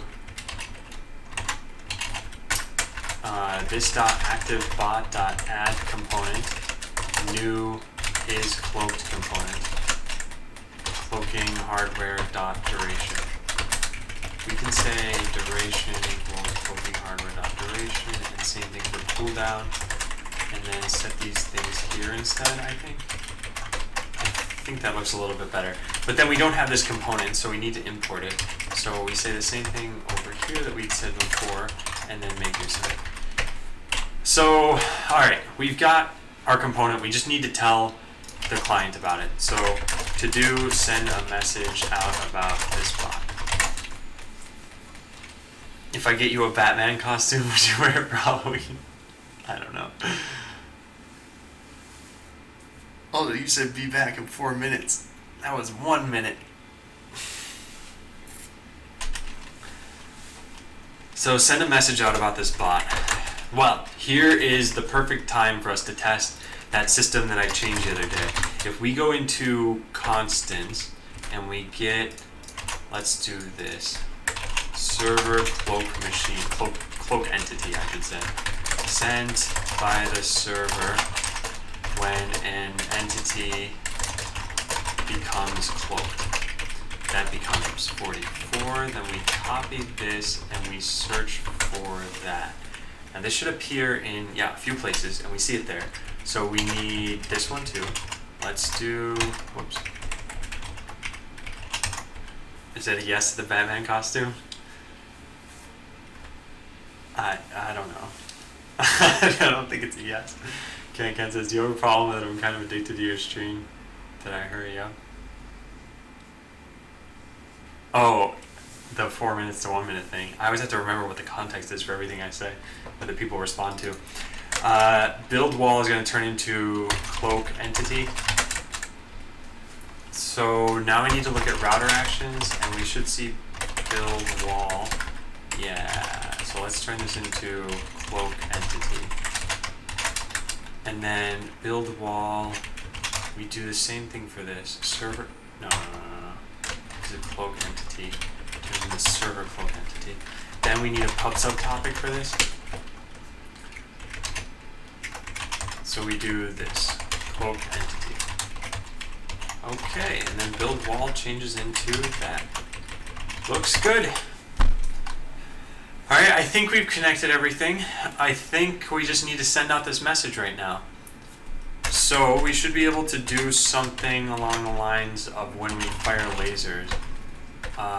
Let's check here. Yeah, we should be able to take something like this. So route entity, oh darn it, I always forget the name of these things. Cloak entity is what we call it. So cloak entity, active bot real ID, and there's nothing else to send in the message. Good. So now when we get, now we just need to search for where build wall exists, and we see it here. Yeah, so we make cloak entity, and then we say entity cloaked, and we can do this sort of like where we say resource harvested. It's going to be a similar function to that, I think. So let's copy paste all of that and get rid of some of that. Change that to entity real ID. So then we can say entity equals entity by real ID. Then we make sure that it exists. An entity was cloaked real ID that doesn't exist. Then we mark this as cloaked. So how did we do this in the render function? Render entities. We check to see if it has an isCloaked component. So let's add that in.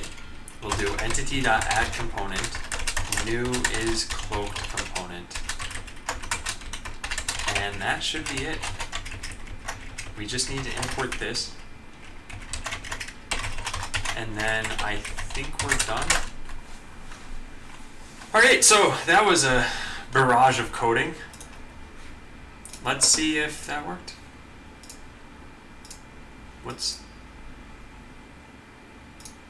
Oh, someone got auto Persian chat. Okay, so we refresh this page, and oh goody, a bug. Cloak entity. Where did this come from? No, that's right. It's this that doesn't exist. Server cloak entity. Yeah, and that makes sense because that's not what I called it. Pub subtopic, server cloak entity. And this should have just been cloak entity. And if I wanted, I could probably make this even simpler by naming all the router actions the same as I named pub subtopics. So what do we have? Yeah, that function doesn't exist right now. Code execution 220, we delete that line, we go back into this. Okay, refresh. We should be at the point, okay good. So, it at least loaded. Now let's add cloaking, and let's just call cloak. And let's deploy a couple of these bots. Oh, that broke immediately. Entity, it's probably called like bot entity. Yes, it is. So 1313 in the code execution system. It is not entity, it is bot entity. And it's not even that, it's this active bot. So where else do I do entity dot something right? Well, I guess we're about to find out because I don't know what this is. So let's just hit the play button for right now. No, don't do this to me. Just wanted to copy the code. See you, Can. Have a good night. Cloak. Cloak and cloak. Are they gonna cloak? Are they gonna do it? I don't see them cloaking. It says entity not defined. So let's go into client constants and then change that. Yeah, there's somewhere I wrote entity and I didn't mean to write entity. In fact, you know what we can do? We can do diff all and try to figure out where I did it. Let's search for entity dot. It's probably this. In fact, I'm sure it's this. So if we go into the cloak function and we change entity to this dot active bot, it should be that. Wow, what's with the spamming today?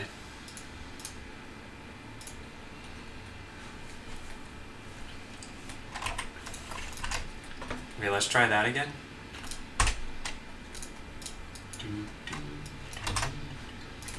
Alright, cloak, deploy. No! Where did I screw this up? So this is coming from... Oh, there's a stack in the error, which means I need to put this here. Error.stack. So we have resource real ID. Seriously? Did I really make that mistake? Entity cloaked. Where did I find that function? Here. That means this assert got hit though. What happened here? That shouldn't be happening. Do we pass in the right real ID? In the code execution system, when we go to cloak, we pass in ActiveBot real ID. And that's it. That's all we get from this function. So then here, wow, yeah, I don't know what happened. Who knows if this works? I would very much like to copy the code out of here. No, just let me copy it. There, I got it. Just had to be faster than a computer. Alright, let's paste this in and try again. Did it work? Nice, it worked. Check it out, we got cloaked bots. However, they can still be hit because there's a whole lot of stuff that's not working. So then, every time they get a turn, we need to lower the cooldown if they have a cooldown on a component like that. And the duration, and then optionally get rid of it. So yes, we need to uncloak bots. Where did I... This should go here. Alright, so uncloak bots. So we go back to code execution system. Instead of active bot, we... You know what we should do? We should say like, this should only be done once. That's the problem. Set up extra component. We do this. Set up extra components. To do this should only be called once. Okay, we put that there. So, Ace Flag info, cloak hype. Yeah, indeed. So we get the cloaking hardware. And then we add the cloak cooldown component if we need to. Next, we need to do the same sort of thing in here. We need to do a couple of things. So this dot, let's make a function. I think I had something like this. Turn, update will run. Yeah, this. And this lowered cooldowns and everything. And if a machine was cloaked and it's not anymore, then we... Okay, so this dot... pre-update functions. No. Update will run. I think we write this here. And then I think in update we can kind of have this be called. So this used to be called from here. And let's see, we did actually start timing this. And then update just ran. So let's do that. Let's not do this here. We'll go into eval user defined function is running update. So if is running update, this dot will run will. What did I call that function? You gotta be kidding me. I do not remember the names of things I wrote like 2 seconds ago. Okay, let's just Control Z a bunch of times. Maybe it'll show up. update will run. That's what I was going to call it, but I want to call this will update. How's it going today? I just came home from work like always. So it's going well. I think I got a whole lot of stuff done in the morning. I wrote another like 12 or 15 tests. We uncovered some pretty monstrous bugs and then we fixed them. And so now we're working on cloaking. And ideally this wouldn't take forever. So right now I've been making really good progress through this. So we'll see if I continue to do that. Will update. We put this here. So we get your cloak cooldown component. If it exists, then we just lower the cooldown. That's it. That's all we have to do. Then we get an is cloaked component, and if that exists, is cloaked component. That's not what I want. Is cloaked component is cloaked. If that exists, then we lower the duration on it, and then if is cloaked component dot duration is now 0, then we can remove, well, I guess we can say less than or equal to 0. Then we can remove the component and tell players that this bot uncloaked. How do we do that? Alright, let's do this. This dot active bot, oops, dot remove component is cloaked component, and then tell bots that it uncloaked. Well, we need to make another router action for that. So let's say uncloak entity. So basically everywhere we see cloak in this file, let's change this to uncloak, and then let's search for this server uncloak entity, and let's search for server cloak entity because we got to change that. There was one place. Let's modify this. This should read uncloak. And that means we need to define one up here. No, we don't, apparently. That was weird. Okay. Then server uncloak enemy. So uncloaked and uncloaked. Alright, where else do we have? There's got to be at least one other place. Whoops, that was the wrong thing to search for. So the other place, so we have it cloak and uncloak, that's good. That's good. And now here's where we need to, no, we did this already. Constant server uncloak entity. So it should be, oh, that's weird. Which should be in pub subtopics. Yeah, it is. So we say uncloak entity, and then we just need a pub subtopic for it. Here we go. And then in the client arena, when we say entity cloaked, we can say entity uncloaked. And change this too. So now entity cloaked can have its partner function uncloaked. Isaac says, dang, one day I'll be good at programming. This is awesome. I've just learned the basics of C#, but this is awesome. Well, great. Yeah, I hope you enjoy the stream, and eventually in the next 10 or 11 days, you'll be able to play the game. Well, sorry, every time I say play the game, what I don't mean at all is you will get to play the full entire game. No, what I mean is that this is like super early access. So don't count on getting a polished game in 10 or 11 days, but do count on getting something in 10 or 11 days. Bibs says, yeah, the speed of typing and shortcut commands are really cool. Well, thank you, Bibs. I will add this to my appreciation note. There. Okay, so we have entity cloaked. Let's get entity uncloaked. And we do exactly the, no, entity was uncloaked. And all we do here is we remove a component by name. So we say get component is cloaked.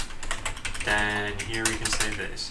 And if it exists, then we remove it. And if it doesn't exist, we actually have a problem. So ICC else.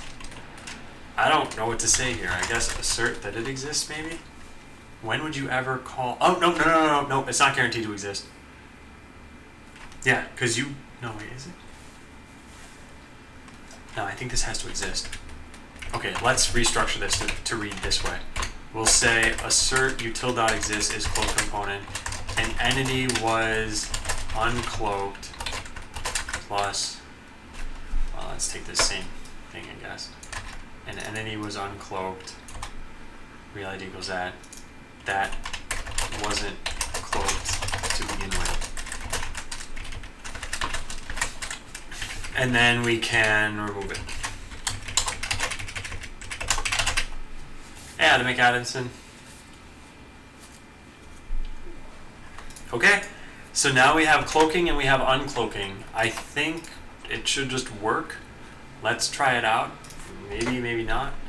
Also, at some point, I can't believe I didn't do this already, but add a fave icon for Hotland for site for the I got there eventually. Okay, let's try it out. So what we're going to do is we're just going to say cloak, and then we're going to name this cloak, and we're going to add in cloaking, and we're going to have just level 1 cloaking. So they shouldn't be cloaked for very long. Come on, uncloak, uncloak. You jerk machines. Make a fool out of me. Oh wait, what's this? Oh, I never saved this file. And we never told players about it anyway. So none of this would have worked. We need to go to cloak entity, and we need to call this down here. So let's change this to uncloak entity. There. Okay, that should work. Let's steal this code. Boop, boop. Okay, let's zoom in on these bots. They should uncloak after 3 turns. And they're not uncloaking. Let's figure out what's happening. So, I check to see if they're cloaked. Then I lower the duration, and if the duration is less than or equal to 0, I remove the isCloaked component, and then route an uncloak call to them. So any number of things could be going wrong here. Hey Wouter, are we having a rave? How about this? Token Wouter. It's so hard for me to like type your name. Okay, there. You make it. You make a rave. I will wrap this around me. You can change these as you wish. Please do a fancy dance for Rising of the Tasks. No. Yeah, let's put a breakpoint in here. So we'll go into the code execution system, and we will look at will update. And we'll check for an isCloaked component. So let's now deploy a bunch of bots. Good. This is being hit. That's important. What is the duration? It's 4. So let's put a breakpoint here now. And oh, there's a bug. Oh, code timeout reached. That's actually fine. Aha, good. So we're removing the isCloaked component, and then we're routing. Oh, I routed cloak entity. No, I know I didn't. I just didn't save the file correctly. Sometimes. Nope, I'm screwing up. I gotta remove that other breakpoint. There we go. Good, and good. There. We refresh, and now things should be working. We add in cloaking, we cloak a bot, and we check, do these uncloak? Come on, Yod. It's not doing it. Alright, back to the code execution system we go. Okay, so it's routing uncloak entity, and it's taking in the bot real ID. So then on the client, we should have it getting entity uncloaked. Oh, did I screw something up? I hacked myself into this nice lights of yours forever. What's going on? What is going on here? isCloaked component. That's how we verify whether the alpha is there or not. Is this function even getting hit? Let's take a look at entity was uncloaked. Where is this?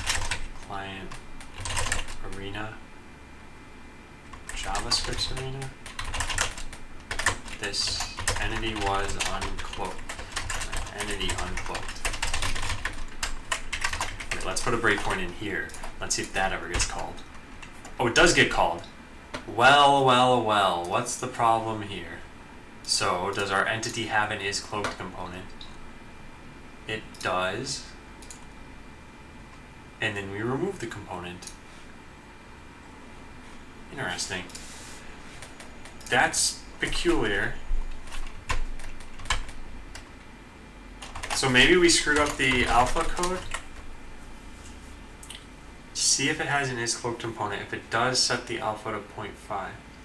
No, that doesn't sound right either. What is going on here? And Wouter, no, you don't actually get longer control over the lights, despite you can set it to a higher value. It just looks like you can. Yeah, okay. So we broke everything. Let's debug this now with a much easier way of looking at everything. So we'll put 1E9 here. You know what we could do actually? We could force create a bot that no, we can't. Nope, that would be too hard. We're not gonna do that. We're gonna just try this out. So let's wait for that to finish. Is there an isCloaked component instead of isCloaked component? That could be it. And so I will find out by doing this. So we'll add in cloaking, and then we'll track this. No, you know what we can do? We can do this. Here's what we'll do. We'll make sure that the client gets that message. So let's go into client arena, and we'll go back to entity uncloak. We'll put a breakpoint here. Now when we deploy this, it should be 1, 2, 3. Now it should break in. Good. It's important. It's important that you count to 3. Then what we do is we step through this and then do entity.toString. We should see a few things here. We should see a health, ID, name, isBot, 1 per tile, owned by player, hardware, physics, sprite, text, isCloaked. So there's isCloaked. Next, after we remove the component, let's save off this entity as a global reference.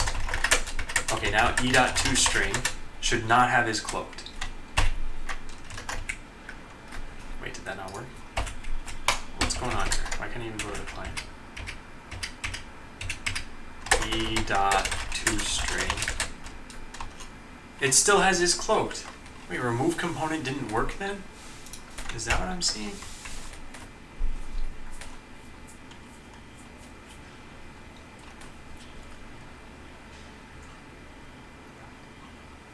Wouter, I don't think it worked. I think someone else changed it. Yeah, Isaac changed the lights. And now MS Visser is trying to use a token that doesn't exist. You guys.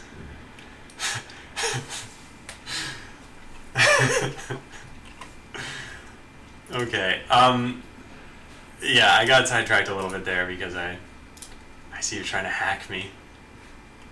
You hackers. Okay, here we go. Now, remove component is not working apparently. And that's the part that I find very weird. So not util.exist. So we get the name of it, then we get everything existing, and then we pull out of the existing components. Whoa! 8 isCloaked components. Oh, that might be the problem.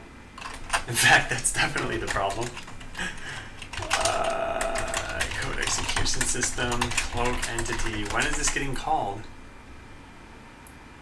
If it exists and you can't. Oh, whoops. Whoops. I forgot to say if you can cloak, then let you cloak. Alright, that's a rookie mistake.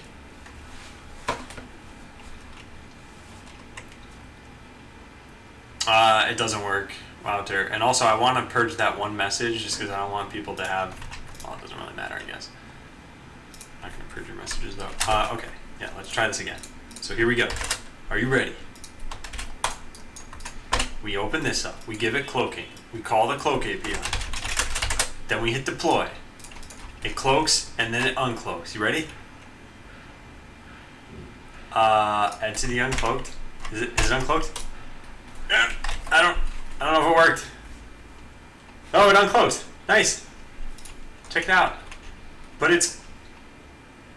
Oh, I know what happened. I know what's going on. I didn't specify these durations correctly. Duration equals cooldown. Where do I do this? No, cooldown equals duration. What? What's going on? I uncloak an entity here, and then I need to modify its cooldown. Oh, yeah. So if it cloaks, it sets its cooldown. Cooldown equals cooldown. Oh no, it's cooldown equals duration. No, it's cooldown. What's going on?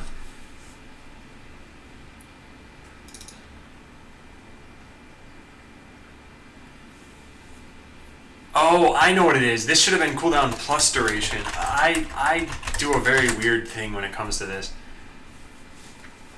That weird call in the background. Wait, what? Why is this so not hackable? It's a very simple system. I think that's why it's not hackable through the API you're using. Because you get a token and it's saved on my machine, and as soon as that token's gone from memory, that's it, it's gone. And to prevent you from guessing how the pseudo-random number generator works, I use cryptographically random numbers, and even if I didn't, then it's tied to a username as well. So you need to know who's getting light control. I mean, look, there's a much easier way to hack this if you wanted to, if you call this hacking, but every once in a while you'll see a whisper on my screen that I show you what the link is. You could copy that out of the screen, but don't do that because you're taking it from somebody else at that point, and because it's not real hacking. Okay, so I think we'll change this. We'll change how duration, or no, how cooldown works. So we'll go into hardware constants. Here's what the problem was. I have cooldown set to 5 and duration set to 4. So that means that you'll cloak for like 1, 2, 3, 4 turns, and then it's off. And what I want for it to be is off for 5 turns. But for me to specify that, I'd have to set this to 9. So fine, let's specify it to 9. And we'll say that this is also 9. I guess the cooldown's always 9. I was thinking like post-duration cooldown. No, I don't like this. I do want to say that it's... I want to say that it's that way. And then in the code execution system, I want to change it to be duration plus cooldown. Okay, so let's see if that works. Just gotta wait. There it is. Okay, let's try it out. So we cloak. This one is going to cloak, let's call it cloak 1, deploy. This one's going to have cloaking level 2, deploy. And this one's going to have cloaking level 3, deploy. Okay, so now this is what? It's cloaked for 4. So 2 is 5, and the other one's 6. Okay, good. So 1, 2, 3, 4. 1, 2, 3, 4, 5. Off. Something like that. Anyway, I'm not exactly counting it. Then this one is 3, 4, 5, 6, I think. Then it's off for 3. No, that's not correct. I don't know. This is a terrible way of measuring things.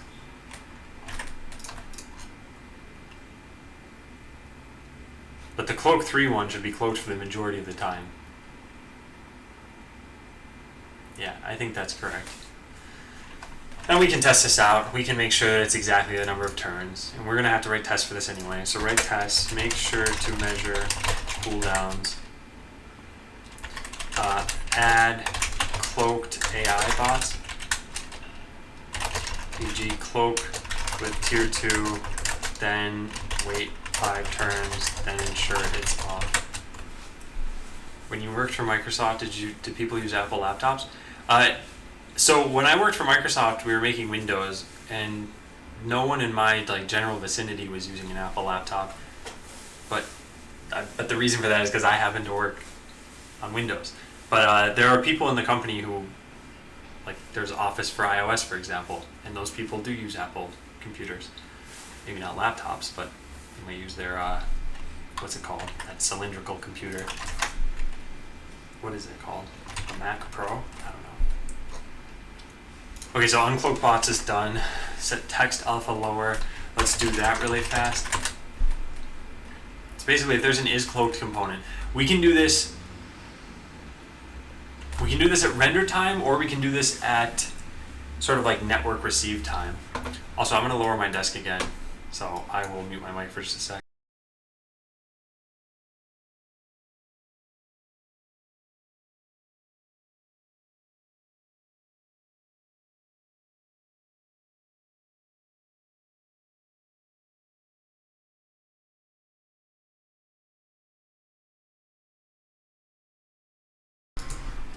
What kind of laptop would you prefer? My limit is $500. So I think there are much more reasonable laptops you can get nowadays. I think if I were you, I'd make sure to get something with either a hybrid drive or a solid state drive. I cannot stand my laptop. I paid like $700 for it, and it's because it just has a hard drive in it. The hard drive is almost always locked at 100% usage. So if you look at my computer now, you'll see disk usage is at about 0 to 1 or 2% every once in a while. So the other things are actually being utilized. But the disk is a solid state drive, so you'll never see this set to like 100%. And when that happens, your computer is nearly unusable, and it's very frustrating. So if I were to buy a new laptop now, I'd make sure that it either has a hybrid drive or an SSD, and everything else doesn't really matter so much to me on a laptop.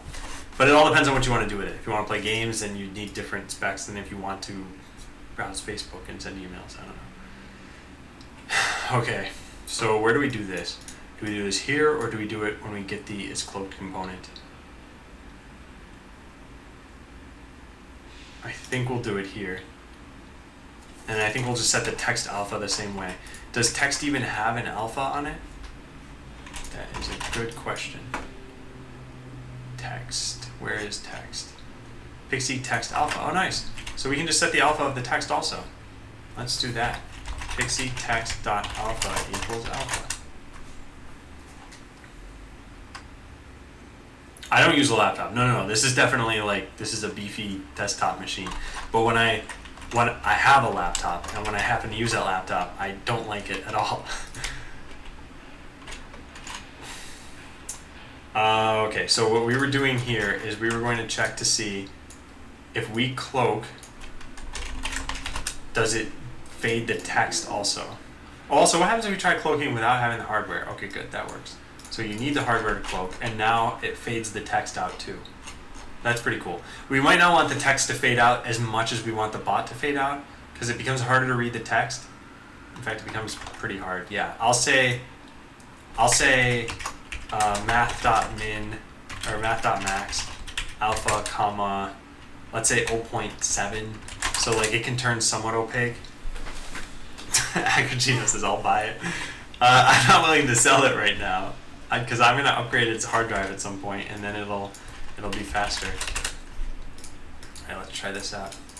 So yeah, now we're not making the text as opaque, or as transparent, I should say, as, wow, a long honk, as we're making the bot. I think that looks a little bit better. So the other thing we should do is, in Reverser, because I like putting in everything I can possibly put in here, let's put min and max in here. Min, max. There we go. Ooh, wowter. My last laptop was like a total piece of trash. It started out and it was great, and then as the years went on, like a hinge broke, and I don't know, the hard drive broke, and I spilled water on something. Miguel says, hi there, could I post a link to me and some other people's new game? Yeah, sure. Okay, wait, ban that person. Not Miguel, but the spammer. Agrogino says, so I've been trying some JavaScript, but it never works. Feel free to link me whatever JavaScript you're trying, and I can always tell you what's wrong and try to help you learn. So I'll do that, sure. Make sure to add cloaked cooldown. We have that. We have the isCloaked. We have this. Color the hardware gray, we can do later. Attempting to move into a cloaked enemy bot will break their cloaking. So we're going to do that too. Add APIs, can cloak, that needs to be done. So code execution, and then I think we're done with this commit, which has been a very beefy commit. So can cloak, this is built-in, it's available to users. Built-in function available to users. And this returns a boolean. Return boolean. Alright, so all we're going to do right here is this. This dot simulating terminator equals true. Let can cloak equal this dot cloak.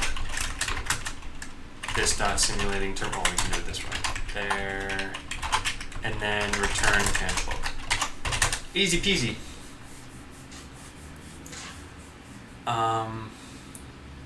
Mitchell says it's in the dev stage and we need funds. It's in Java. Do you have any advice for us? Let me take a quick look. Medieval sandbox. Okay, so I guess my first question is, you plan on raising $500? Is this like a one-time thing? Because that sounds like very, very little money in order to program a whole game.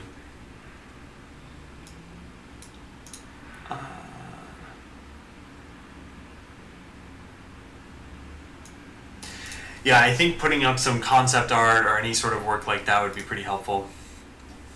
And could I help you program the game? No, I'm definitely going to be working on this full time. And hey, Lulong.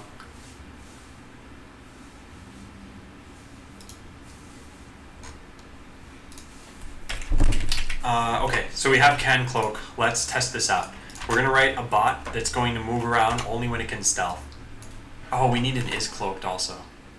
Okay, let's add that into code API constants. There's Can Cloak. No, wait. Wait, what? Did I not write Can Cloak? I didn't write it. Huh, interesting. Okay, well, we need to write that. So Can Cloak, and then is cloaked. And then in code execution system, is cloaked. We can have this same comment here. It's pretty obvious what this does. If we have an is cloaked component, then we return true. Or we could say like how many turns are you cloaked for, but I don't really, let's not even worry about that for right now.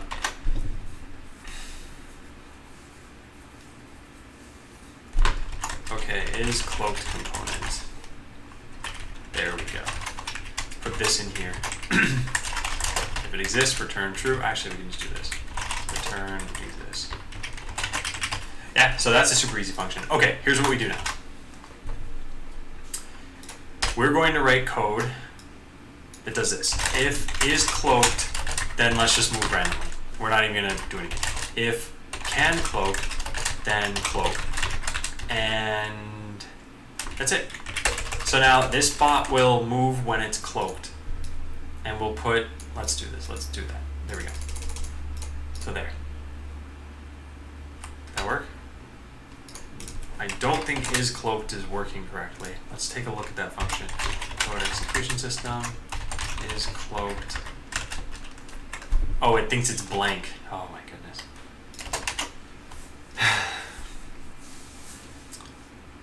What happened here? I mean with the lights? You mean this? I just put the lights around my neck. Which, by the way, these are lights that you guys control.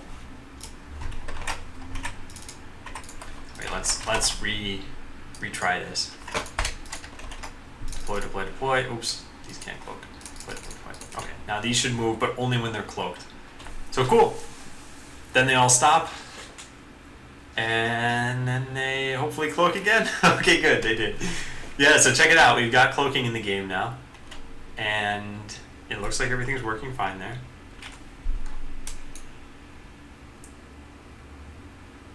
Alright, nice.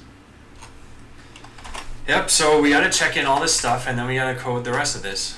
So let's do that. Ken's identity, hardware, Blockly blocks.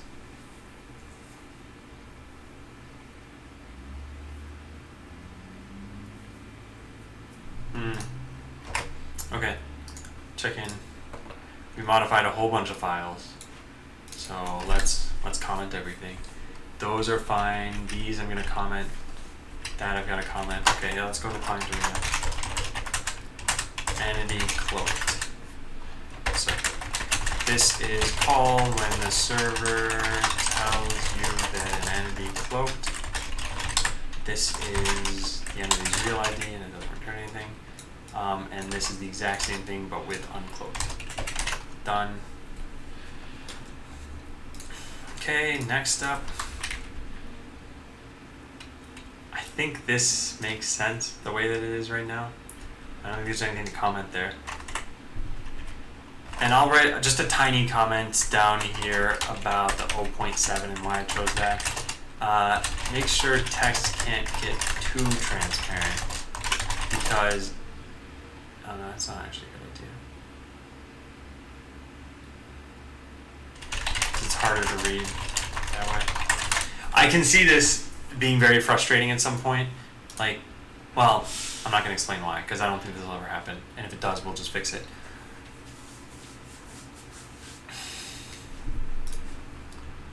Okay, that looks good. This doesn't need to be checked in.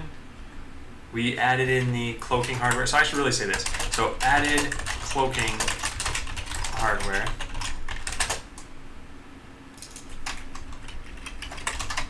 Okay, this doesn't need to be checked in.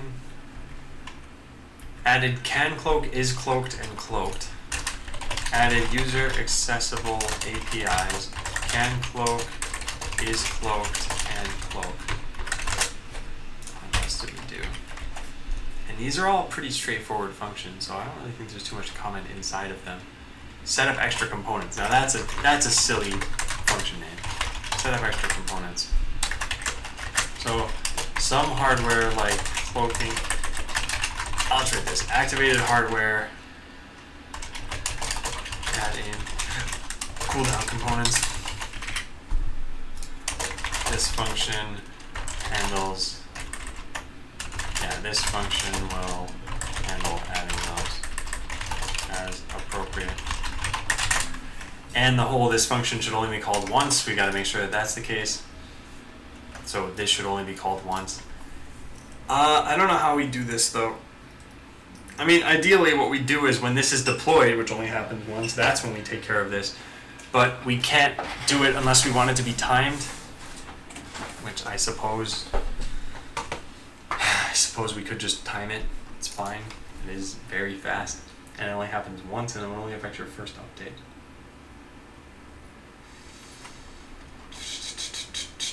Yeah, let's just do it here. This dot set up extra components. Then we get rid of the whole this only be called once. This only needs to be called once per bot.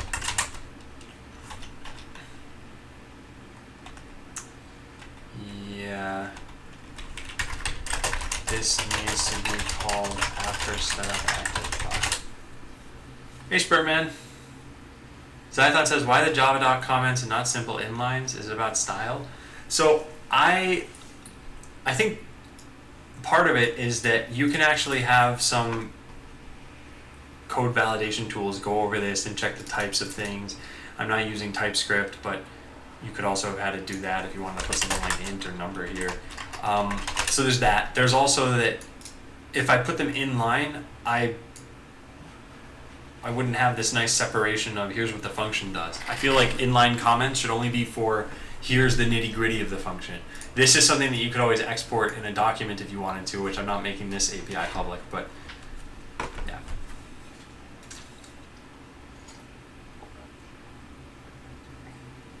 Okay, did we fix everything in this file? Will update. No, we did not. Will update. This is called right before calling the update function. And actually, I'm pretty sure there's another problem here. There's the will update function here. Where is it? Update will run. And here we check to see if you should uncloak. But then there's an update did run. Isn't there update just ran? What does this do?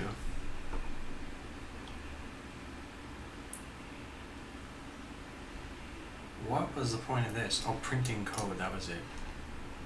Okay, yeah, so update, will update is important.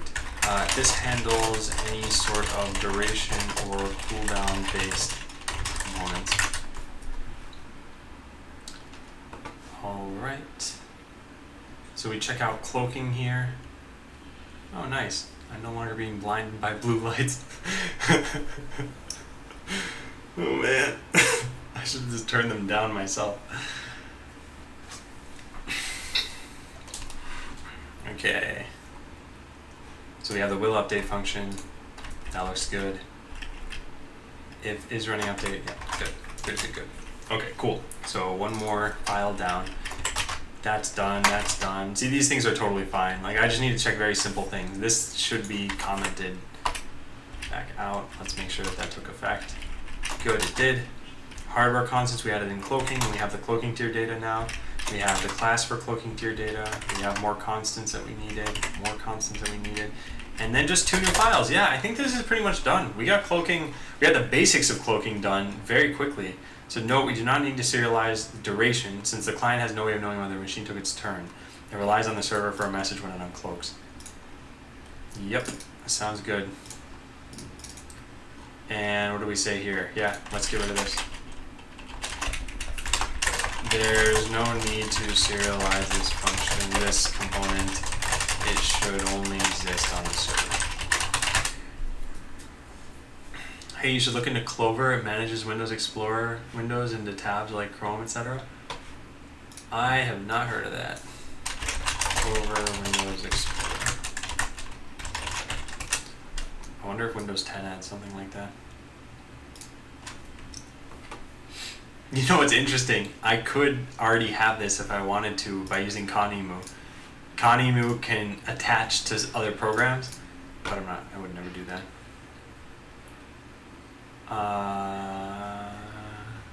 Interesting. Well, thank you for the suggestion. I might end up getting this. I might not. I know I have to upgrade to Windows 10. I'll have to probably do that before I do this. Watcher says, I'm gonna fall asleep after shaving. Catch you all tomorrow. All right, see you, Watcher. All right, so added cloaking hardware, added user accessible APIs. Cloaked entities are not treated specially yet, i.e. they can still be seen plainly. Yeah, that's a little bit of an issue, but we will. Oh, and then we also have like a sensor ping function. Okay, so color the hardware gray, that's something way toward the end. I don't know if we're going to do that. So attempting to move into a cloaked enemy bot will break their cloaking. Let's do that after. So wait, we have hardware. We need to block me blocked. So we're going to do these three things. So can sense entity. Let's go fix that. Can sense entity. Here we go. So the way this works right now is if the entity is dead, we return false, and then we just check to see if you can sense the tile that this entity is on.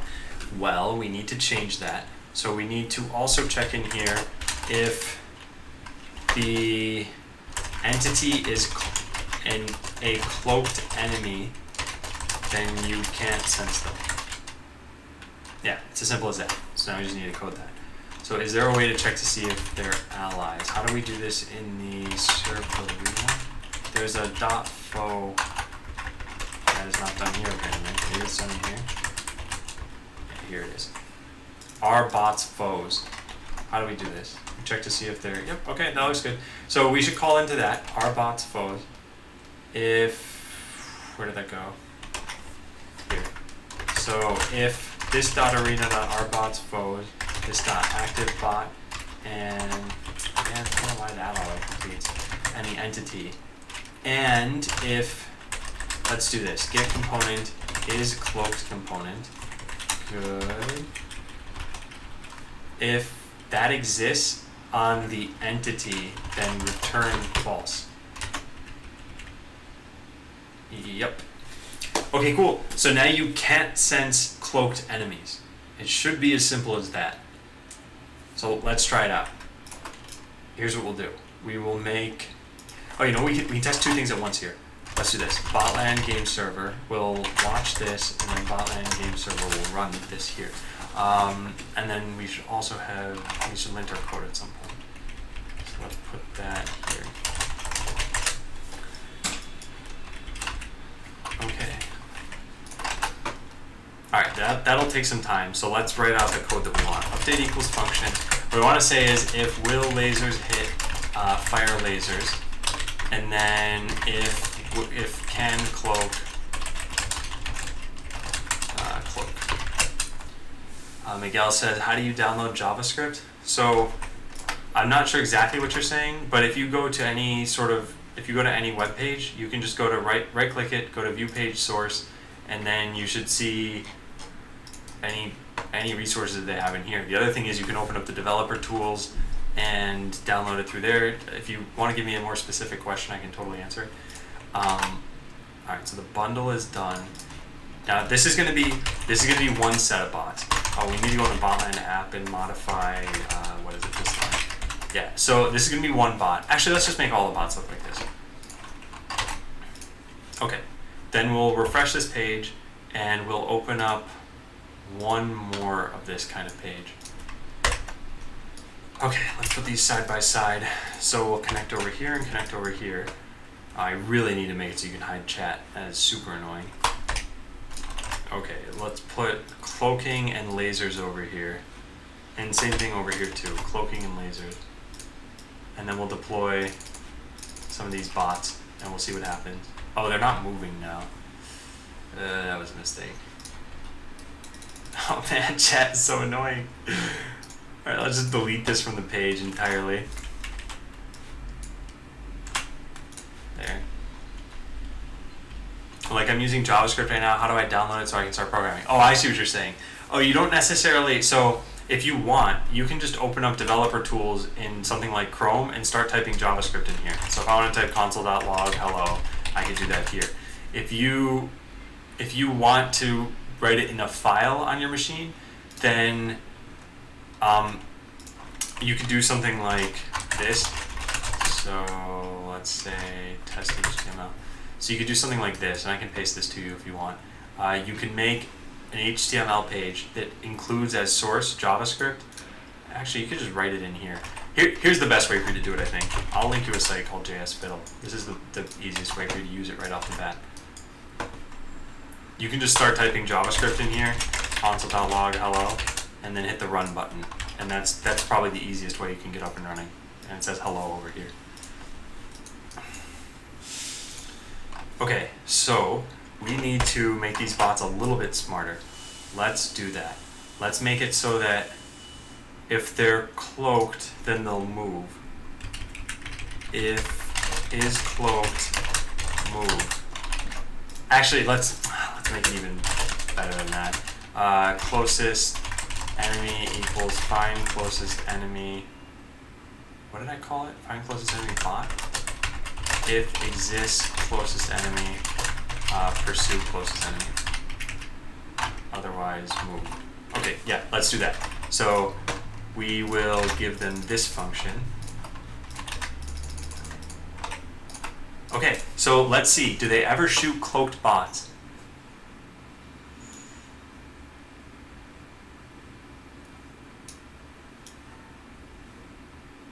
I don't think so, but this is a really difficult test. Let's restart the server. Senior Mole says just Google learn JavaScript.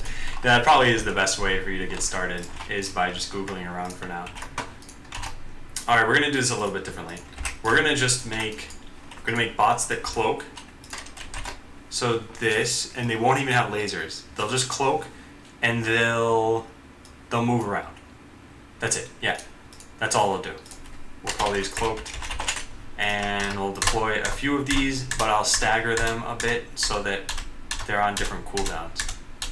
Okay, then over here, we'll make a bot that pursues the closest enemy bots, but doesn't do anything. So we'll call these chaser. Okay, so now the chaser bots should never move toward invisible bots. Let's get rid of this stuff. And then yeah, let's take a look. So let's look at this one, for example. He should move to the right now. Oh, no, everything's cloaked.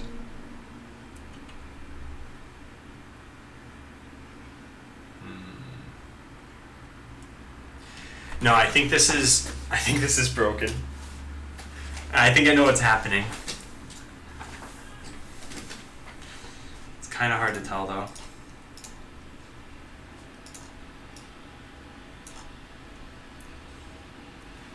So when this is...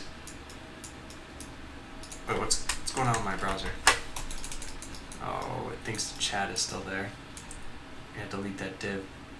So when this is cloaked, then that uncloaked, it should chase after that, but it didn't.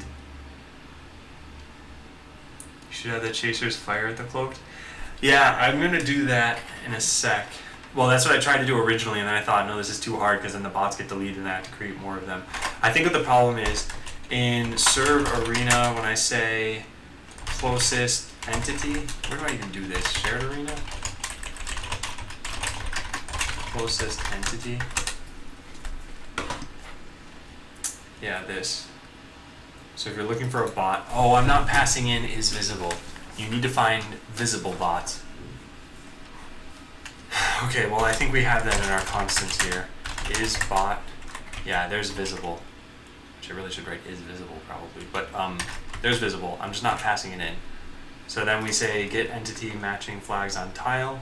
So we need to check to see if if you're looking for visible and what you're looking for is not visible, then we can't return it.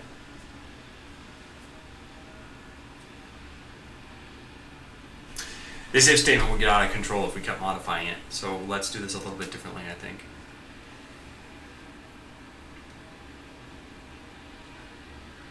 Okay, yeah, let's restructure this. So if, well, let's take this part of it, I think. If you're looking for a visible bot and the entity, yeah, let's just start with this. That. Okay, so you're looking for a visible bot.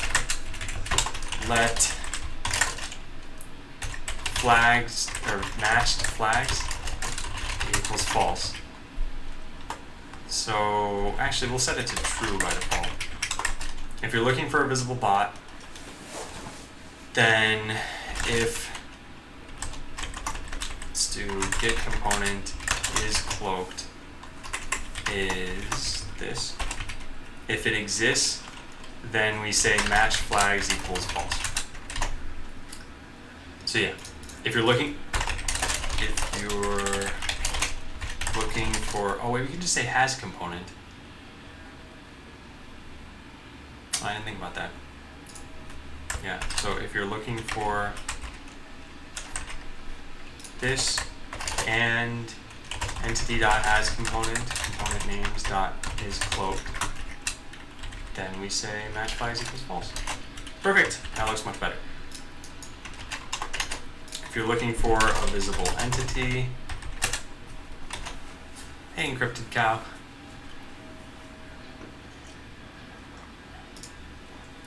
All right, then at the bottom of all this, we say if match flags, then we can return this. So next, if you're looking for a bot and it matches flags, so let's take this.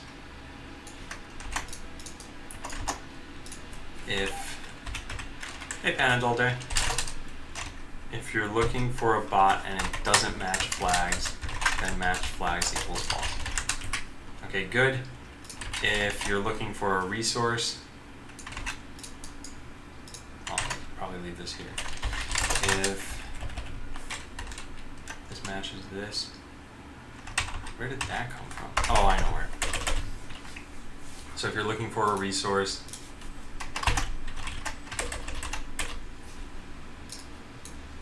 good. All right, so flags, say that you want a resource, and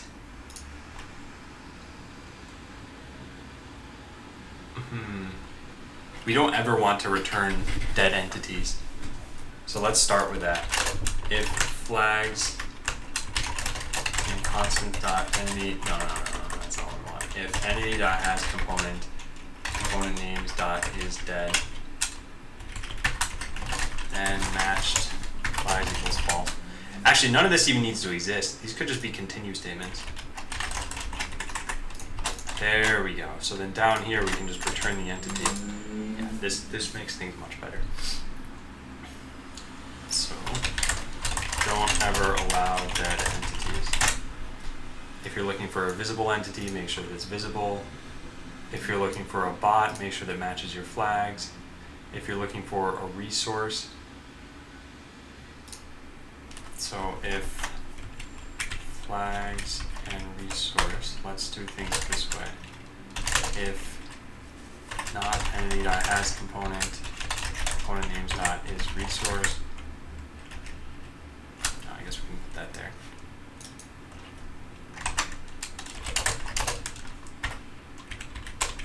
Okay. See you, Swag Info.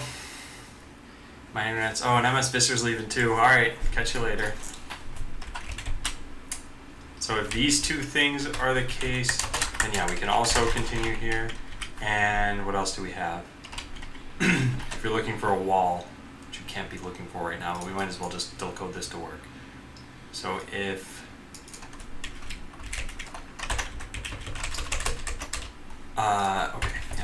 if flags and that is not equal to 0 and not entity has component is wall, then we can continue. Okay, great. So this looks a little bit better now. So now we're cutting out cloaked entities if you passed in visible as a flag. So now we just need to make sure that we're passing in visible, which really should be practically all the time. In fact, there's no way to detect invisible units necessarily. Not yet, but we're probably going to code that today. So let's take a look. We want isResource or bitwise or entity match flags not visible. So let's take this because we're going to want this copy paste line of code. Flags. So we want bots that are visible. Let's put this here. Good. Let's search for this again because I just screwed up the line numbers by doing that. So here we have visible, here we have visible. Oh, you didn't specify any flags? It's actually not technically correct, is it? Well, fire lasers needs to be modified too. Okay, this is a visible wall. I don't know why I'd ever make invisible walls. That sounds very frustrating, but it's possible. So if you're looking for a bot, just put bot and resource on there. Good, good. All right, so then fire lasers need to be modified. And that's in code execution system. Fire lasers. We should pass in flags at some point. Yeah, is wall, or that, or that. Okay, good. Let's put these onto their own lines. So we can do things this way. Yeah, that looks terrible. So let's say left flags equal all of these. And then we can join these lines. Yeah, that looks better. Good. Then we have kind of the same issue down here. That, whoops. Yeah, that's a problem. We put is wall there. Okay, good.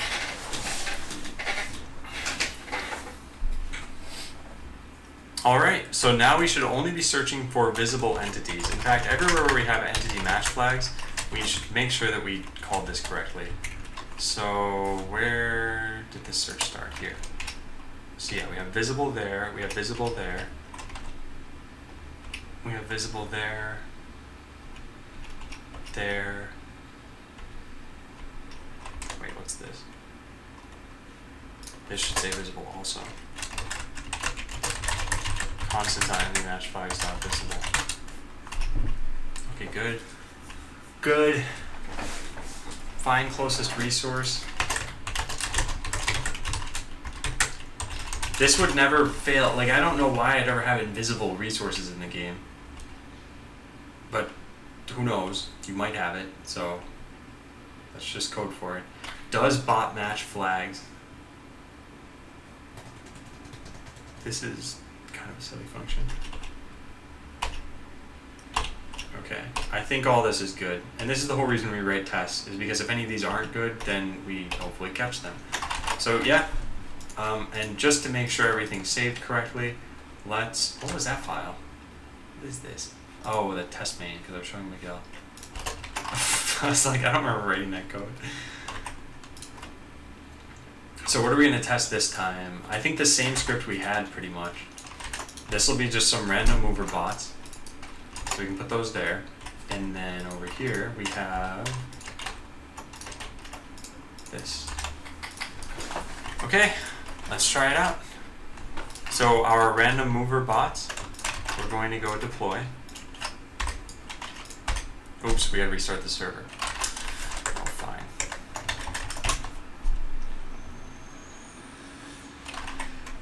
And then, yeah, that's gonna, everything's gonna just blow up at us. Refresh these pages. There we go. So we connect over here, we make a random mover bot, we give it cloaking. So let's name a couple of, let's put a few of these things down. So great.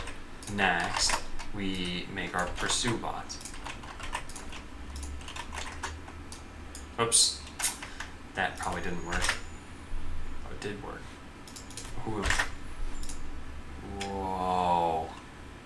How did that happen? I accidentally typed a backtick or something. Weird. Okay, well let's deploy some of these now. And let's see. The blue one should be... let's get rid of this. World's most annoying div.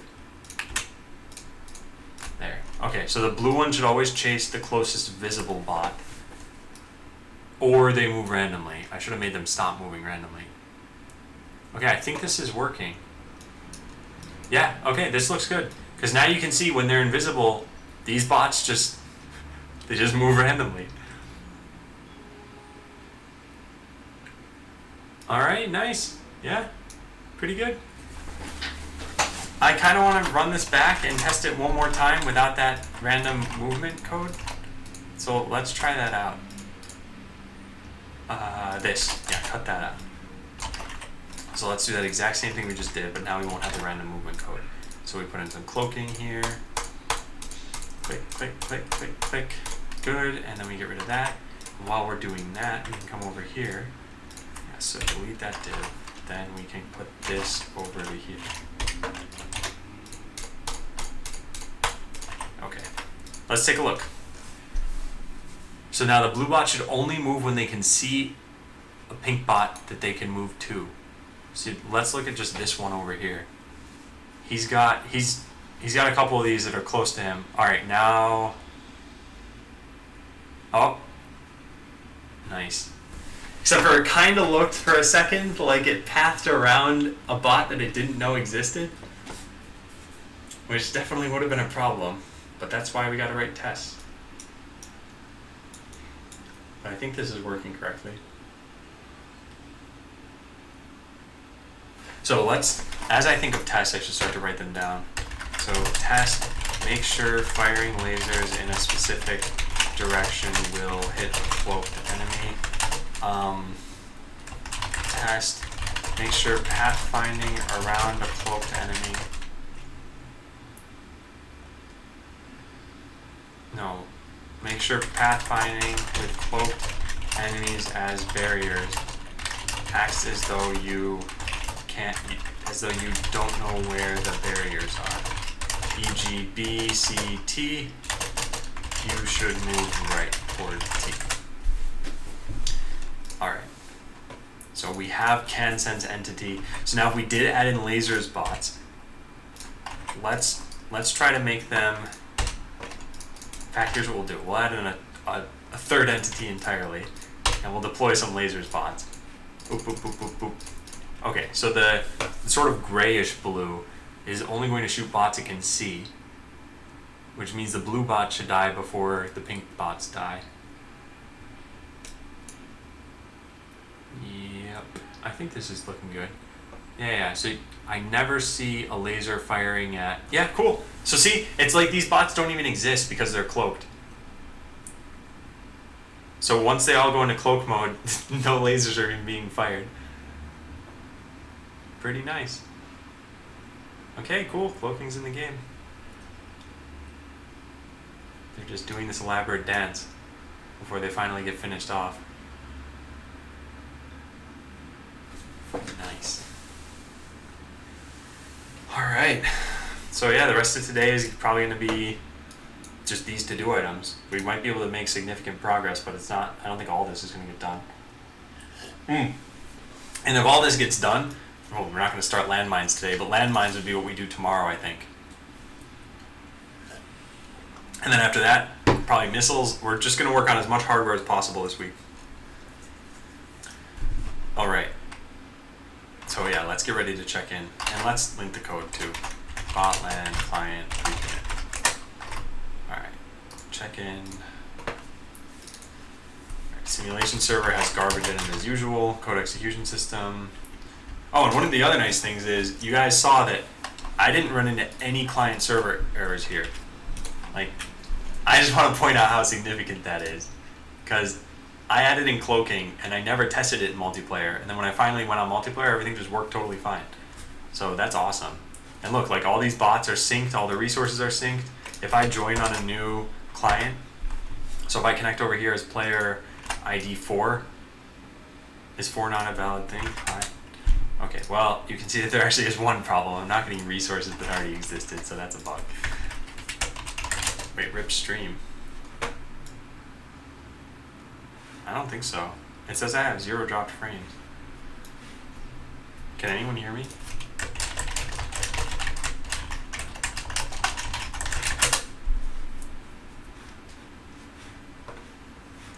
Well, no one's saying if they can hear me, so maybe they can.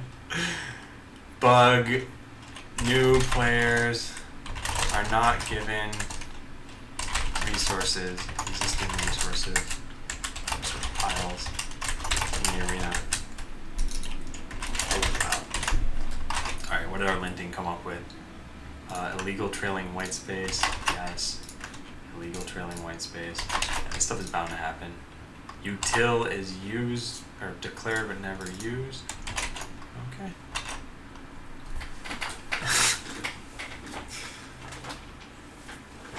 Then we should run a giveaway before I move on to the next code. I don't even remember what I did in this code. Oh yeah, the whole cloaked bots are actually treated as cloaked bots now. That's pretty good. Alright. Took an entity's visibility into account for APIs. For example, you can't, so for example, will laser's hit will now return false when cloaked enemy, when the only enemy nearby is cloaked. Derp, after a long Vim or CLI in general sessions, I use Control W to erase words. Why derp? Did you close a tab by accident?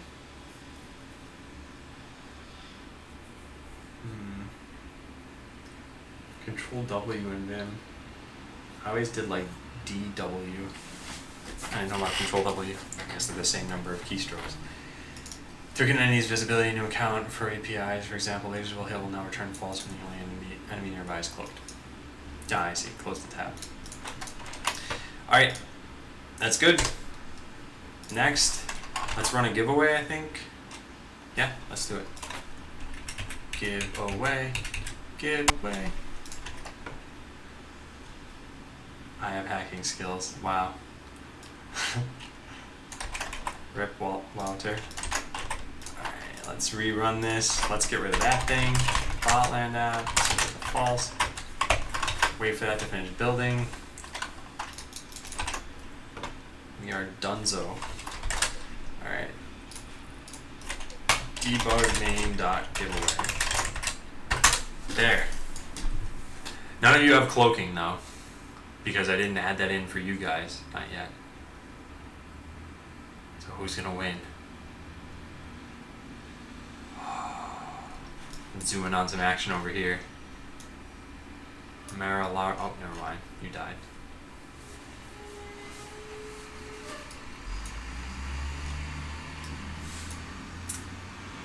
Wow. 3 players. Oh, 2 players are left. Oh, it's gonna happen. Saha wins. Are you even in chat? Wait, is this person in chat? Yeah, there they are. That was weird. I couldn't whisper them. Alright, let's do this. Give you a token. Alright, nice. What's next? What's next on this list? Modify can sense entity. That is good. Attempting to move into a cloaked enemy bot will break their cloaking. Okay. This is something we decided because if you are totally stuck and you can't move and you try to move, like most bots will probably look like this. They'll probably have something like if whale lasers hit, fire lasers, and then they have some sort of quote idle code here. So this happens when you can't see an enemy machine. I mean, like maybe we try harvesting here Maybe we try laying a landmine here. And then finally we get to our idle code. And your idle code might be as simple as just move. Like, I can't do anything else, so I'll just move randomly. Well, if you're surrounded by cloaked bots and you try this, it'll pick a direction, let's say up, and you won't move because there's a cloaked bot and you're surrounded by them. So instead, you'll bump them out of cloaking. So we need to do that. We need to get that working. So in the code execution system, when you try moving, so how does move to work? This ends up calling pursue internal, which calls what? Verify move and send. Yeah, this. So this is where all move functions converge. And here we check simulating terminator. Why do we do this?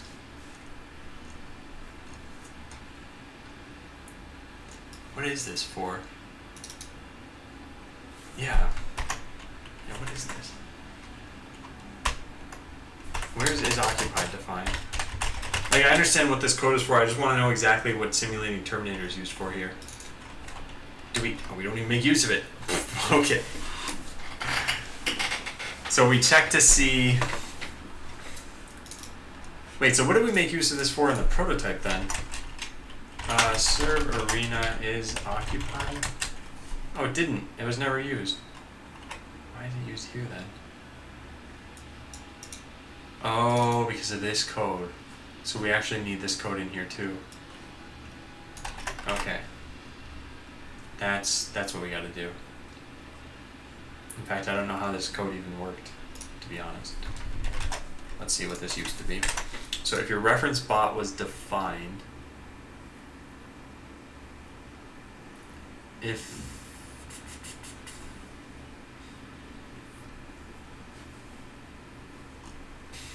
where do I do this? Pull in code from prototype that will detect cloaking or allied status. Yeah, so I wrote a to-do item here, and now I'm about to do it. So we get something is on the tile. We can't actually do that. We need to... Also, this is a bad way of doing things. It's a really bad way of doing things. Here's how I should be doing this. We'll say const entity equals tile.get, what do I call this? Get entity on tile with component names dot one per tile. Okay, we don't know if this entity exists. So what we do is if not util.exists entity return false. So the tile's not occupied. If there's nothing on it, there's no way to make you think that something's on it. That's totally fine. So now we can get rid of this, and this, and this, and this, and this, and this, and this. Okay, so now we have this in here. So we know that the entity exists. Now we just need to see, does our reference machine exist? So we can do it this way. If the reference machine exists, if we are simulating a terminator and the reference machine can't detect cloaking, is there any way we're going to let reference machine or machines detect cloaking? We could make something like a can detect cloaking component.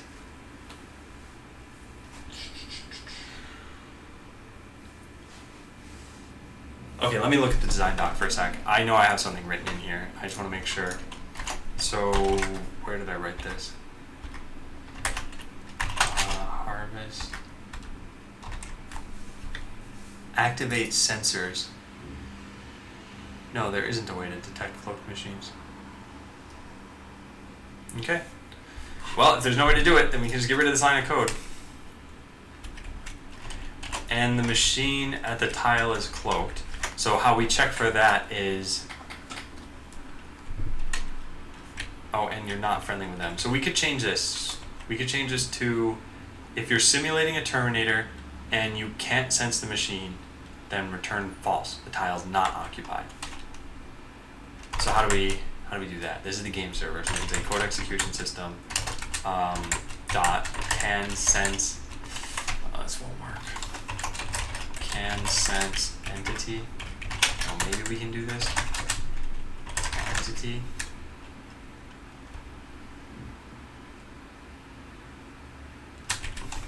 So if you're simulating a Terminator and you can't sense the entity, then you can't see it. So return false. Kind of goes without saying. If you can't sense it, then you can't see it. So if you're simulating a Terminator, meaning the result of this function should be based on what the reference bot thinks, and you can't sense the entity, then return false. Then I really like this style of commenting. It used to be a bigger comment block. So does this make sense? You pass in a tile. If the tile doesn't exist, return false. If the reference bot exists and you can't sense that tile, then return false. If there's no entity, then return false. Finally, if there is an entity but you can't sense it, then return false. I think that's good, and the car outside agrees.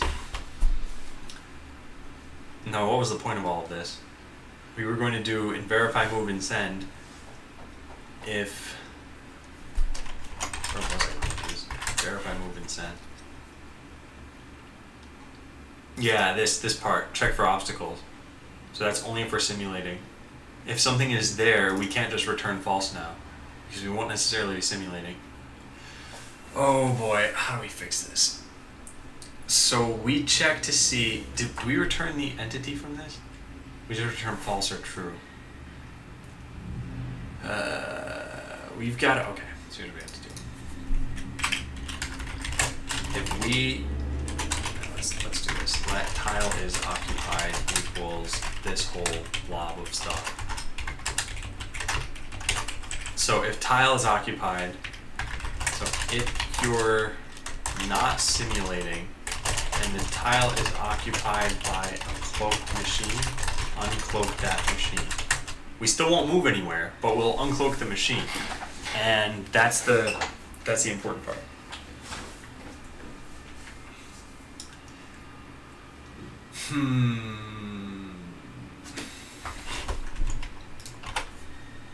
So how do we do this? Well, we need to know that there is an invisible bot.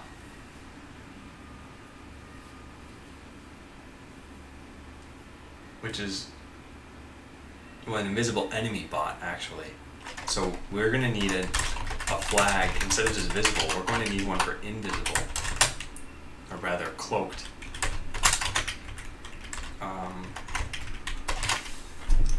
Which means, there's, man, okay. That means the other things need to change. Matching flags. We do get closest entity. Then this calls into entity on tile matching flags. And here we're going to do something like this. So if you're looking for an invisible entity and they don't have the is cloaked component. So now what we do in code execution system is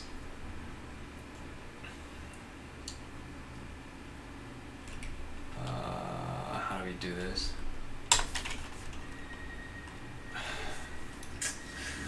I'm just trying to think of how I'm going to end up structuring this code so it doesn't look super ugly. Well, alright, let's just write it and then we'll fix it, like what I normally do pretty much. So if not simulating Terminator, and there's a cloaked enemy machine, so how do we get that? Call into, how do I do that here actually? Get entity on tile with component. I don't want that. I just want to do, I think I want to do this. Yeah. So get entity matching flags on tile. How is this called? Tile X, tile Y, flags, and reference entity. So we actually don't want a reference entity here, do we? We want to know the absolute. There is no reference entity. But flags, we do want it to be invisible. Where do we make use of reference entity?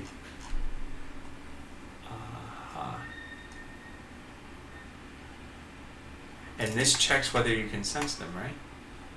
Are bots foes, return false. This is actually wrong. No, this is correct.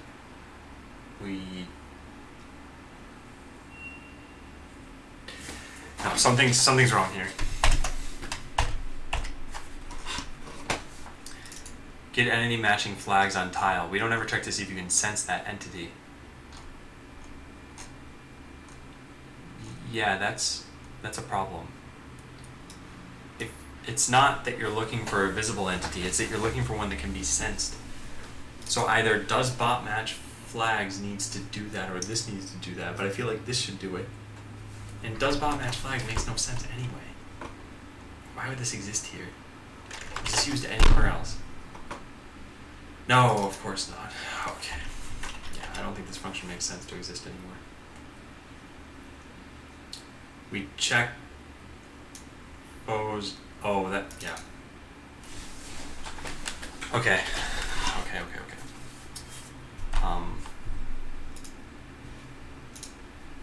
Let's modify how this works. So here's the problem. In entity match,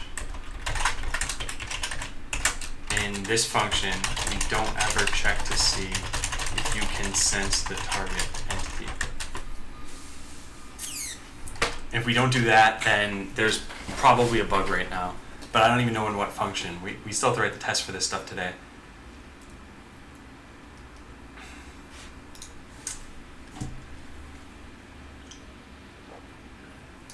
Also, the other problem is that this get, where did it even go?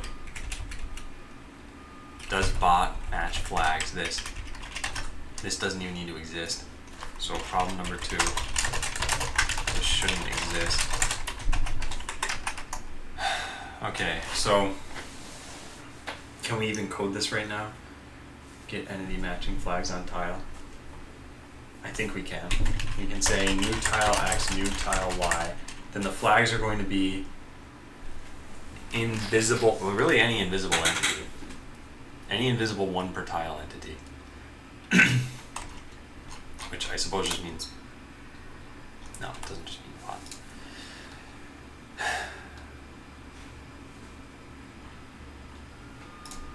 We need to do this one per tile. We're running out of bits in these flags. We've still got enough for now. So matching flags, what we can do here is, in here, if we're looking for a one per tile entity and it doesn't have the one per tile, then we can continue. So all we care about in here is, let's say, let flags equal constants.entity_match_flags.one per tile, or constants.entity_match_flags.invisible. So anything that's invisible, and you can only have one of it on the tile, we want to get. Next, we put this here, and finally we put our active bot as the reference entity. And we say let invisible entity equals that. Oh, and it has to be a foe also. Or rather, it can't be an ally. EMF.foe. Okay, good. Now, if this exists, then make it visible again.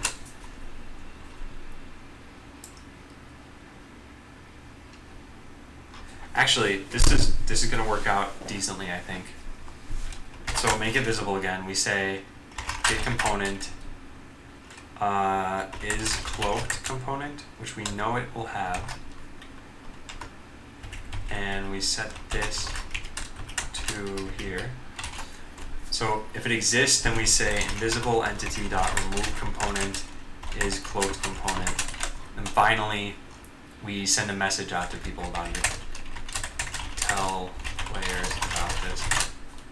So let's put a uncloaked. It's this.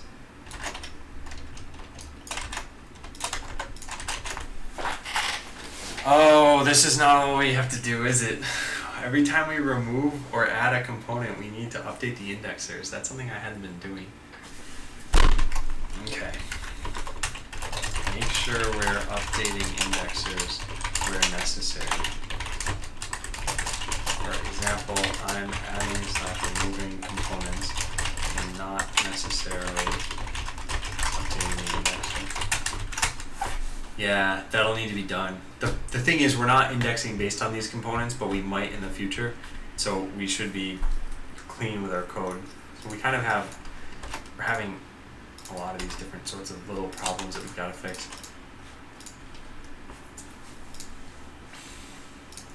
Does this make sense though?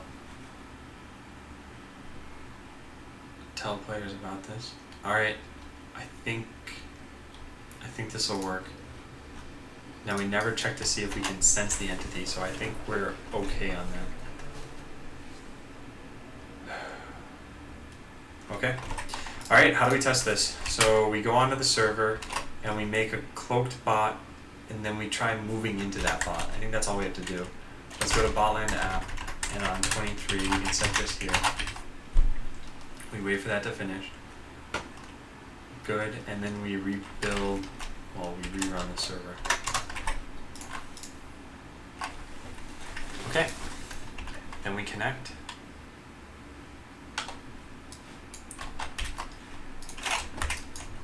So over here, here's what we'll do. We'll say if can cloak, otherwise move left. That way we ram all the way up against the left side of the arena. Let's do this a few different times. Good. And then over here, we'll just say move left. And when we bump into those bots, they should uncloak. So let's see. Oh, that's totally wrong.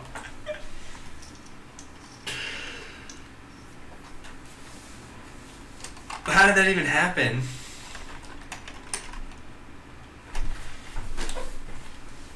How did that happen? It doesn't think the tile's occupied?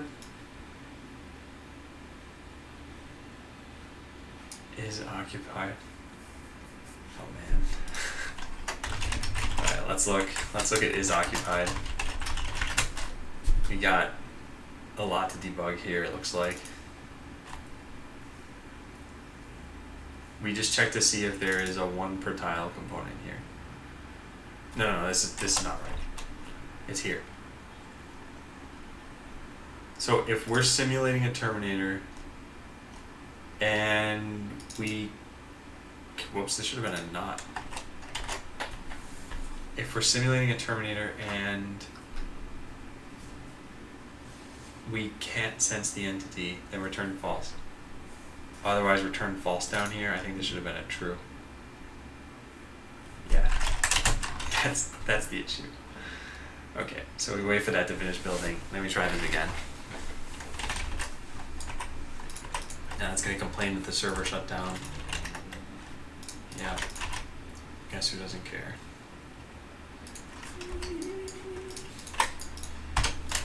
Alright, let's try this out. So we'll put cloaking back on these. We'll deploy a whole bunch of these. These will move left while they're cloaked. Good. Then we deploy a move left bot over here. Update equals function move left. Alright, that should decloak the enemy. And it's not doing that. Huh.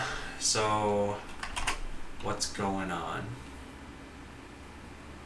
Well, let's debug it. So, in order to debug it, we need to put a breakpoint in move internal, validate move, no, verify move and send. Yeah. This is it. Oops, nope, that's not what I want to do. Okay, wait. Conditional breakpoint.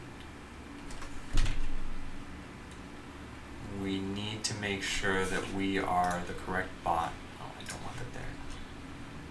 1, 4. Yeah. If our tile is 1, 4, so this dot x equals 1 and this dot y equals 4. I don't think this is going to hit though. I think the problem is that move checks even before we've gotten there. So where's the move function? Here. No, we do verify move and send if the tile's not in bounds, and then if it's occupied. Wait, yeah, why isn't this getting hit? What's going on? Oh, I'm not the one running the code. Why did I even connect to the server for this? Oh, because I need 2 different players. I see. There's one other way we can do this. Pretty annoying to do. Oh man. Alright, let's try it. So we create a bot that will do what we just had written down here, which is this. Let's put all of this into a single line, get rid of all the spaces in it, make this take up as little space as possible. We'll put this into here. There we go. Okay, good. Alright, so at, let's say 0, 0, we'll deploy this bot. But we need to give it a hardware configuration. Alright, well there is one way we can do this. If we go into client constants, in all of the hardware configurations that we had, where is this done? Client constants. In all the hardware configurations that we had, we can make sure to put in cloaking for all of them. So no hardware config, we're going to add cloaking just like we had it for everything else. This is going to be a misnomer for now. So let's put in cloaking level 3 on all these things. That way there's no way that the random configuration that it generates will not have cloaking. Good, and that should be cloaking 3. Alright, perfect. So what we should have happen now when I refresh this page is we should see, what was that error? Undefined is not a function? That's curious. But anyway, what we should have happen is there should just be a bot that's up against the upper left corner that's cloaked. And we don't see that. And the reason why is because our code hates us. And it's trying to upset me. But I won't let that happen. We're gonna get this to work. So do we have any errors here? Do we have any exceptions that might be printing out? Client constants was set to true.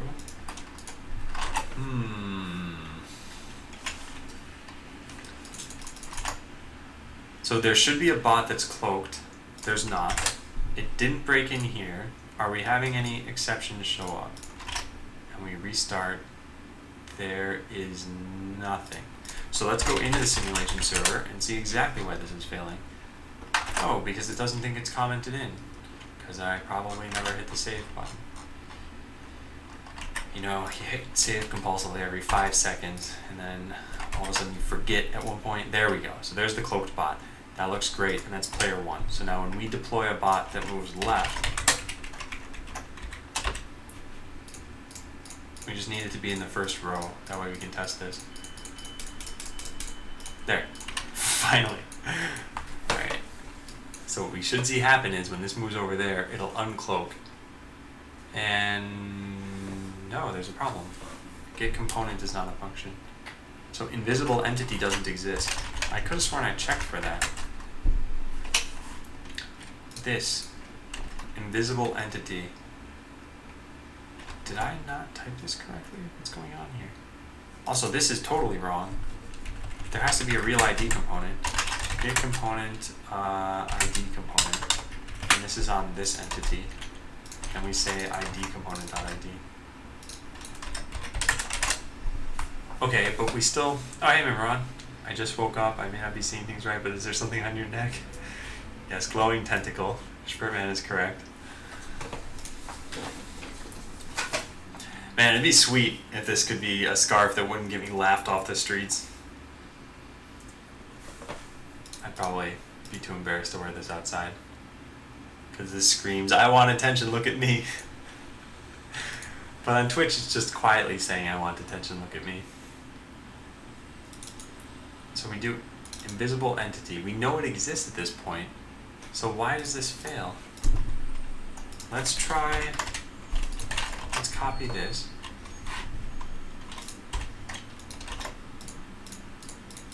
And I should really shrink the arena down. There we go. I saw this. I would be. Invisible entity.get component is not a function. I refuse to believe that. Let's look at the stack trace. Error.stack. So verify move and send.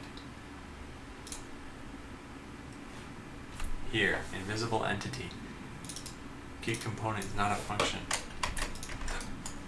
We can just put a breakpoint here. Oop. Oh, nice. Source maps. Alright, let's refresh. And let's, whoops, what's wrong? Update this function, move. There we go. Alright, should work. And then we'll figure out exactly what's going on here. Invisible entity is an entity with an ID. Oh, whoops, that's a problem. Invisible entity with ID.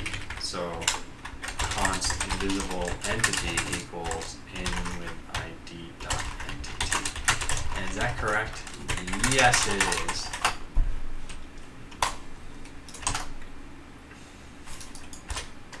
All right. Let's just get our code looking good again.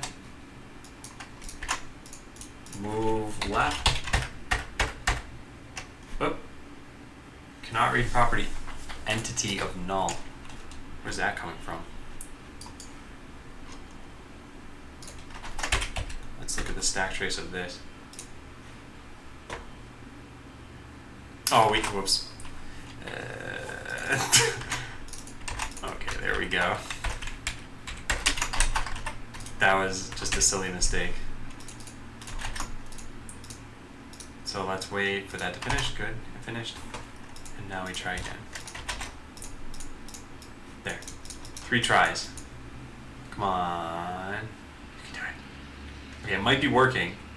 Oh, there we go. Okay, so let's see. Does this uncloak the target machine? I think it did. I think this worked.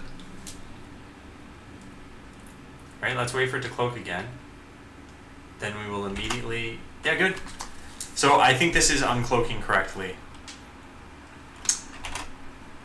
We just have 100 problems, which we have documented here.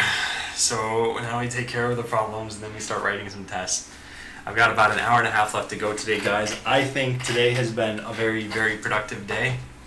I think the only days that haven't been productive in the last few weeks were this last Friday and then one other day this last week. I don't know what it was about this last week, but yeah.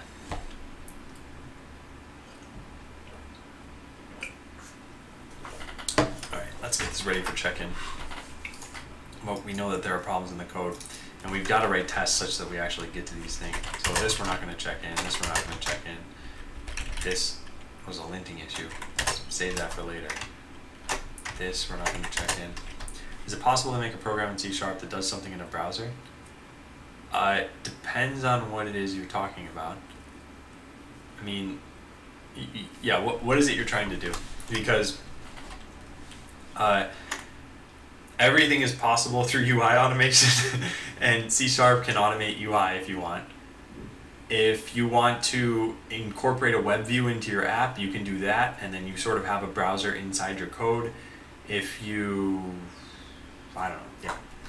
So if you have any other specific questions, let me know. Okay. So we get an entity, and then if the reference bot is there and you can't sense it, then return false. Alright, so is occupied looks like it's working. We need an API level test for that, I think. So then code execution system, this was all the uncloak a target machine. Let's do this somewhere differently, I think. Code execution system should probably have something like this. So we check to see if there's an invisible entity. How are we going to do this? We could say something like uncloak entity at tile.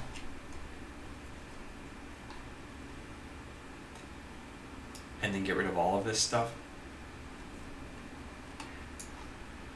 And just pass in new tile x, new tile y. This dot uncloak entity at tile new x, new y. And put all of this in here. Okay, how does that look? So we see if the entity exists, then we make it visible again, and then we tell people about it. Is that all we need?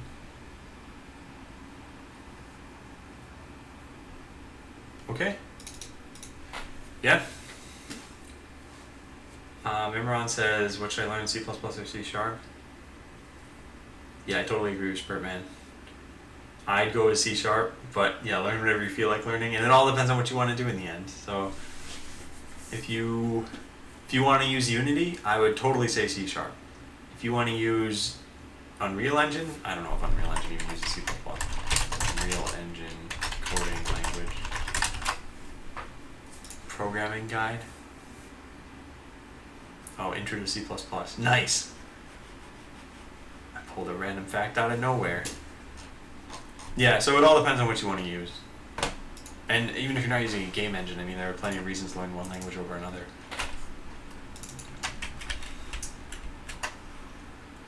Okay, uncloak entity at tile. That's basically all we did in here. Uncloak entity at tile. This will, we don't need any of this new tile x and new tile y. Let's just do, what just happened there? Just tile x and tile y. Oh man, you can't type. There we go. Alright. Tile x, tile y. This will, if there's a cloaked enemy entity at the given tile, this will uncloak that entity and tell players about it. Alright, so these are numbers, and it doesn't return anything. In fact, what we could do here is say not and then return, and that way this isn't tabbed in so much. So let's untab this and then move this up here.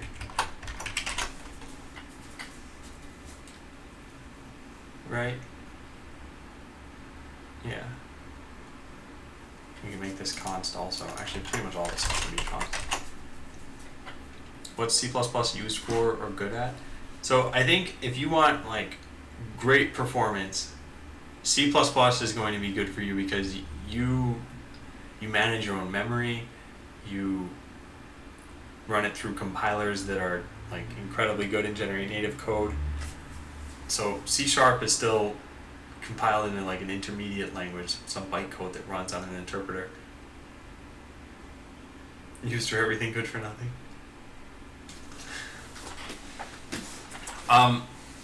The reason I think I'd go with C# is because I find it's easier to interact with. One of the big reasons for that is the garbage collector. You don't have to manage your own memory. If you don't have a reference to something anymore, it gets garbage collected at some point. But also, I like C# syntax better. And I like, well, I'll stop talking about that. C++ is a real man's language. Sexist. Sexist. What if Imran is a woman?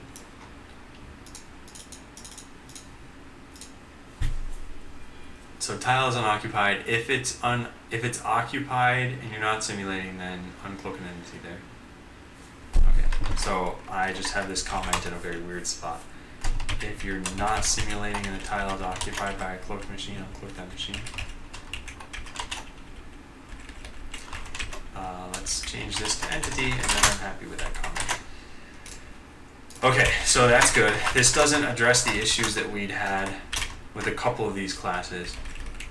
So those are fine, I suppose, and these are fine, and that should be undone. Yeah, okay. Okay. So what do we do? What does this commit even do? Oh yeah, if you move into an entity, a cloaked entity on a tile, if you move into a cloaked entity on a tile, a cloaked enemy entity on a tile, that entity will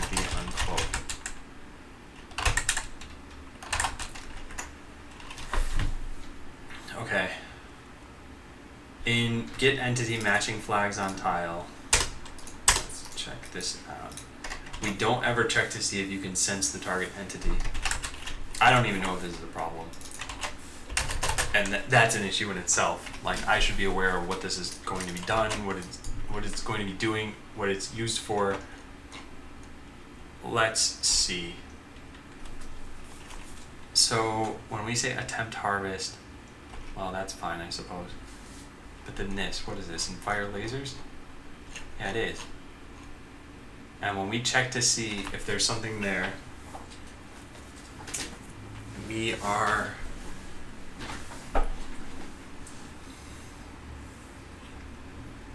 don't know if we're simulating here or not. Huh. Yeah, this can't be right.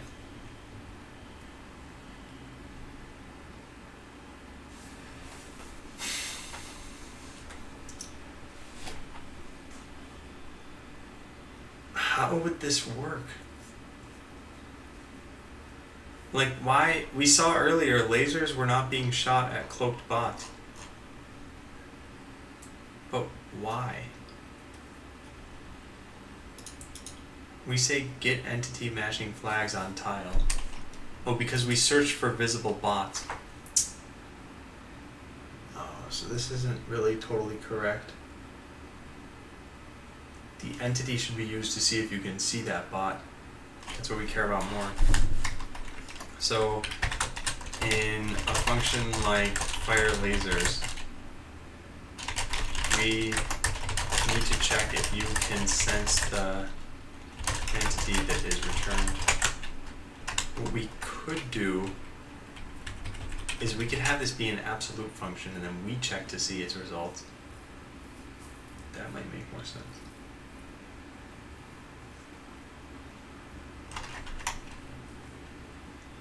Okay, I'm gonna go use the bathroom and I'll be right back. Oh God, I'm gonna like strangle myself here. Or knock over my water. Both are pretty bad at this point. Alright. And I haven't forgotten. I shall be bathroom. Alright, be right back.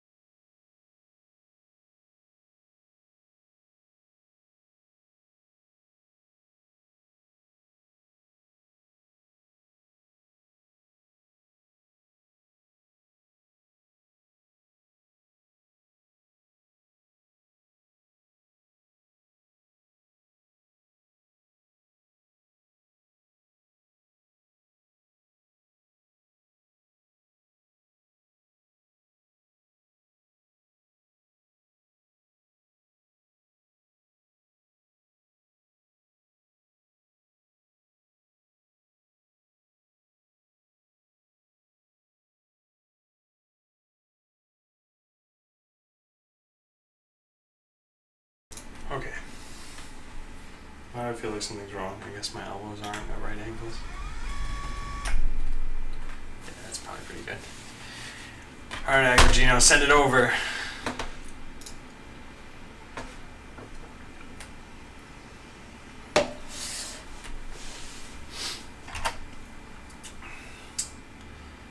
Or is it some cruel joke where what you mean is that you don't have anything?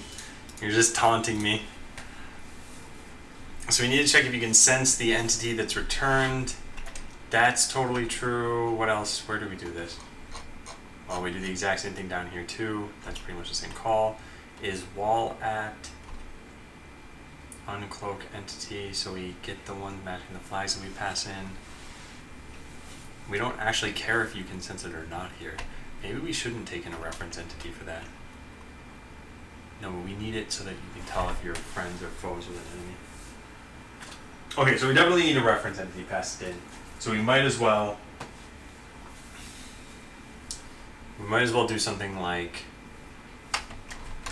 can sense.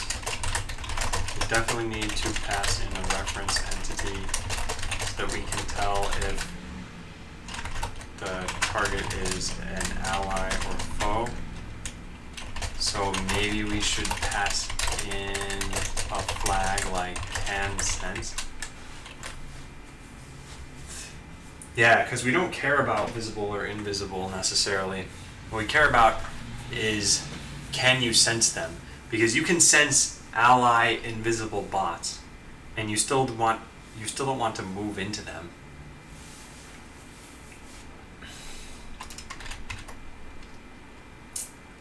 Whatever I do here has pretty far-reaching implications.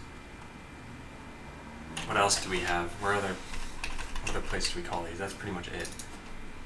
So we call this for lasers, we call it for resources, walls, and the last one, uncloaking entities. So lasers, resources, walls, and uncloaking entities.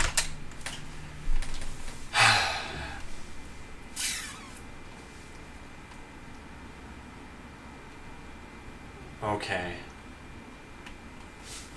Let's see what it would look like if I were to do things this way. Enemy match flags. If I were to say something like can sense. No, that's not how we'll do things.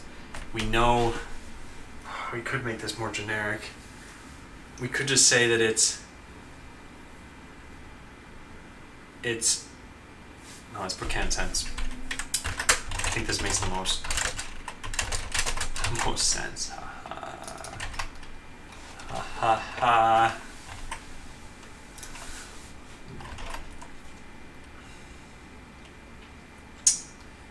Okay, so then in Arena, we have this. We check to see you can only pass in can sense if you have a reference entity. So if flags and constants.enemy_match_flags.can sense is not equal to 0, and util.exist reference entity. So make sure that you can sense them, I suppose, which involves a couple of things actually. You can sense visible machines within range, and actually no, we don't even need to do this. All we need to do is and not this dot code. Oh, this is shared. Oh, we can't do this. The code execution system is the only thing that knows about can sense entity. This should call into a generic function that can do this. In fact, let's put that in here, I suppose. Can sense entity. Can sense entity. Source entity. Target entity. And the way this is going to work is pretty much how this works. So we're going to copy paste this. If the target entity doesn't exist, then return false. If the target entity is dead, return false. If they're foes and the foe is cloaked, then return false. Otherwise, return CanSense tile. CanSense tile should really be in here too. Yep.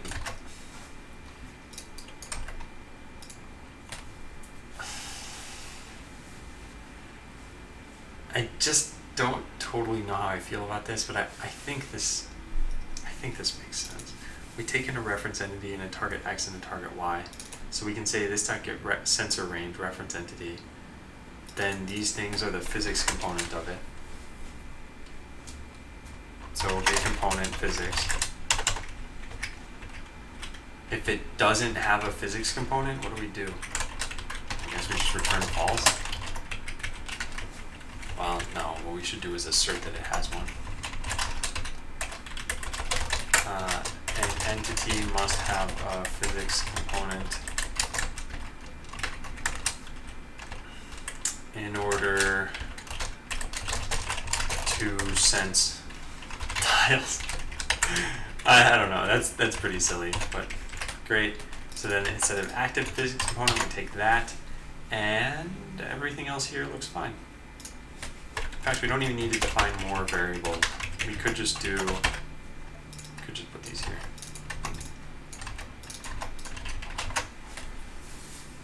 Okay, that's a little bit cleaner. Now let's continue going through this. Now we say this dot CanSense tile. Active bot is not the case, it is source bot, source entity. Hyanar says Adam's going crazy. Am I?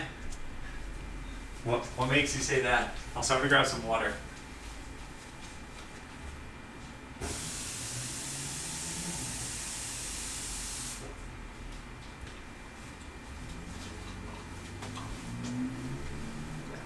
You know, if I get that EULA, maybe what I'll focus on tomorrow is I'll just set up the pre-beta, surprise everybody. Also, this is in the week of. Okay.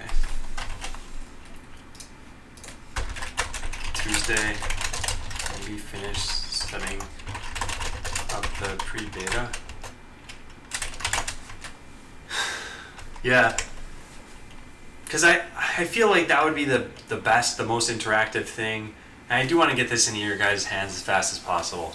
So I know I said, oh, I want 1,000 followers, but it's not like you guys should be responsible for going out and getting followers. And yeah, I don't know. So how about this? What would be nice is if you guys went to bot.land and then picked one of these sites and posted it to your Facebook or on Twitter or something. Yeah, I gotta promote this stuff more. I should start an advertising campaign for this. Only money grew on trees, and I had all of the trees. It seemed like you were confusing yourself with all the CanSense. It's possible. I don't even remember anymore. Okay, so we have these things here, and now we have CanSense entity here. And the whole point in doing this was so that these functions call into the arena functions of the same name. So returns true. Let's put that. Yeah, let's do this. CanSense entity. Put this here. Returns true if the source entity can sense the target entity. And both of those are entities. Good. Then we call CanSense tile from there. We take this. Returns true if the reference entity, which is not, where did this come from? Entity. Where did that come from? Yeah, I know where it came from. It came from the code snippet that I typed. Returns true if the reference entity can sense the target tile. So this also takes in a param entity referent. Alright, so then that means we can get rid of them out of here. Which means we should change this in the whole code base. Right, does it make sense to ever call this like this.CanSense tile? I don't think so. I think we'll just delete this entirely. All of this. Now let's search for CanSense tile in the code base. All of these need to be changed. So this, we just delete this out of here. Good. This, reference bot. This we say arena.CanSense tile. This is arena CanSense tile, and that's the CanSense tile. Good. Okay. Yep, all that's good. So now CanSense entity also needs to be changed all over the code base. So we can say here, and this needs to be the reference bot. CanSense entity. This does not exist now. CanSense entity. I see. So it does need to exist here. Oh goodness, because it's a user accessible function. I just never wrote that. CanSense entity. This user, what did I say for this stuff? Built-in function available to users. Built-in function available to users. I can keep this at least. Actually, I can keep both of these. This is an entity and it returns a boolean. And what this has to do is this dot return this dot arena dot CanSense entity, this dot active bot entity. Okay, that's good. Oh, what happened to my cool lights? Alright, let's put this back around my neck. Just flip this around here. Now I'm a crazy person. Are you happy, Hyanar? Okay, but we still need to fix the rest of these instances. And then we really should run through the test. So here we have CanSense entity. Here, that's fine, that's fine. That's fine. This, that's okay. I guess all of these are okay. Really, anything in the code execution system is now going to be fine because it calls into the arenas function. I guess the slight difference is that I've wrapped an arena function, and what I could do is call directly into it, but that's such a minor thing that I don't think it matters right now. Okay, all that looks good. In fact, all of the sense entities, except for this one, came from the code execution system anyway. So CanSense entity, this is a simple wrapper around the arena CanSense entity.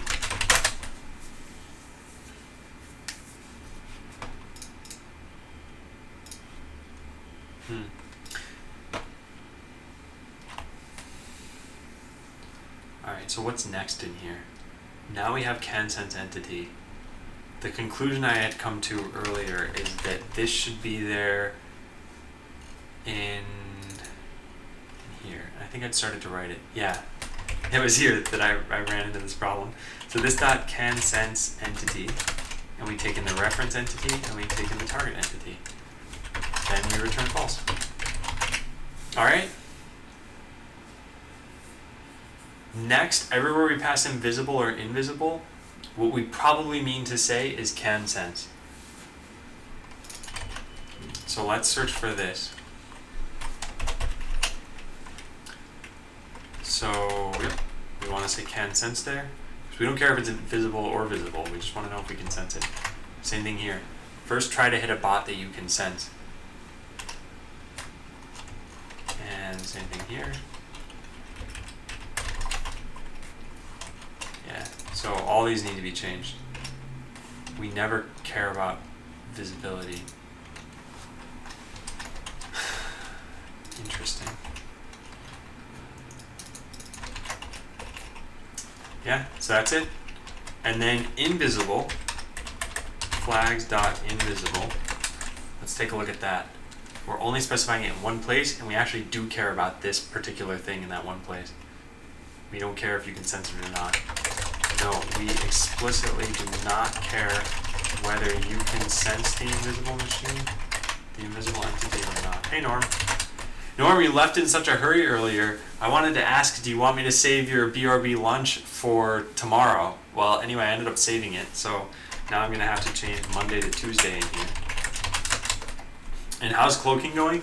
Cloaking's going okay. I think it's mostly working,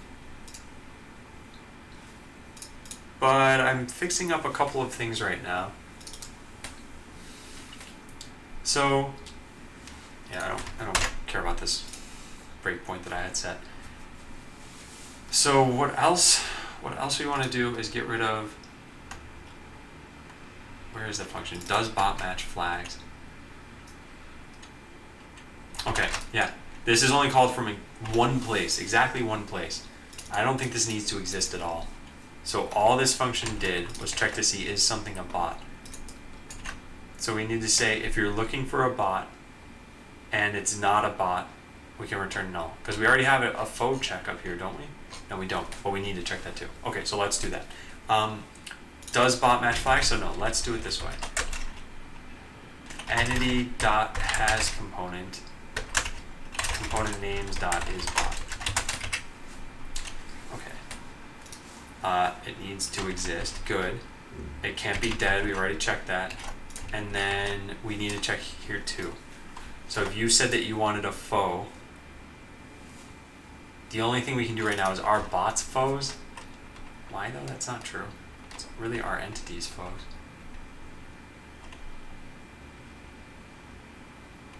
Interesting. Yeah. So if you specify that you want faux, you need to make sure and not this dot our bots foes. Entity and reference entity. I suppose you can call it that way, although I should be saying it this way. Then return false. Alright. Yeah, so I think that's good. Now, the tabbing on this is a little bit weird in that some of these are tabbed in differently. So let's fix that too. And then finally, our bots foes should really be changed to our entities foes. So let's change it, our entities foes. And we can change this from bot entity to just entity. Same thing here. Good.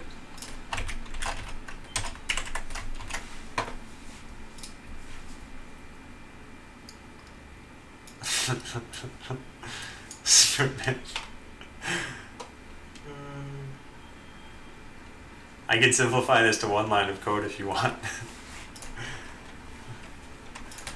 There was a Stack Overflow thread a long time ago about like what's the most useless comment you've ever seen, and there was a hilarious. To me, it was hilarious. It was something like, I don't know. I think it was C++, and they said bool,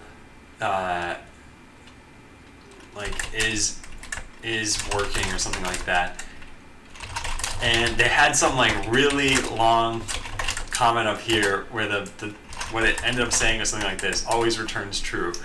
And then that was it. This is all the function did, was returns false. I just thought it was funny.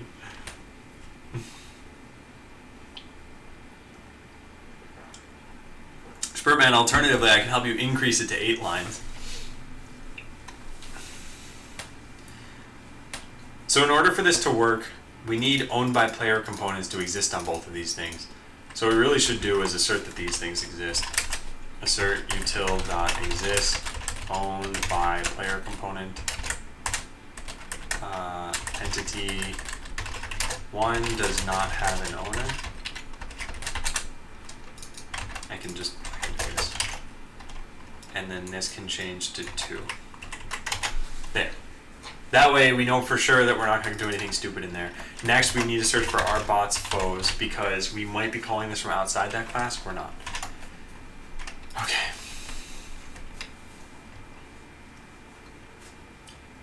Okay, cool. So does bot match flags no longer needs to exist. And now in the other code that we have, so let's diff the current file. Where did we modify things? 335. No, that's not right. Where is it? 358. That's what we want. No, that's not the right file. Yeah, here we are. So CAN-sense entity. That was... Where did we modify that then? At 378, I see. So it should just be right down here. Good, so we have a CAN-sense check. We have, if they're a bot, we have a check for that. So basically just check if any of these flags work. So if we want a foe, and they're not foes, then we can return false.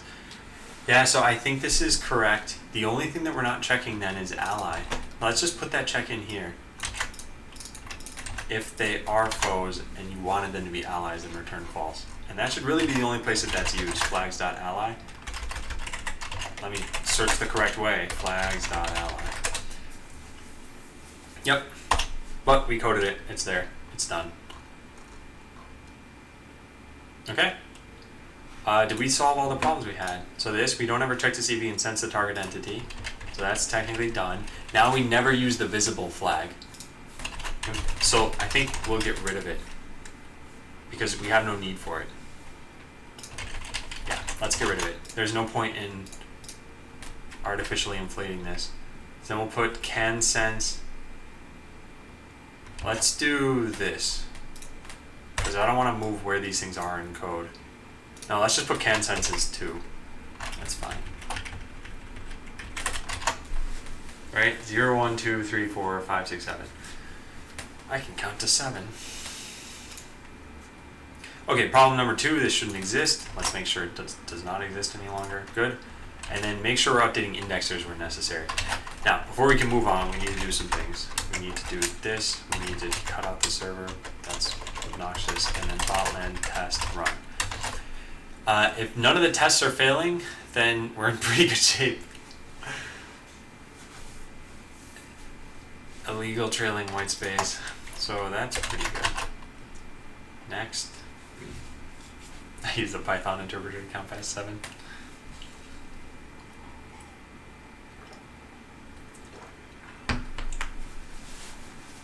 Oh, we screwed up. Oh boy.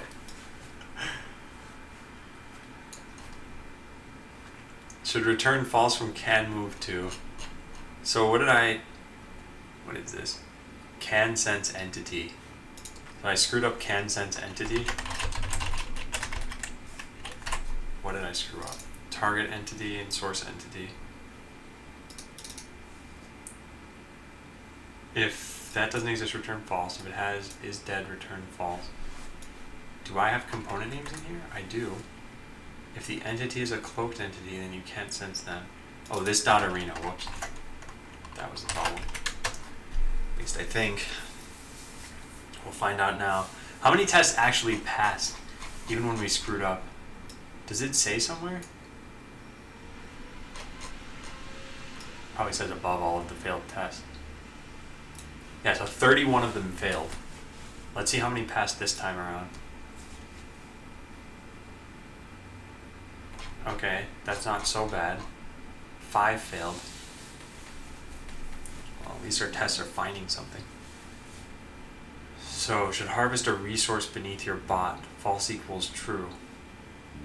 Will harvest,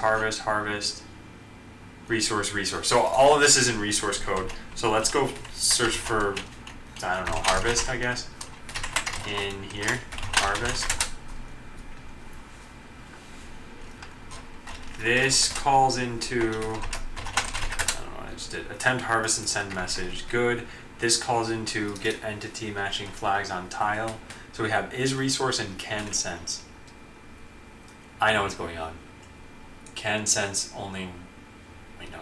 Is that true? Hang on, let me look into this. Let's take this, and in here, yeah, there we go. So do we have an is resource section in here? We do. So that's correct. And then can sense was the other one, which checks to see if we can sense that entity. That should work. Yeah, that would work. So I don't think that's the problem. Where else? What else was the code saying? Code execution system. So then we have will harvest.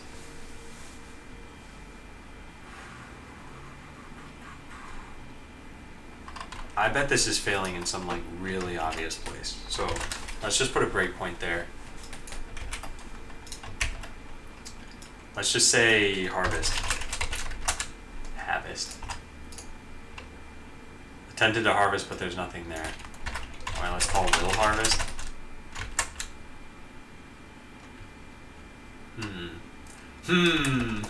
Find closest resource. None of these are breaking in? Is it because I have this turned off?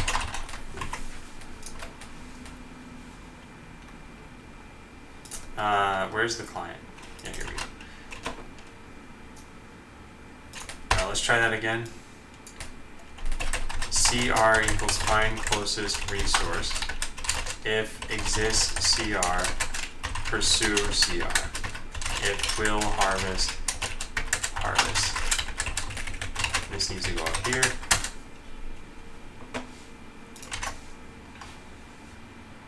I'll just run a giveaway. A quick giveaway. Okay, so now we have harvest code. I guess in order to test this, we need kill code. So debug main.simulationserver.add bot cooldown equals 0. So now our harvester guys will eventually go harvest. Nice! Assertion error, false equals true.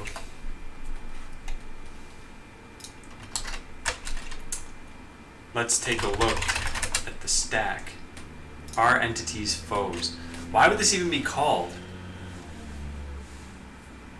Oh, whoops. Oh, man. I screwed up big time. Big time. Our entities foes. I meant to put parentheses here. How would that have changed this, though? Util.exist doesn't take two arguments. So I must be calling our entities foes on resources or something like that? But why? Why would I do that? Can sense entity. Oh, this checks to see if they're foes. Oh, but one of them isn't owned by a player. So if they're not owned by a player, then I guess you return false. They're not foes if they're not owned by a player.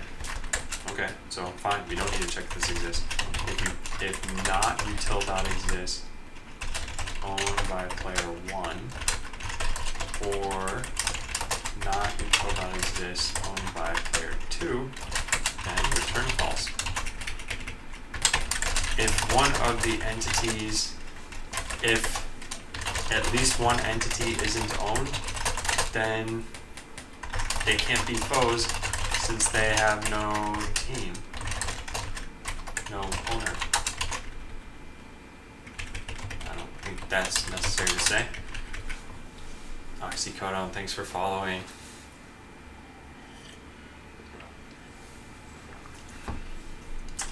Yeah, I think that makes sense. Let's see where that gets us. Oh, whoops, I should have saved off that code. Oh, man. Alright, well, now we gotta rewrite it. No, we don't. Watch this. There. Take that. Now we'll have harvesters. And watch, we can kick it into overdrive like we did before.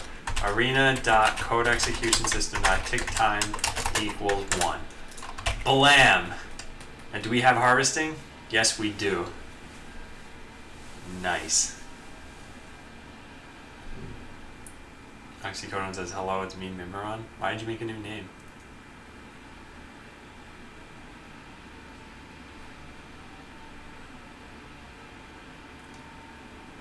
Man, I love watching this, but it's like totally not what gameplay is actually going to be.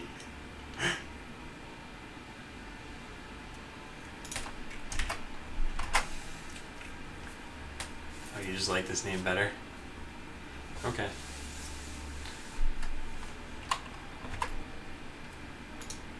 Alright, so now we can test our code again. Let's hope that all this passes. Are the lights up right now?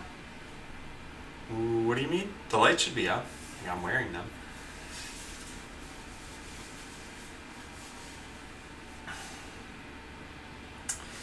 better work. Okay, so pre-commit passed. So hopefully this passes, and then we'll just write some tests. Good. Yeah, you can control them. I mean, you just followed, so you should get a whisper in a second. That's presumably you controlling lights right now. Yes, it is. Okay, good. So yeah, there you have it.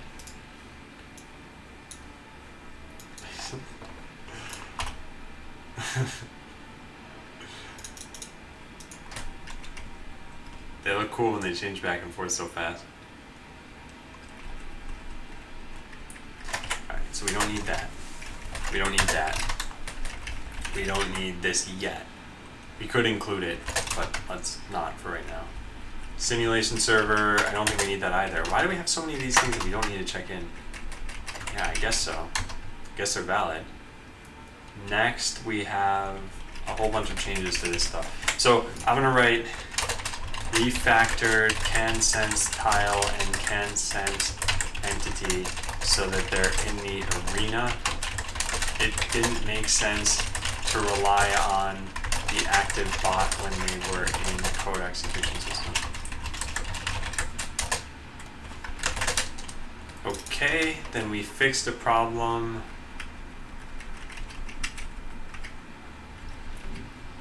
Yeah.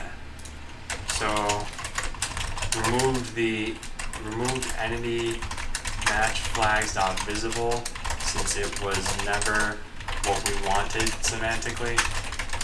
What we did want was whether we could sense the entity. So I added that flag. Hey Tiburon, long time no see. I tell you, if I could write a little program with programming puzzles or a hacking game to get control of your lights, your viewership would go up. Oh, if you could write a little program. I think my viewership will go up a bit once Botland is playable, and I think I'll try to make that a reality as soon as possible. I've been researching some sites. I don't know if I can show you guys this note, but I can show you. Let me see. Actually. Yeah, so this. I'll show you what I've been documenting. And then I'll respond. Oxycodone says, were you any good at math in high school? What level did you get up to? I think I was good at math. I don't really know what to use as a gauge for that, but what level? I don't think we had levels. We had like AP Calculus, and I did that. I don't know if there was anything else, though. His viewership will go up when he starts wearing low-cut tops.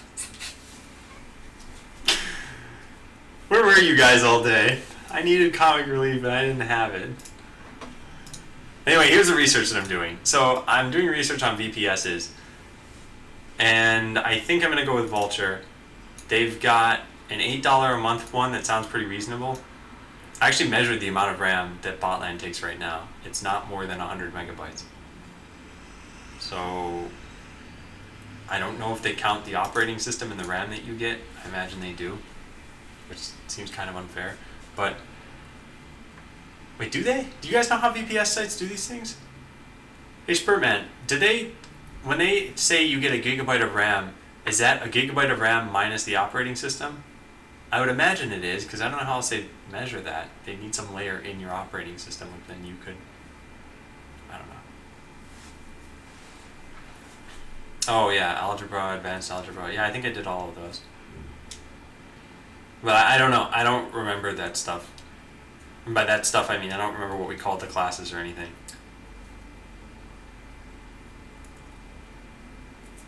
DO and they work well. Used to be on Linode. I'm Deity. Why did you switch from Linode to DigitalOcean? They usually measure with the OS. Yeah, okay. So, cloud providers sometimes measure per application. Because this Vultr site sounded like it's the best deal for me. 60 days for free. That's pretty good. And then eventually, if I want to scale down to one CPU with a little bit of RAM, this is all I need. $5 a month sounds like the best possible deal. DigitalOcean I think was $10. Just kidding about the board. This is what all the girls do. Then wear booty shorts. Okay, Tiburon. I'll keep that in mind that you were just kidding. And then I won't do it. If your OS takes up 400 megabytes, then you'll have 112 left. Yeah. Linode had a big security vulnerability, and I was affected. Wow. Really? Well, I don't plan on putting anything super important on this, but I guess what I should do is probably uglify the code. Huh. Okay. Yeah, I'll write that down. Make sure I'm uglifying the server code just in case there's a security vulnerability. Oops. Oh god. Oh, I give up on typing. Ooh, blue. I love blue.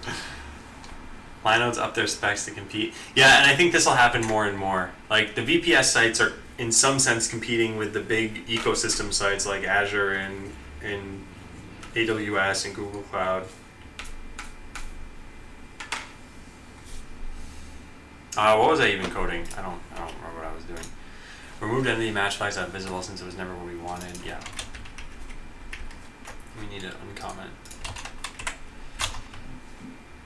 So in here, the big change that we did was refactoring this function, get entity matching flags on tile.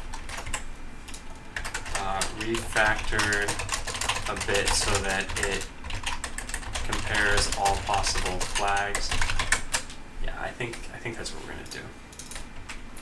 And all of our tests passed, so we couldn't have screwed ourselves up too much. We could have written bugs in, but we still have to test more things. Wait, what? Make sure I'm ugly? Already done, Adam? What does that even... Do I watch any good TV shows? Oh my god, I love Rick and Morty. I cannot believe how creative that show is. When I play Hearthstone now, I watch Rick and Morty, and I'm on like episode, I don't know, 5 of season 2, and it's just the greatest. But other than that, do I watch any other TV shows? I don't think so. I think for me, I'm totally content to just go back and rewatch a bunch of shows I've already seen. So I want to rewatch Venture Bros at some point. I actually just finished rewatching Blue Mountain State, which is like one of a guilty comedy pleasure. What else do we have to finish today? So make sure we're updating indexers. Yeah, we gotta do this. How do you stop after watching one episode? So I have a lot of stuff I need to do in general, and I don't have a whole lot of time. All the episodes for The Flash? Just 23 episodes in 2 days. Ooh-wee. Alright, I don't know how long the show is, but if it's, what, 20 minutes, that's not too bad, actually. Did I get rid of the walls? Yeah, oh yeah, I did. I can show you. You can read off the screen right now. I will talk about it if you want me to.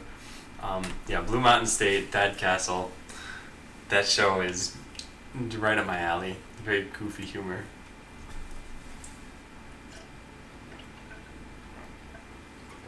I watched Blue Mountain State most recently with my wife. I had already seen it, and I was surprised that she would even watch it with me. But she said, like, yeah, it's entertaining, and it's very different from the kinds of shows she watches.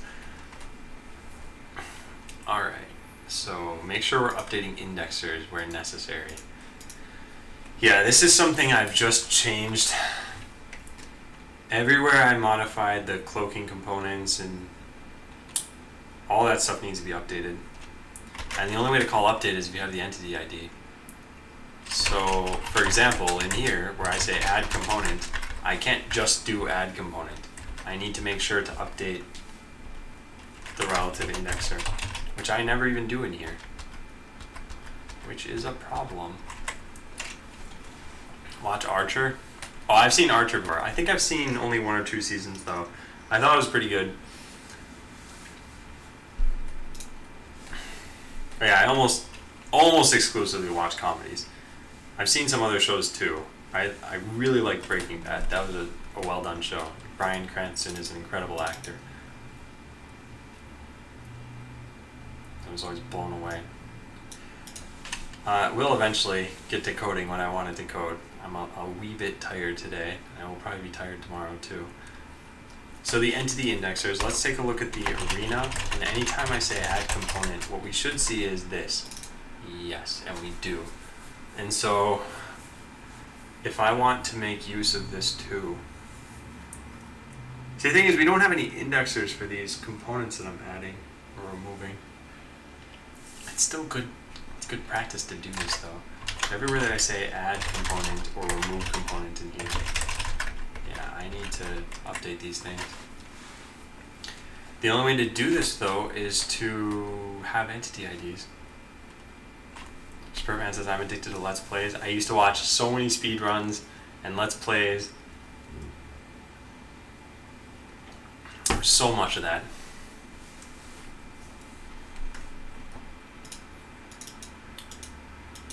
I've seen I don't know. I've consumed a lot of video game media, let's put it that way. Okay, so here, let's just start doing this, I think. We have the entity indexer. So we should call this on the arena, I believe, which should be in the shared version, update entity indexer for entity.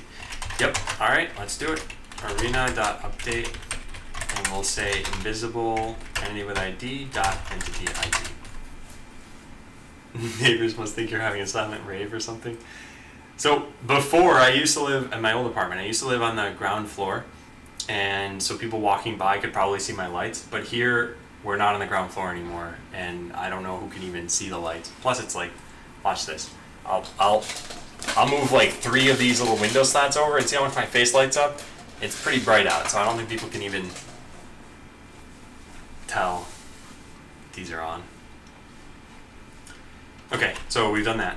Let's do all of the remove components, I suppose, and then we'll fix this up later. So active bot. We have an active bot, which we did when we said set up active bot, but guess what? We don't have an ID stored in here, and there's no way to, oh yes there is, there's a way to get that. We could say this dot active bot entity ID equals this dot arena dot, this is not a great way to do this. We can say get entity ID, yeah, we should write a function like that. Get entity ID, real ID, and then we say this dot entities by real ID. No, real IDs entity ID is real ID. That's it.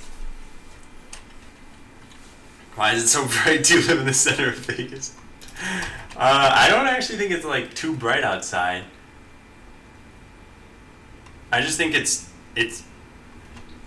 dark in here because I have the blinds closed.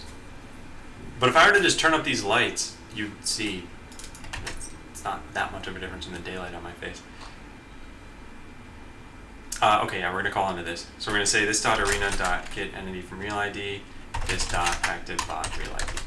This is not the greatest way to do things, but hey, it works. Add component. So we do this. This dot update. This dot arena dot update entity indexer. We could put this here and then I don't know. Let's just do this. So we have, where else do we have add component? Oh, what? Interesting. We have an add component here too, and that's on the active bot. We have an add component here. That's something I just modified. And that's it. That's as far as add component goes. Then we also have remove component, which is not necessarily, no, that's fine. That's fine, right? We already have a modification there. This is fine. Oh, there are only 2 locations. Oh, nice.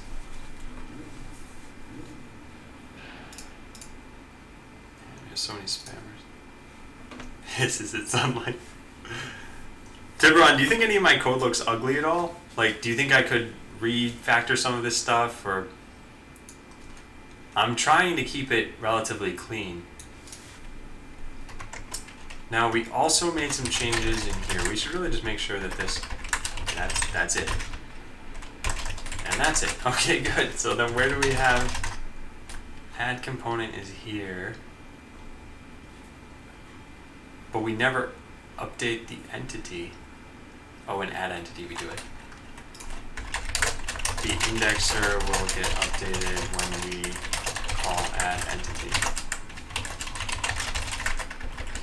Okay, so that's good and that's good. So next we look at the client arena.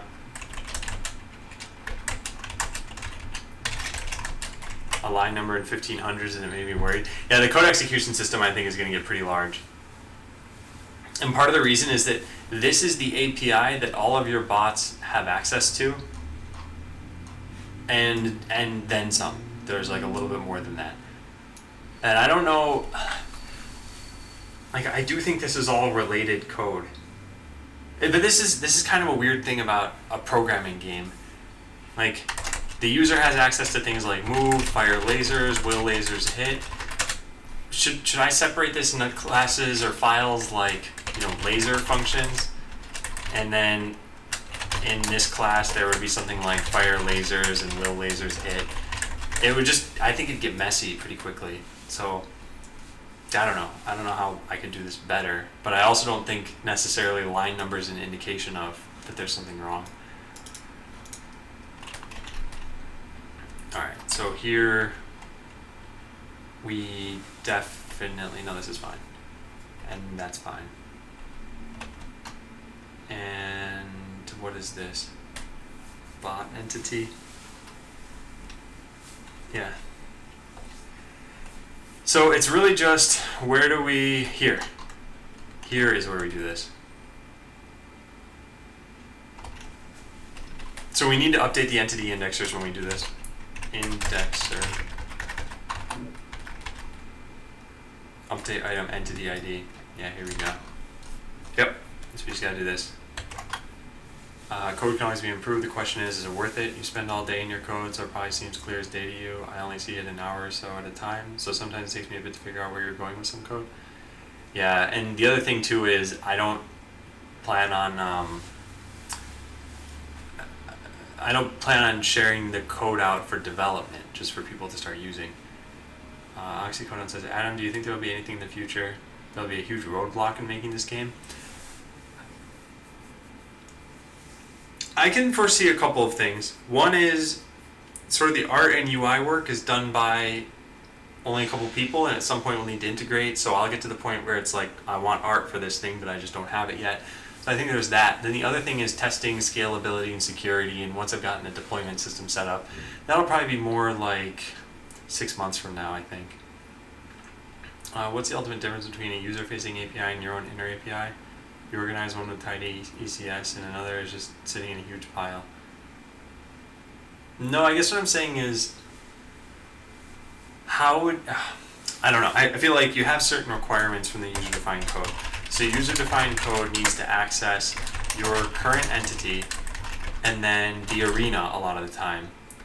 And then there's just a whole pile of these APIs that how do you even say that they're organized in a way?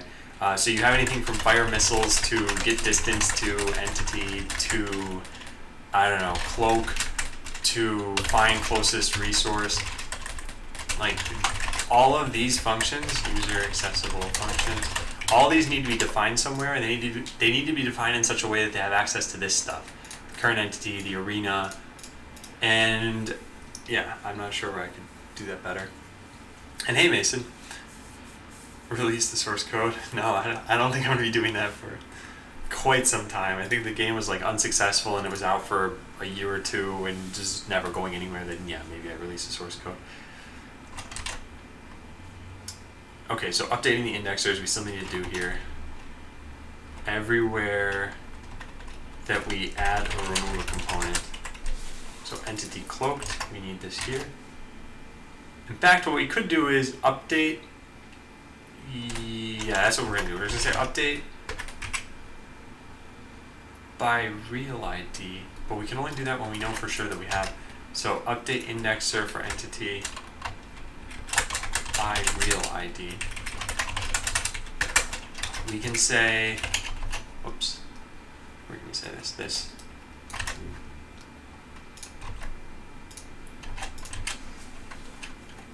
And yeah, I think that's what we should do.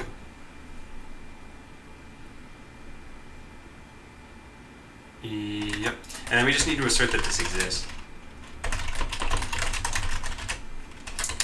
Attempting to update in the indexer by a real ID that did not correspond to an entity ID.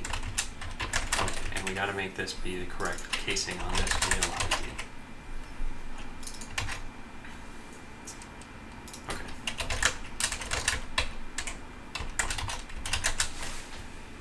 Fnatic says, hey, this is kind of a stupid question, but what benefit do you get out of automatic ending brace in Sublime, the end parentheses quote bracket? When I'm typing an if statement and I want to say like if high, then the curly brace I never end up retyping. The end parenthesis and the end quotes, those I end up retyping, so I don't get any benefit out of that usually. There are times though where I end up making use of something like this. I have console.log like, I don't know, hello world, and I'll select the whole thing and hit quote, and then it'll highlight it, it'll put it into quotation marks for me. That might actually be a different setting in Sublime. But yeah, I mostly get use out of ending curly braces. And then, like I said, when I want to surround something in parentheses, then yeah, I do that from time to time too. But yeah, I always end up rewriting basically these two characters all the time. Very original, man.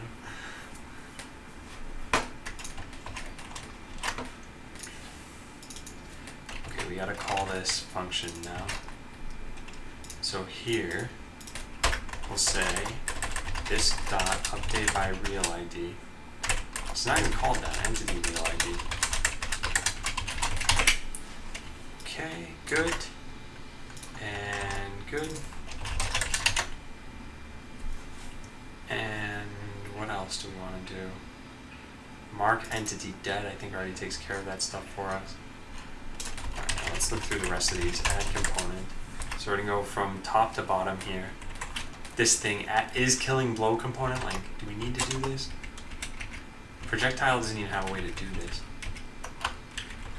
Update this for entity. And we have an entity ID. But this is a projectile entity, which we don't have any way of...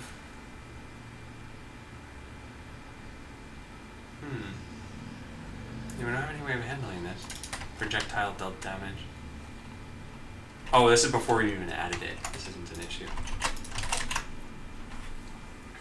Automatic symbol insertion most of the time does what not I want to do when I decide, oh, I need this thing in parent. Just turn it off. Annoys me when I try to type an extra parenthesis or something and it just overwrites the existing one. Yeah. Yeah, I think it's only the curly brace that actually helps me most of the time with that. So it's something I probably should turn off also. Yeah. But now I've gotten used to the behavior that there is, so if I do turn it off, I'll find myself typing extra parentheses probably.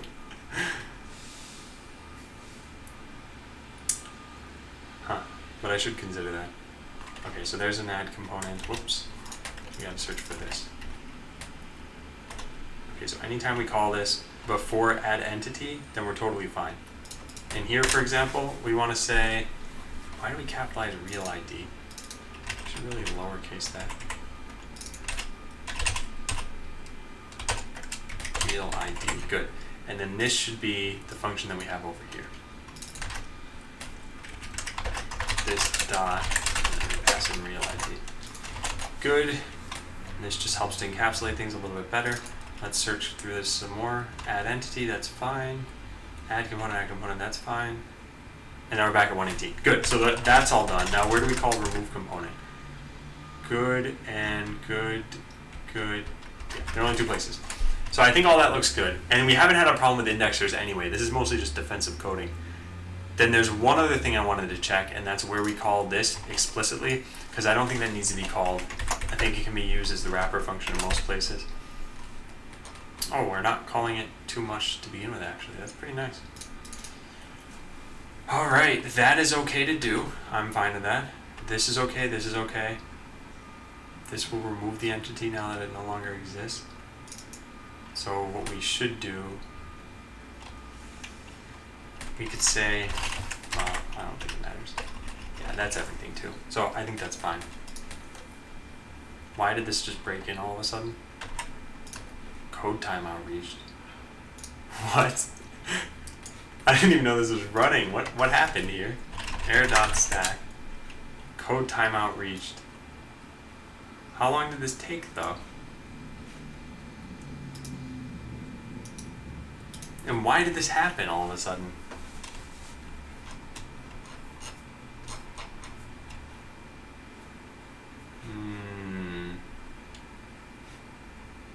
What code was running here? This dot active bot dot get component code. It's running if Will Lasers hit. Yeah, this shouldn't have taken 50 milliseconds. That's very strange. Oh, maybe it's because this was running at hyperspeed the whole time. I really should have just refreshed this page.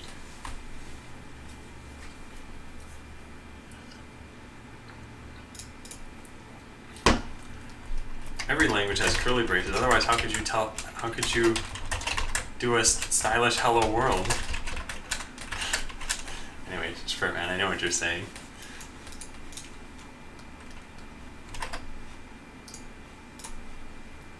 Okay, let's check this in. Then I think I'm just gonna kind of stand around for a bit.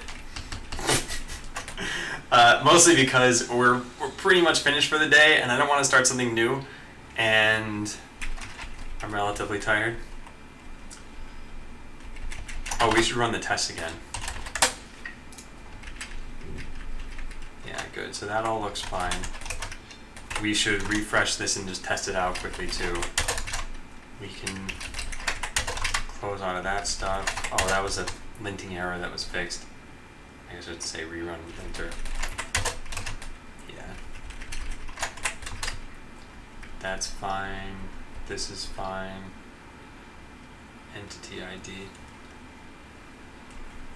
Well, we don't necessarily have to have that.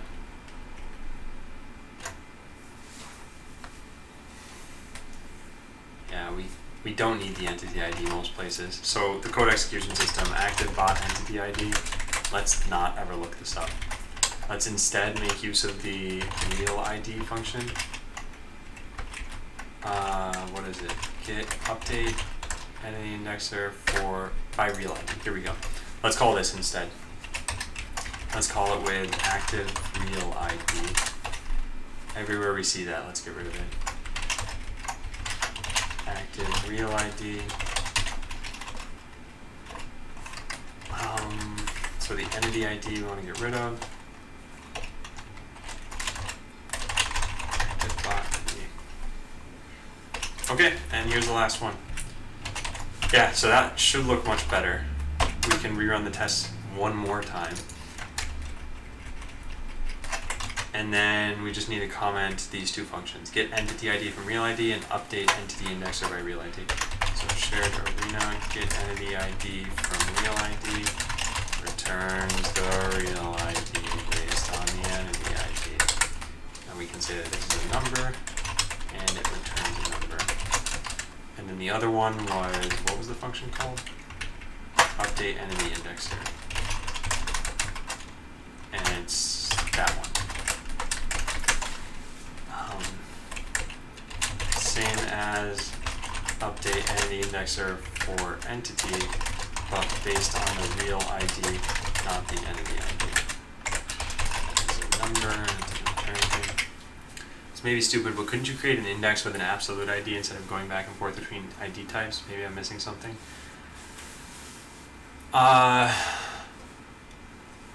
Could I do that? So okay, the difference between the two, entity ID is an internal ID, and it's not ever shared across the network. So let's say the client wants to make like particles, and the particles are entities. It would use an entity ID, not a real ID. Real ID is actually synchronized across the network. And the reason why I don't want to inflate real ID is because there's no check done to make sure that it doesn't just hit the maximum number value in JavaScript, which should just never happen by virtue of a server can't run for that long, I guess. But making an absolute ID, yeah, I could just get rid of. How would I do that?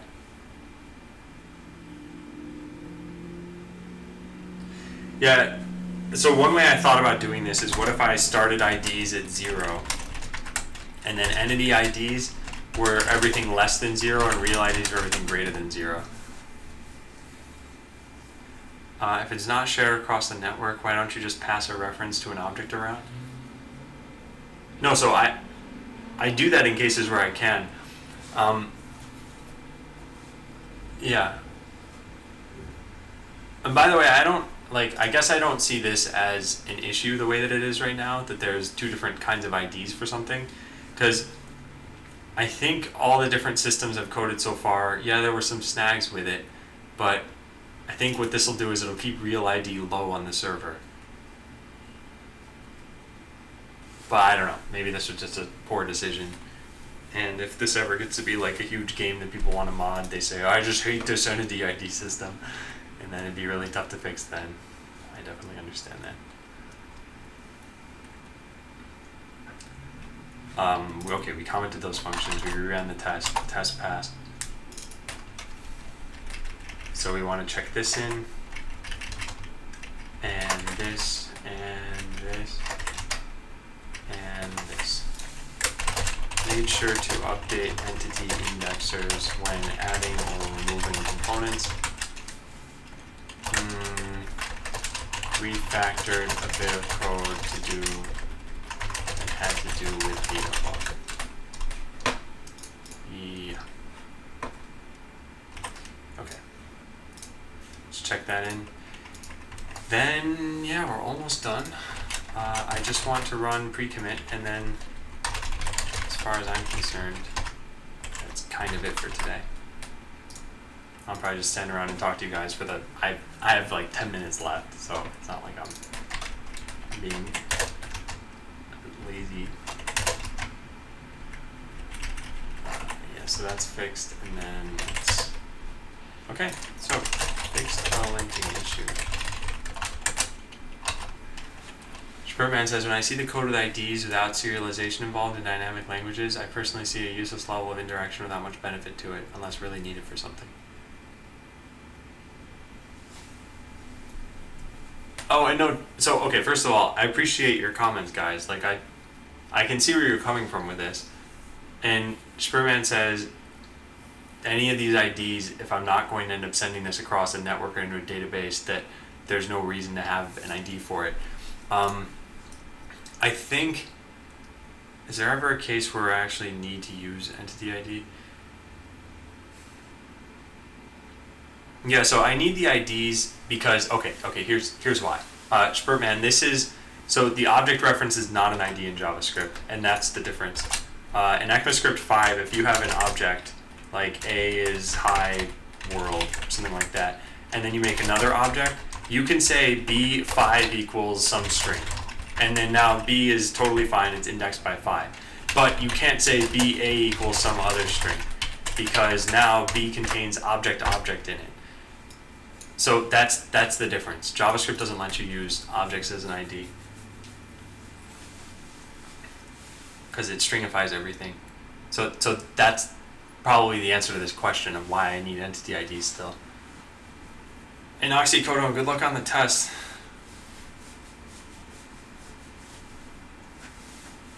And yeah, due to JS quirks, you actually need serialization. And yeah, Tibber, on the whole backseat coding thing, I think I should really say this somewhere in the code so that it makes sense for why I did this. Let's look at shared arena, and I have entities. So keys are IDs. I should really say entity IDs. C real IDs to entity IDs for an explanation of the ID system. Okay, here we go. A real ID is the ID that's stored in an ID component. An entity ID is simply used to refer to an entity. They're different because a real ID is shared. So we have this mapping because when we're giving an entity, we can only find its real ID. Part of the reason why we need entity IDs in the first place is because ES5 doesn't let you use objects as keys in other objects because they get stringified. So when indexing entities, we need some other identifier for them, hence entity IDs.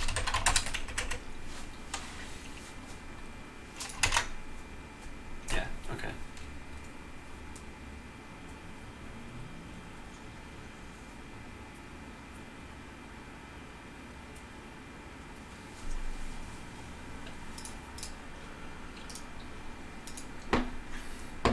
Let's check that in.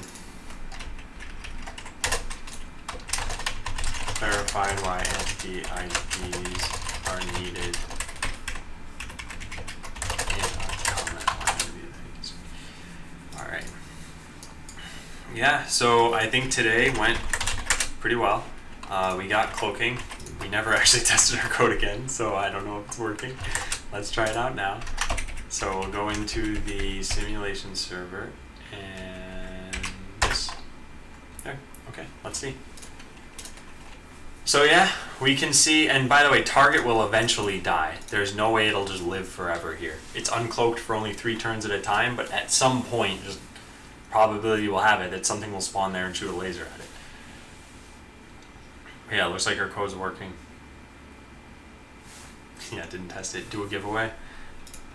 I will do... Oh no, in Spurtman, I understand that it's an ES6 feature, but it's not an ES5 feature. And I know that I'm using ES6, so you might say, like, why don't I make use of that? But I don't think there's an ES5 equivalent. Right? No, there's no ES5 equivalent. So this is the map feature. No, it's not. Where is it? What do they call it? Object property assignment? I don't know what it was. Anyway, I was pretty sure that there wasn't a way to do this.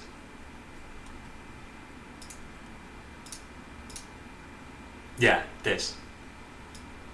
There's no equivalent for certain ones of these in ES5. Did target die? Oh, nice. Norm, I wasn't even paying attention. Yeah, so cloaking doesn't make you invincible in this game. And that would be really ridiculous if it did. But yeah, here we go. Okay, yeah, let's run a normal giveaway. So map isn't equal to an object key, but in the way I would take it is, how would you code that in ES5 of making an object key? That's what it would accomplish, and there's no transpilation for that. Okay, here's your giveaway. There. And by the way, there are people underneath my face over here. Monadic Bind, Jumping Cactus, and someone else who just died. Give my bot cloaking, please. What if I gave you cloaking but no weapons? How would you feel? Ooh. By the time Jumping Cactus actually gets over there, people are going to be killing each other. Yep, look at that. Jumping Cactus is winning by being a coward.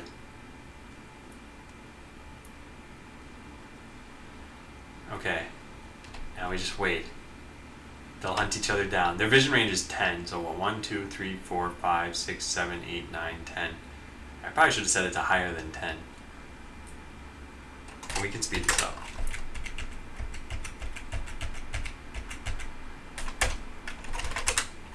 There we go.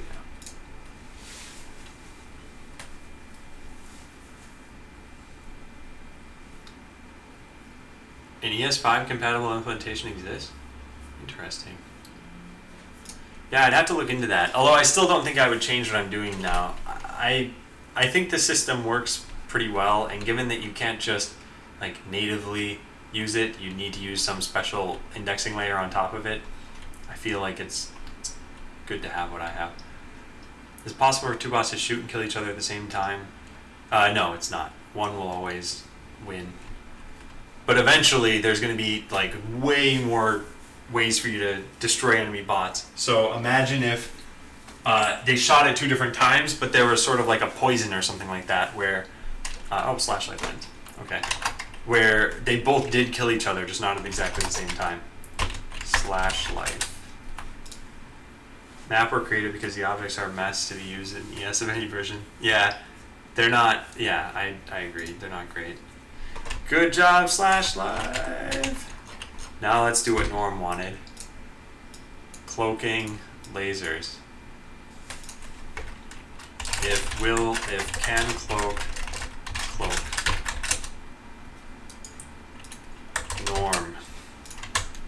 Go norm bots.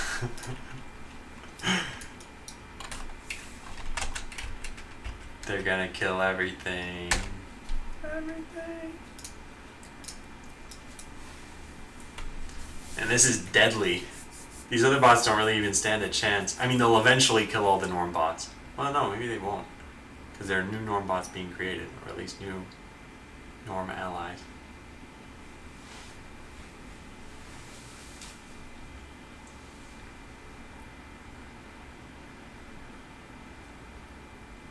Okay, let's see how long it would take for them to die at hyperspeed. Yeah, so it would have taken a very long time.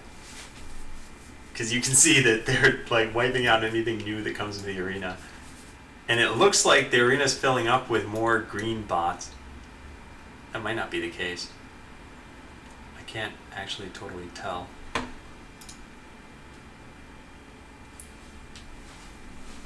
Cannot read property get component of undefined. I wonder why that's happening.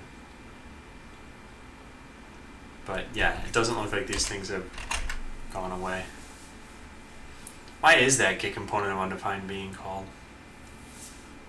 Type error. We should set darn it. Debugger when true.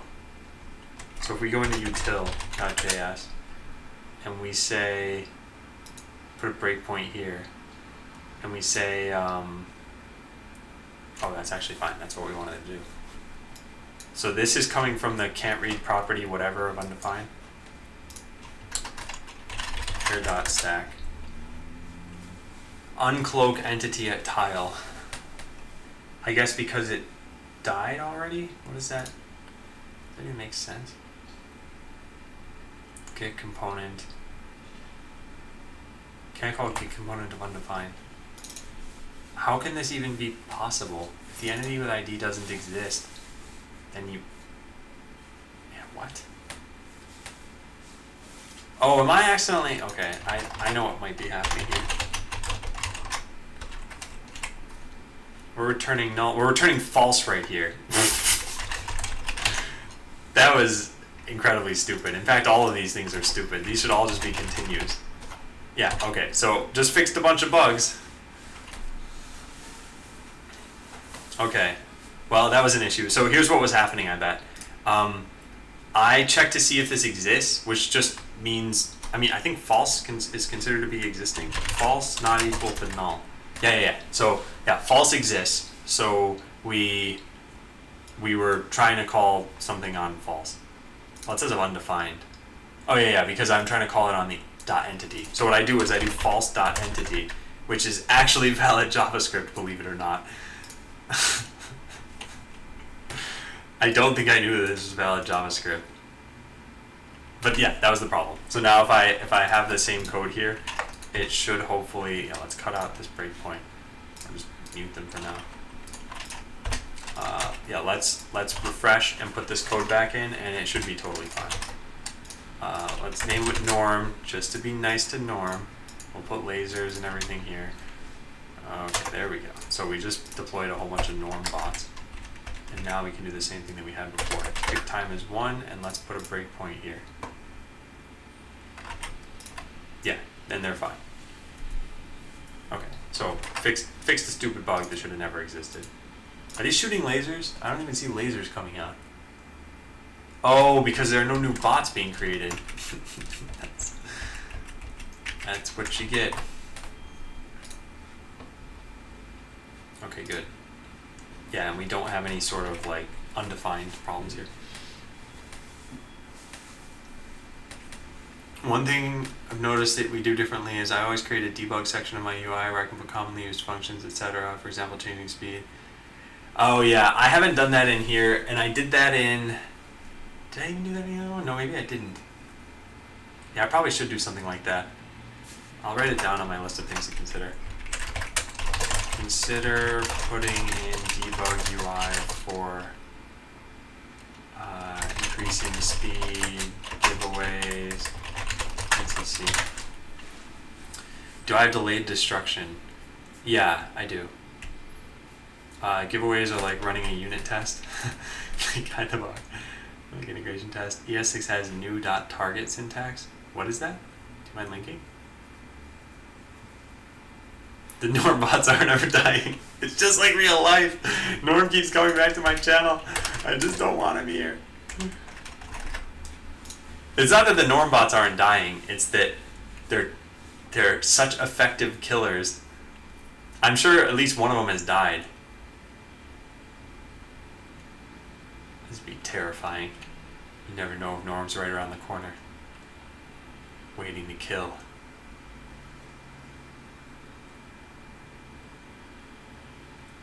Yeah, this will eventually just fill up, I think. Okay, yeah, so let's check in what we just did. We made a change, and then I really need to get going. So, fixed a stupid bug where, what's that function called?